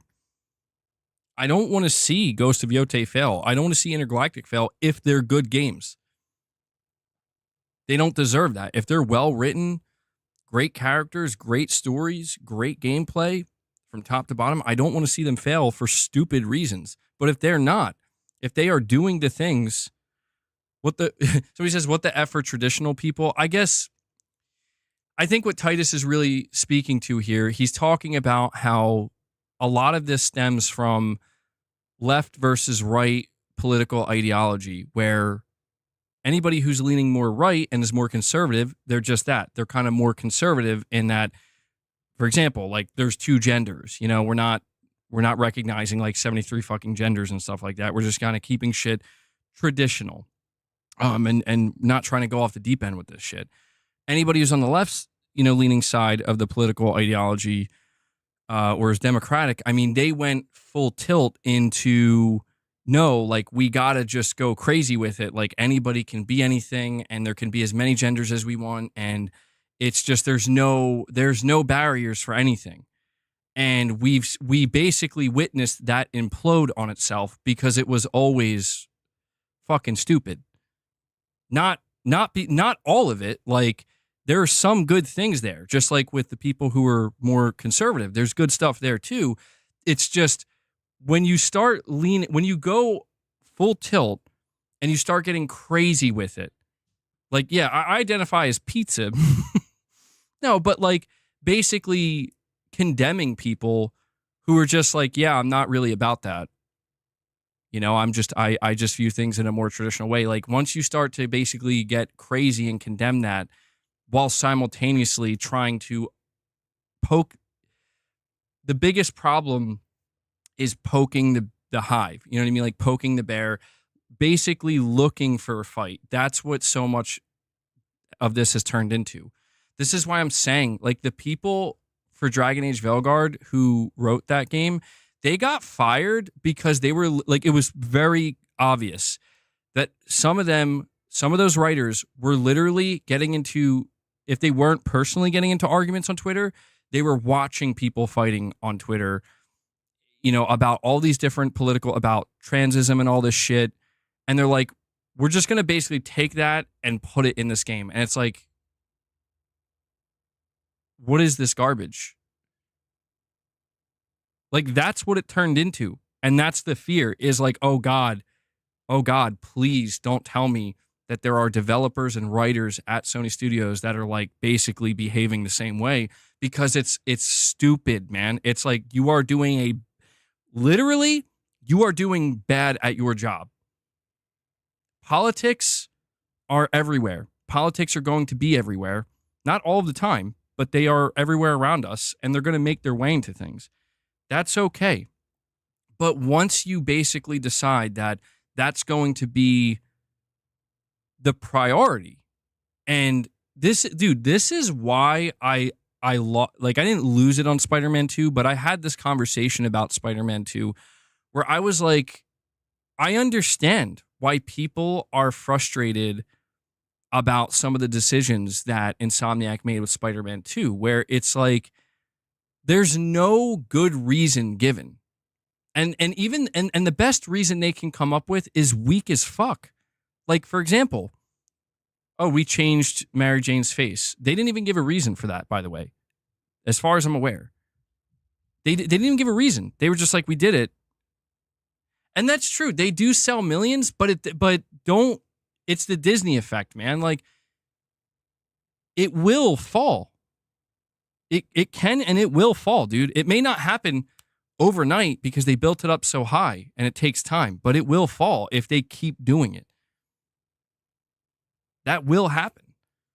And that's where it's like, when they changed Mary Jane's face so dramatically, or at least in a way that's just kind of like, whoa, Why does she look so what happened? It's not even like, I mean, of course people make fun of like how ugly she is and shit. And she was beat with an ugly stick. For me, it's just more like, why? Like, what was the purpose? There was no reason to do this, but you did it anyway. And now people are just fucking annoyed. Like, if I was a developer at Insomniac, if I was Sony, I would be like, what? Why did you do that? And you get this feeling. You get this feeling that there's somebody at Insomniac that's like, well, I don't fucking care if they're mad. They're just a bunch of incels. They just can't deal with the fact that some women actually look like this. And it's like, you're the problem. You are the problem. You're saying, dude, she was ugly in Spider-Man 1. Well, at least, there you go. At least you're keeping the same energy, Dan. There's that energy is behind it. Why also know why Saint Row reboot failed? It's just, listen, I don't think Mary Jane, her face being changed or whatever, is enough to sit here and say Spider-Man 2 is a garbage game. No, I say it over and over again. I enjoyed it. It was a fun game to play, and there were a lot of aspects that I really loved of Spider-Man 2. But that is just one of those things that you know people are going to latch onto it, and it's going to stick to the game. Like, you know, like it just feels like they kind of trapped themselves. They entrapped themselves for no reason, to just basically draw the ire of a whole group of people now that it just didn't have to be that way. Daddy, would you like some sausages? M. Tom Green.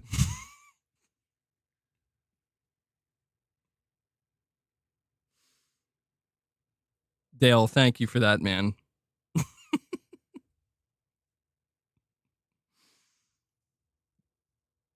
Thank you, Dale.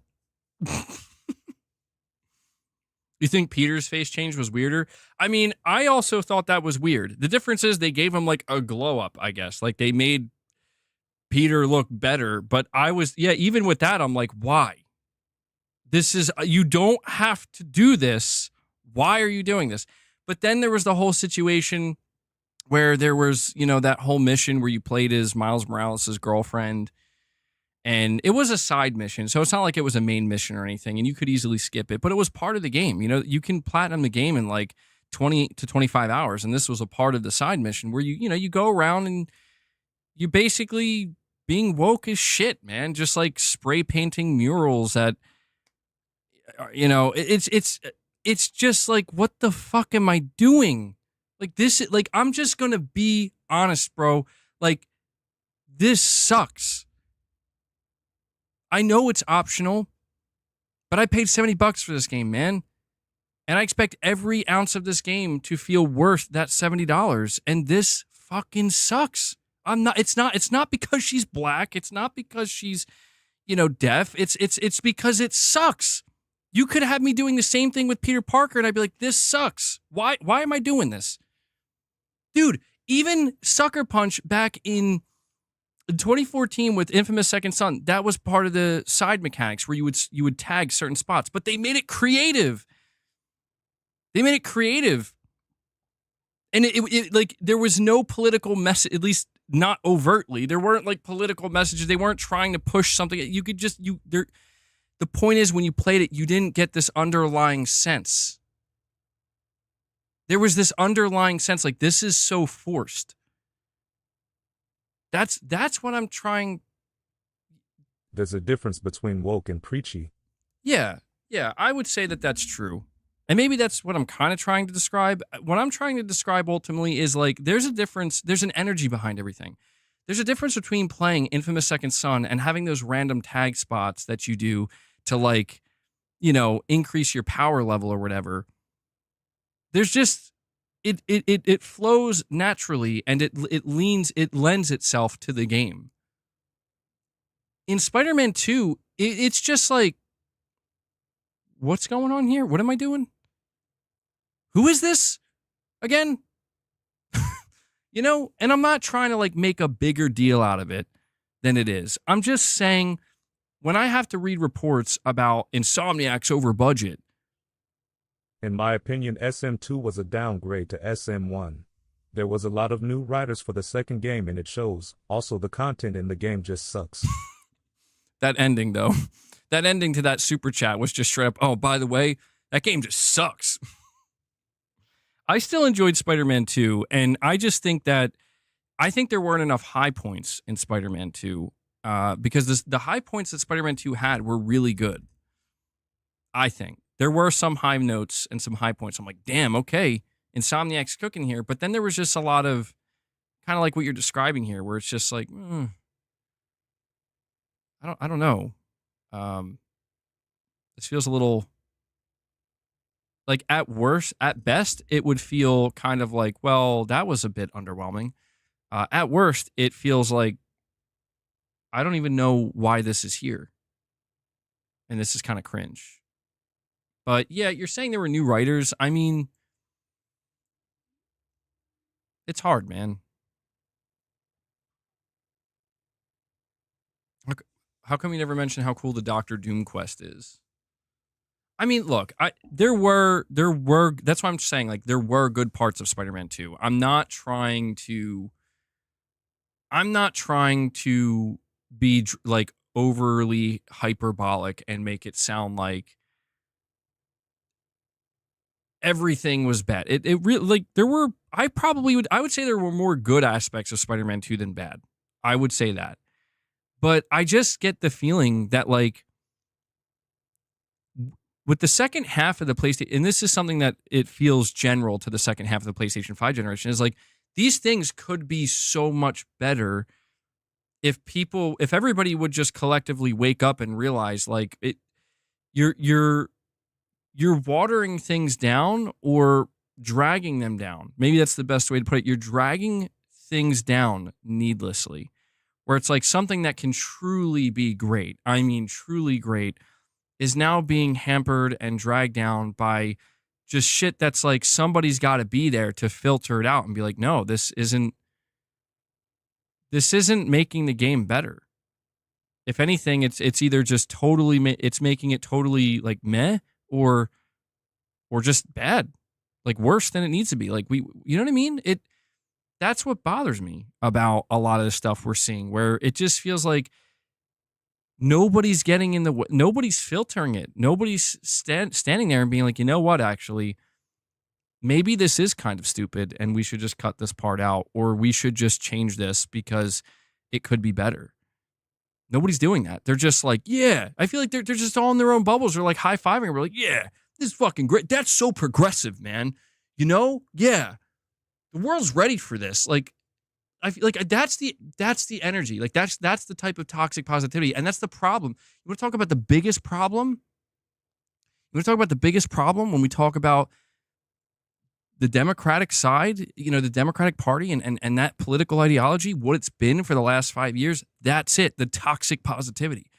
Where it's like if we just say everything's great, then it's great. And if anybody has a problem, we just label them something bad. And it's like, that's not fucking progressive. If anything, that's regressive. That's called insanity. You know? Like, that's called going crazy. And, you know, of course, there's fear that now on the other side, the same thing's going to happen, where it's like, now that we got to go all the way to the other side and everything's got to be ultra conservative. And it's like, no, I really don't want that to happen, man. There's a lot that has to be untied and undone and unwound. But we don't need to go ultra conservative. We just need common sense, man. We just need common sense. That's all we need. And if we can bring that in, if we can bring more common sense in, more people with common sense that understand that not everything has to be one way or the other all the time. And we don't need toxic positivity. Toxic positivity is just going to hurt. Somebody's feelings need to get hurt. Straight up. Like, I'm getting the sense that too many of these bubbles of people, they're just afraid to say what needs to be said. Like Herman or somebody. Like, somebody needs to walk up to the team making Concord and be like, listen, bro, I'm only telling you this because I care about you. This shit sucks badly. And I really think you should change it. Like, completely. Because it sucks real bad. That's what we need. We need somebody to walk into Insomniac and be like, you know, this whole section right here, cut it. Because it fucking sucks. And this isn't why people are going to pay $70 for this game. All right? Somebody's got to go up to Naughty Dog. Somebody's got to fucking walk right up to Neil Druckmann and be like, you know what, Neil? Give her some fucking hair. All right? You give her some... Somebody's got to walk right up to Neil Druckmann. Be like, you give her some hair. Or you're done, buddy.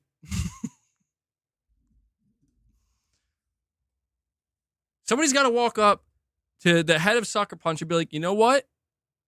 Her nails, they need to look a little bit dirtier than that. I need to see some dirtier nails. Does anybody know what I'm talking about? Does anybody know what I'm talking about?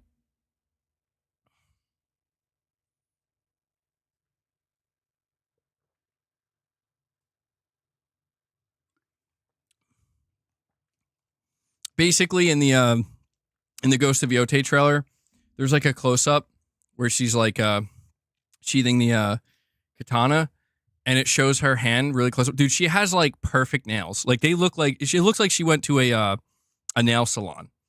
And I just thought that was kind of funny. I'm like, bro, you're out here. I don't know. I guess she just likes to keep her nails really well done, really well kept.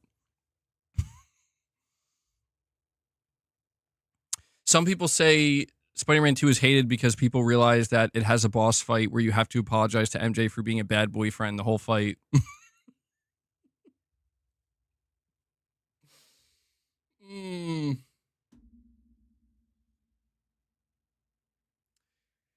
Oh, that's funny, dude. That's funny. I mean, it's kind of true. Yeah. It's kind of true, man. 1606, they might have had manicure spas in Japan. Yeah, I don't know, dude. I'm going to laugh if that's a mechanic in the game.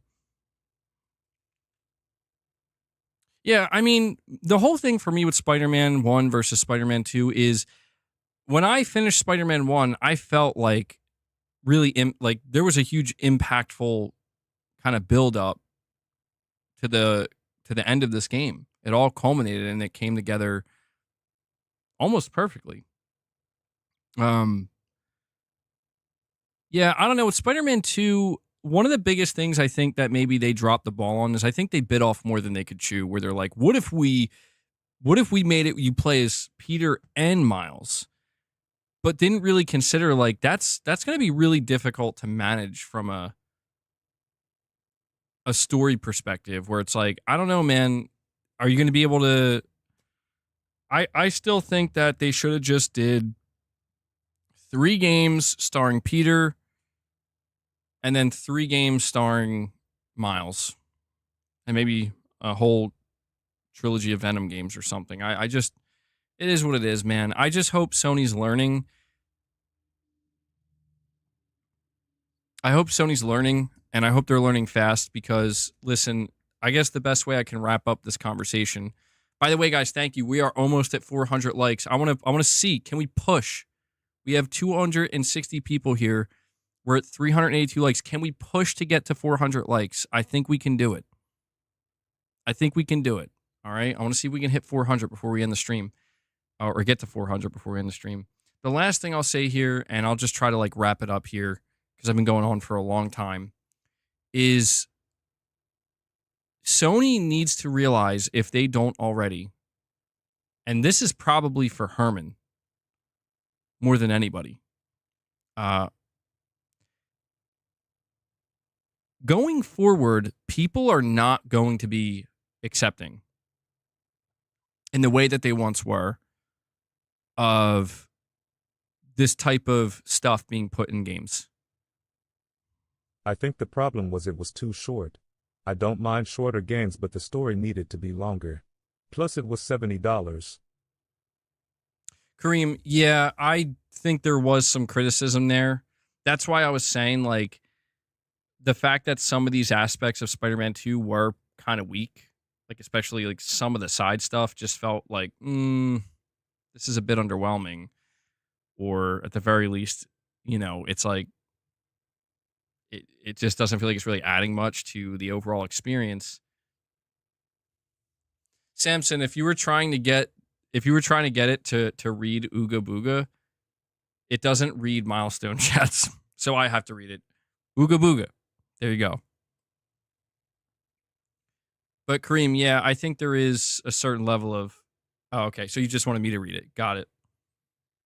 There is a certain level of, I would say, people feeling like, it was a bit short, but I think it just comes down to the quality of not just the main story, but all the side content as well. Some of it was good. Some of it was really off the mark.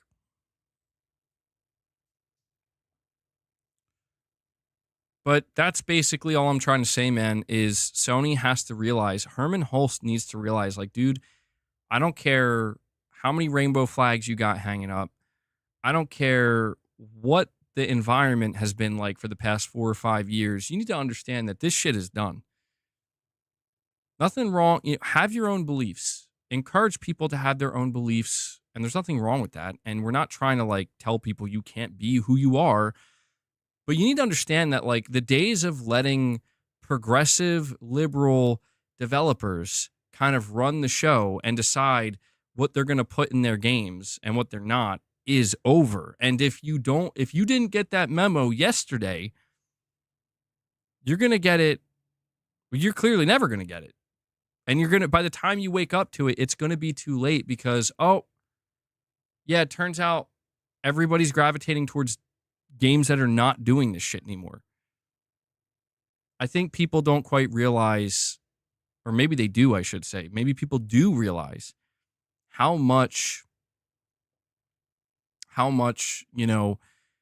the Biden administration being in charge over the last 4 years, how much it has truly influenced everything.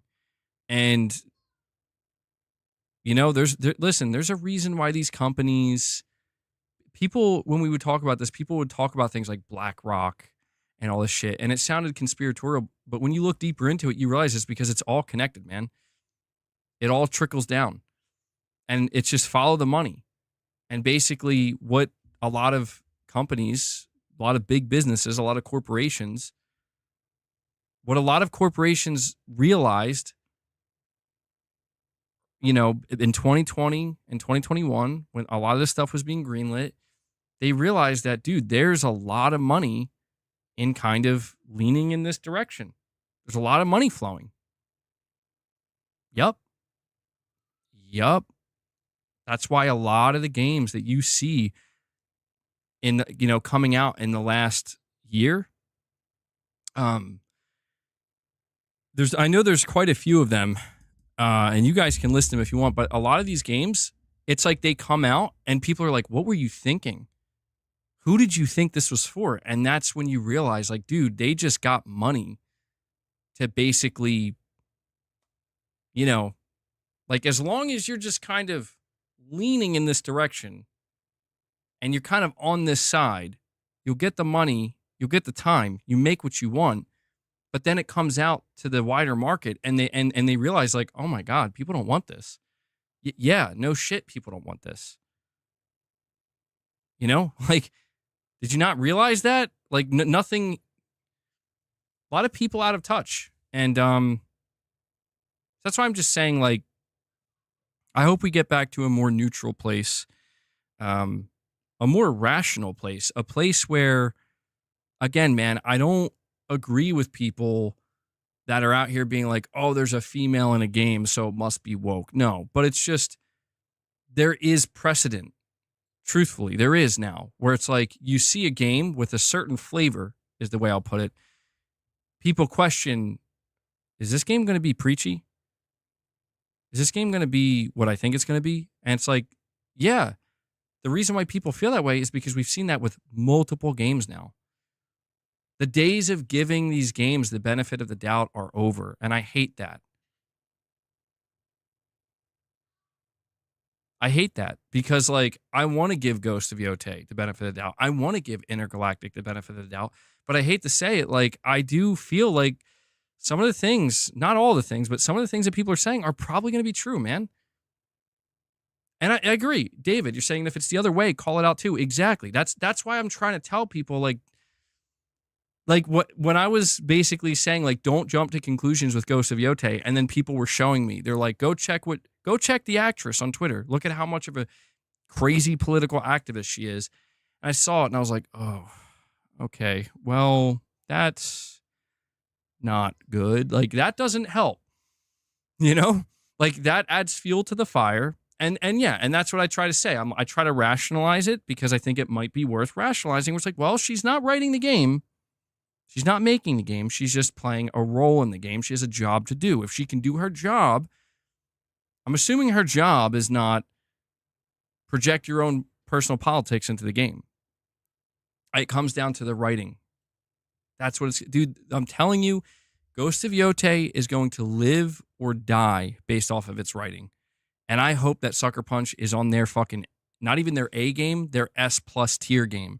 Because there's so much going against Ghost of Yotei where there are people with snipers, scopes, locked in, dude, waiting. Just waiting at any moment to pull the trigger. And I'm like, they're just looking for any reason. But if they can come out and show, like, guys, it's not what you think. And it's like, oh, okay, damn, all right. Well, you know what? Hey, maybe we don't have to be as worried anymore. We don't have to worry about this shit. The world is healing, you know? That's the hope. But we will see, man. We will see. I just, there's a lot of insanity out there these days. There's a lot of craziness. And you're saying they'll find it. It's already over. I mean, yeah, I will say, Devil Shooter, there are quite a few people who've already made their decision. And I think those are the people that are being too extreme, where it's like if they're like, listen, I'm not going to support this game because they hired a political activist, I can respect that. Like, okay, but that doesn't mean it's going to be a bad game. You know, it just means they're choosing not to play it for their own personal reasons. I don't know. We got to see, man. We live in a world post-Concord, bro. We live in a world where Sony and everybody involved with this game were smiling and hyped and high-fiving and just so excited. And they were totally blinded. Totally and completely blinded. And it's like, I'm kind of thankful in a way because it's like, man, it's a shame that it's got to get to that level of like, holy shit, you guys are all the way in. You guys have reached the bottom and you don't even know it. But then when they wake up and they realize, holy shit, we've sunk to the bottom. We got to get out of here right now. Druckmann and Haley Gross are behind the game. It equals woke. There is no way people were going to game and... I've done research. Only one of the Ghost of Tsushima writers is at Sucker Punch. I'm still excited for Yotei, but it's weird. Dude, I love that it says Yotei. Well, yeah, I don't know, man. I'm not gonna be able to take much more. I can tell you that. Like, I love PlayStation, and like this shit's not gonna make me like throw out my PlayStation or anything like that. Listen, Ghost of Yotei could be the best game I play this generation, or it could just be okay, or it could be a dumpster fire. I don't think it's going to be a dumpster fire, but I just can't take much more of this shit. I just can't. Like, I want to enjoy games, and I am a gamer. Like, there are people who go crazy in this space. Everything's woke, everything's this, everything's that. And it seems to me like they don't even enjoy video games. I do thoroughly enjoy a lot of video games, and I do have a tolerance level for sure, in the sense of like, I'm open-minded. I'm willing to hear different things out, but there is also shit like what I'm trying to describe that I can't take anymore. I can't take any more cringe, bro. I can't take any more forced fucking cringe where it's like when people talk about the intergalactic girl boss, you know, and she's sitting there with this attitude with like zero charisma.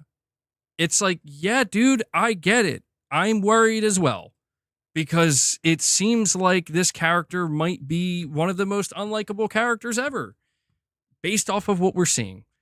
Or maybe, just maybe, we're going to judge it too, we're going to judge it too soon. We're going to find out this is actually one of the most well-written, likable, charismatic characters ever. And it'll go down, Jordan A. Munn is going to go down as just as likable as Nathan Drake was. But you see, that first trailer, when you analyze it, you listen to the dialogue, you listen to her, you listen to the way she's talking, it doesn't seem likely. And it's just like, fuck, man, I don't know. We're gonna find out. But I just don't have much left in the tank when it comes to this shit. I want to have faith.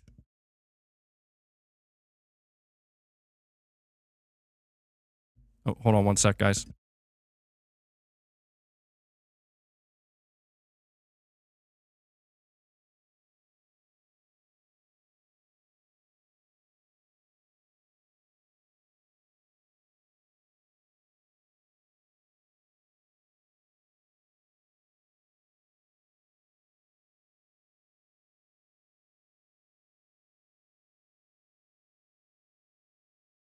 Sorry about that. You're saying, why isn't a female allowed to have an attitude? No, I'm not saying no. See, I'm not saying a female character can't have an attitude. No, it's just something we've seen. It's been a relatively common occurrence. Is one of the reasons why these strong female characters fail. And you've seen it so much, and a lot of people get immediately labeled like sexist or misogynistic, when in reality it's like, no, a lot of the times these modern strong independent female protagonists fail is because they are written with resentment behind it, and you can like it that resentment is not really hidden, where it's more about rubbing something in somebody's face than it is about actually making this character likable naturally over time. There are many examples of a character where it's like they start out not very likable, they start out with a bad attitude, they start out being a little rough around the edges, but over time you start to get to know them a little bit better, you start to see that there's more to them, and before you know it, it's like, actually I really like this character. And in fact, going on that journey made me like this character even better, because it turns out they do have flaws and they are not perfect and they do have relatable aspects to them. A lot of these strong female characters are not written that way, where they're basically written, you see the term Mary Sue. This can happen with male characters as well, and it has, but these characters are written in a sense where it's like they can do no wrong, or they have very few flaws, and they ultimately become very unrelatable, and people just feel like totally disconnected from these characters. Reminds me of the whole situation with like Rey from Star Wars, or like Captain Marvel, where it's like, I don't know, man, there's just something behind these characters where it's like, why are you so unlikable? There's something there, and I don't know. There's if I were to dissect it deeper, I'm sure that it goes layers and layers deeper, but I don't know, man. Just say you don't like women. It's fine. You do you. No, I do like women. I do. And I do like the idea of a strong female character. I have no problem with any of this. I don't know, man. It's kind of like how when you think about,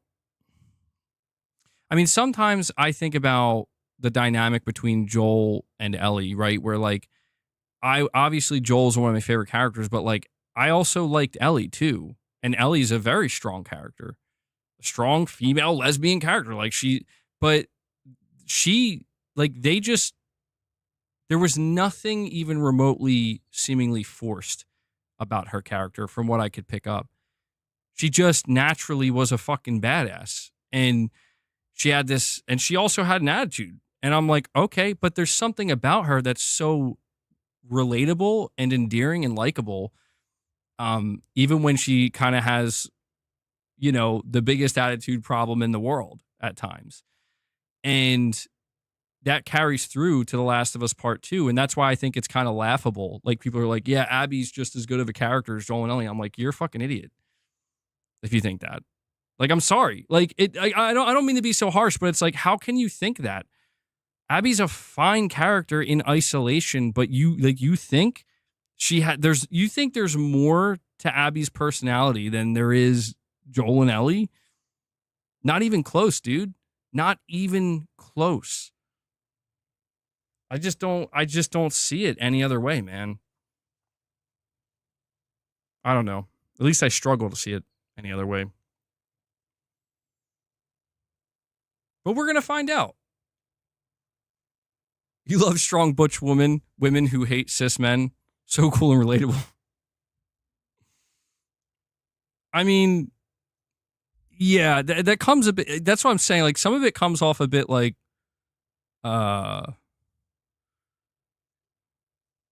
not rooting for strong male characters that basically treat women like shit. I'm not advocating for that either.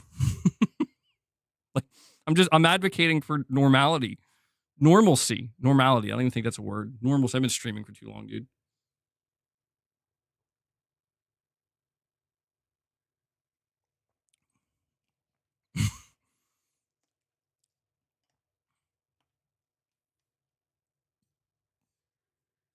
Nothing is normal these days. No, nothing is normal.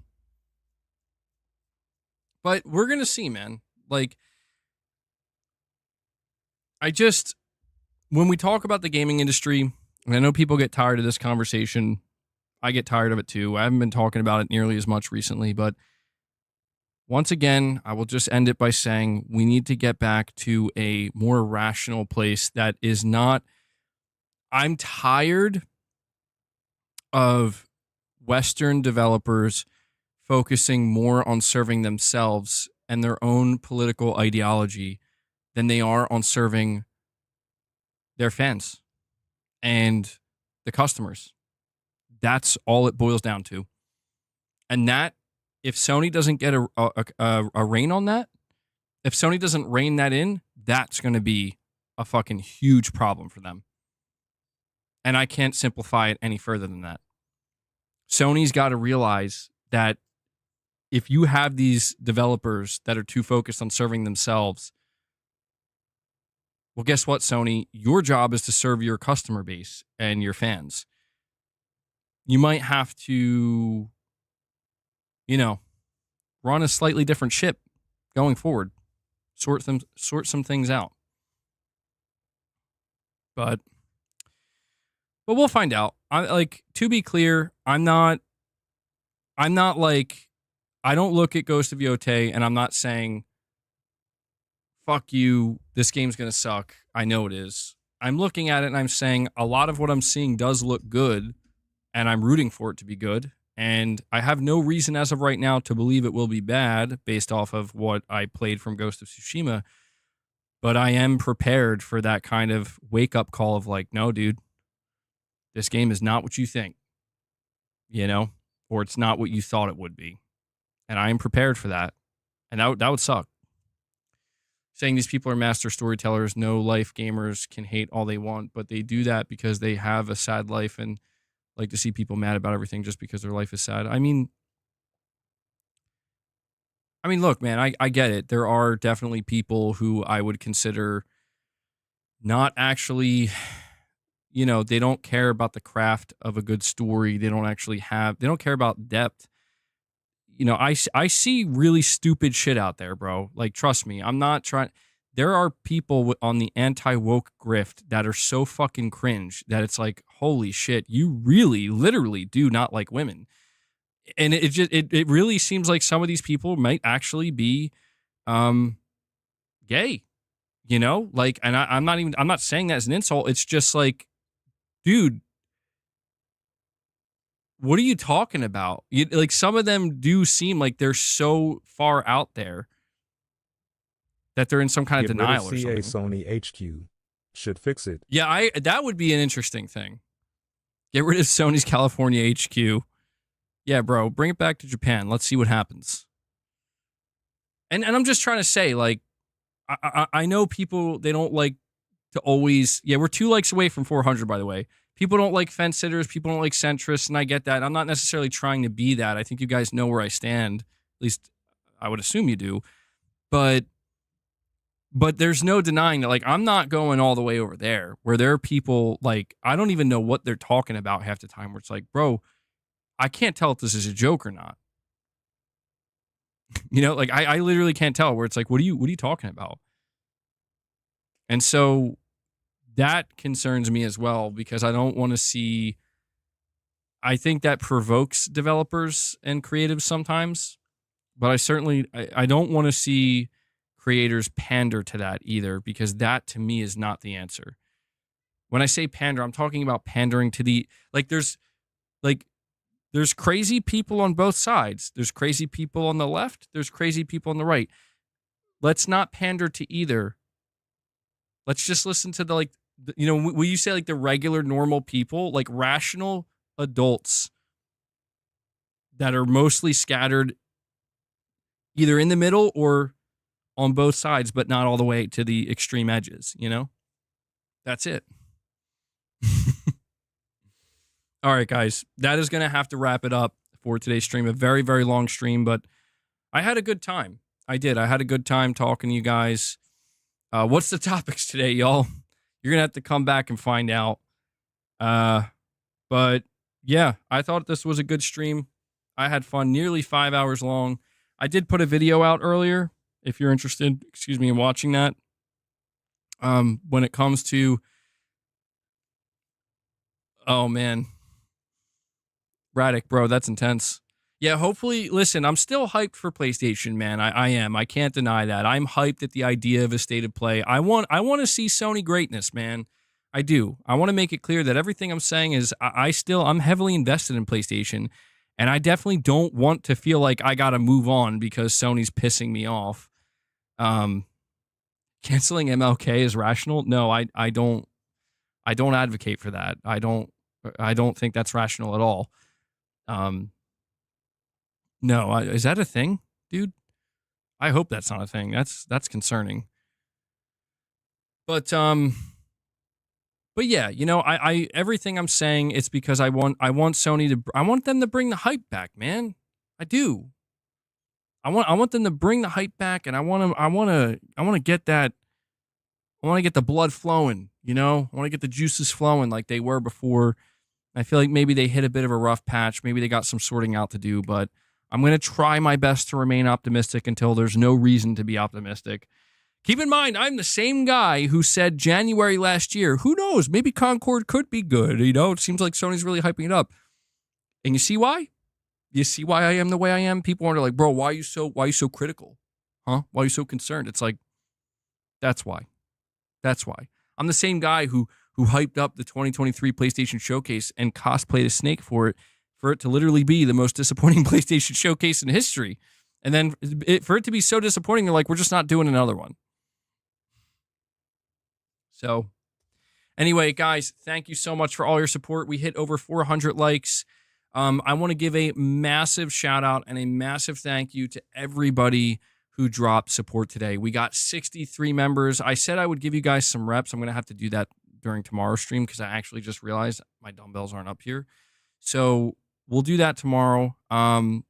Thank you to all my members. Thank you to anybody who dropped a super chat or a direct donation. We are completely fan funded here. I can only do these streams and make this content because you guys make it possible. So thank you so much for that.